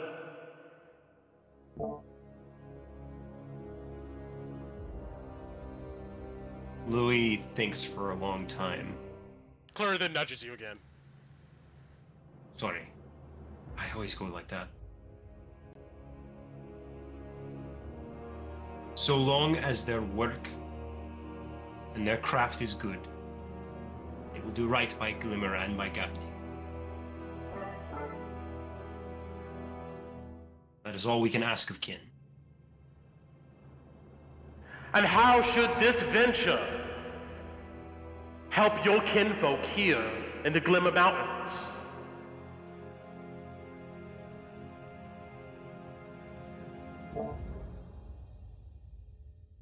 There is a future that may be had if this trade goes well. The wedding of two clans. One that may be brought to Glimmer. Lost dwarves. With a marriage. In the future.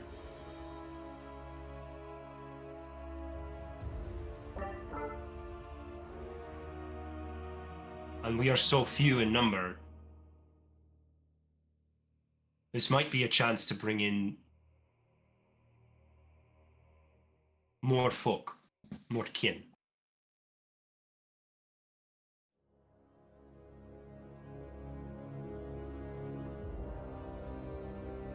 More kin. The Fane would say that more kin of the Glimmer Mountains should come regardless of what business ventures you have.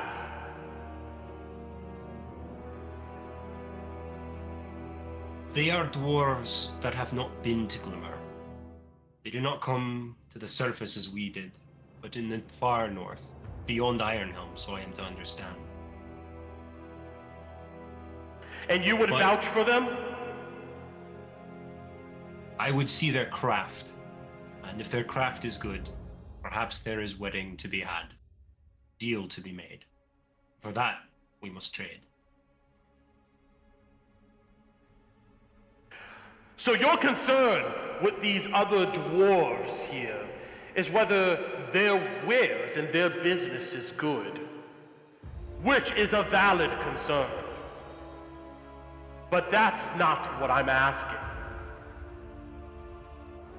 What I'm asking is how does your business with these dwarves further our kinfolk here in Glimmer? If a marriage is had, and I don't say this lightly, perhaps the people of Glimmer could go and live there, if my understanding of the Thane's wishes is correct in his desire to leave the ruins of Litter Peak. I see. For that, we would need to be wed as clans.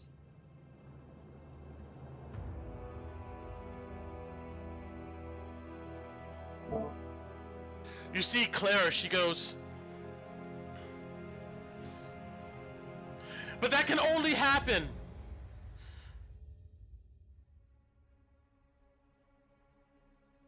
if our mother is not around. If she's not in charge. She will not remarry. This I know. Belva stays a widow. Which means her time as head of your clan is ending here soon. And both of you shall rise. From what I understand, Loey Goldbound, you plan on taking over the Goldbound clan? And from what you tell me, you plan on marrying one of these foreigners? If it serves the good of Glimmer, I would do that. Aye.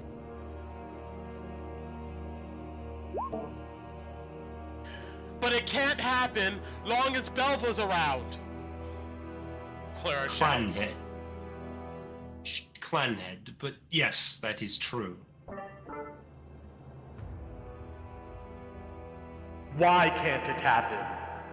Because my mother will refuse to remarry. I know my mother. No, why can't it happen that you marry these other dwarves? Oh, well, that could happen in the future. But if I was not clan head, But your sister says your mother stands in the way. the head of our clan would have to marry the head of their clan for there to be this.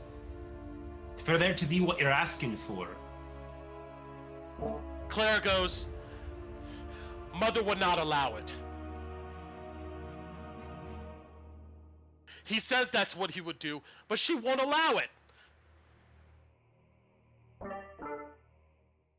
And why won't she allow it, Clara Goldbound? I look at Clara with a very concerned look on my face. She looks at you with the same look. She goes,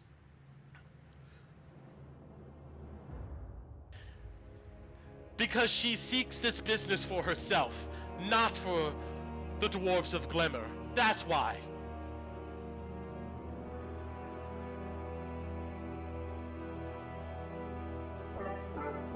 There's a long silence. And then, Loey Goldbound, do you agree with your sister?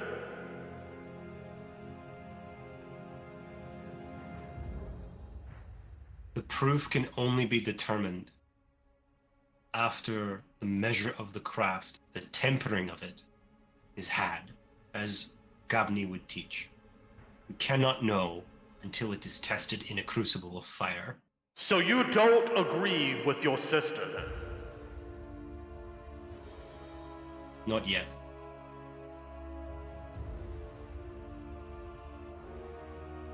Or that is not... What's the word? I'm sorry, I'm no priest, no forge master, but... Or that is not sieved, not fired, is melded with... Sorry, if this is my thing. Shite.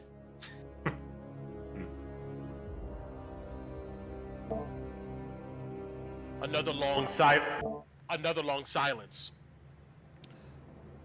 You see Claire is just glaring at you.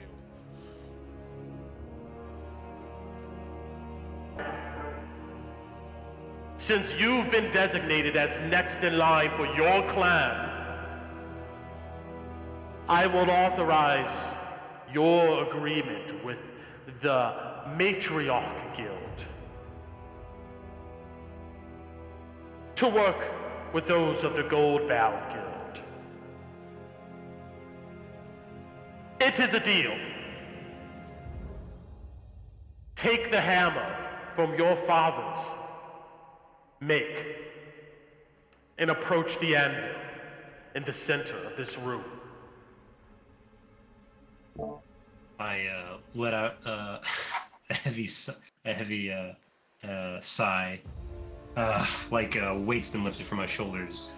Yeah, you see your father, Yorick, has in his hand, all these statues do, a nice small looking kind of hammer.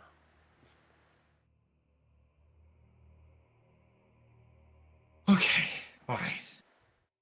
Look over at Clara. She looks mad. You see she's just glaring at you. I give a pained expression on my face. And I walk towards the hammer. You take the hammer out of the petrified adamantine statue here. Both of you weave your way through all of these statues towards the center of the room, where you see a solitary anvil. Looks to be made of adamantine. Already sitting on it, you see looks to be like letter size, 8.5 by 11 page size metal sheet that sits on top of it.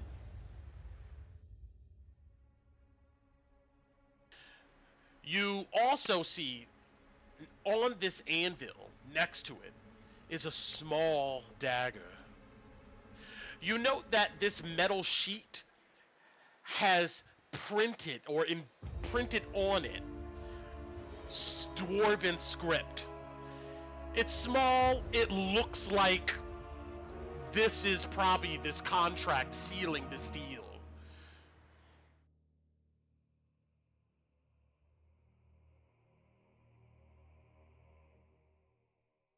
You hear, Take the dagger, draw blood from your finger.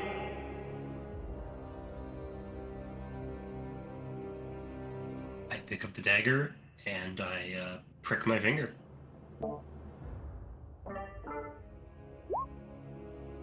Put it into the funnel. you see just above this metal plate looks to be a funnel with a spout at the end of it that goes down onto the sheet itself, this metal sheet. Right. Let it bleed until I say stop. He holds his finger over it and kind of like tries to force blood to come out of his finger, I guess. It drips slowly, but surely after a while, enough of it comes together to go down this spout. You see it drips down onto a small indentation on this metal sheet, and then begins to weave its way into the indented letters on the page.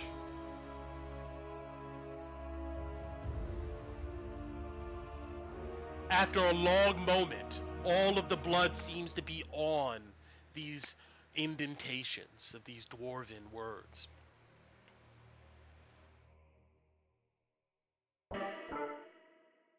Now take the hammer and hit it upon the sheet.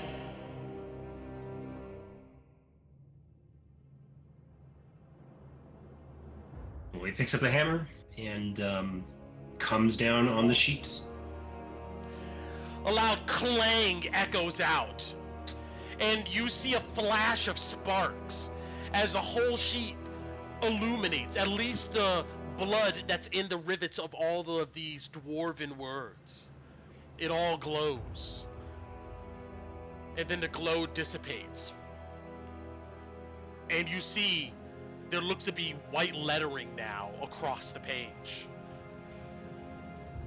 What does it say? It looks to be a long contract that indicates that your house, Clan Goldbound, will go into business with this matriarch guild in order to go ahead and ship various goods from the outskirts of Drakkenheim down to Jonestown. Does it demand my marriage to the matriarch guild anywhere in this contract? No, it doesn't. Oh, thank God.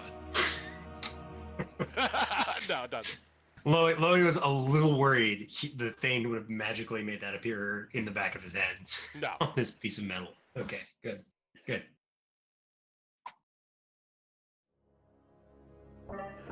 Leave the hammer on the anvil, and you are dismissed. Thank Good you, luck. great Thane. Loey says, just kind of looking up into the air. Yeah, you don't see anybody.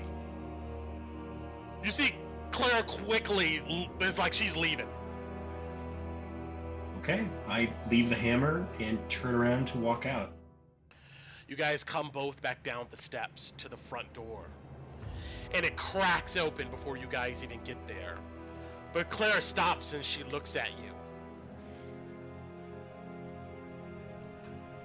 Don't say I didn't try.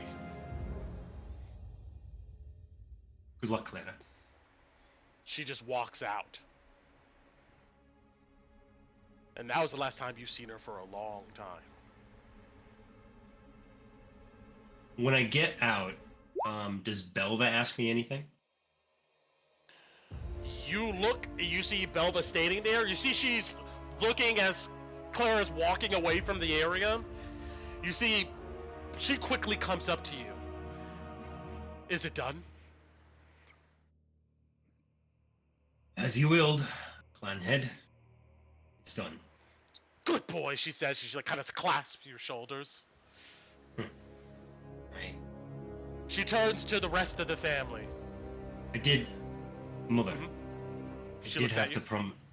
I did have to promise a wedding. What do you mean?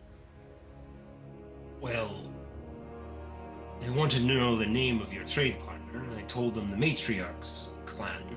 I? And they wanted to know why it would be such a good idea for Glimmer. I told them, and this is only based on my own speculations, but the Thane wants to leave this place. And maybe we could move the clans there. But for that, I'd have to get married.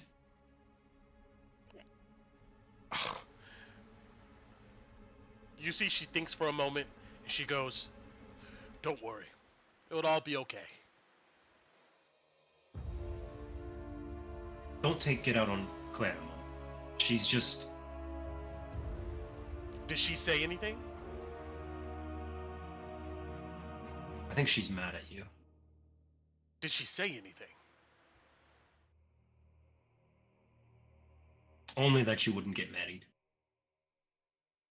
Which is true. She gives you a look like, come on now. They wanted somebody to get married. They wanted it to be a clan head. Roll me a deception. She's gonna insight you. Sure. That's not entirely wrong, but she's much paranoid. better. Much better at this than I am. Oh man. Oh, thank fucking God. That's a net 20.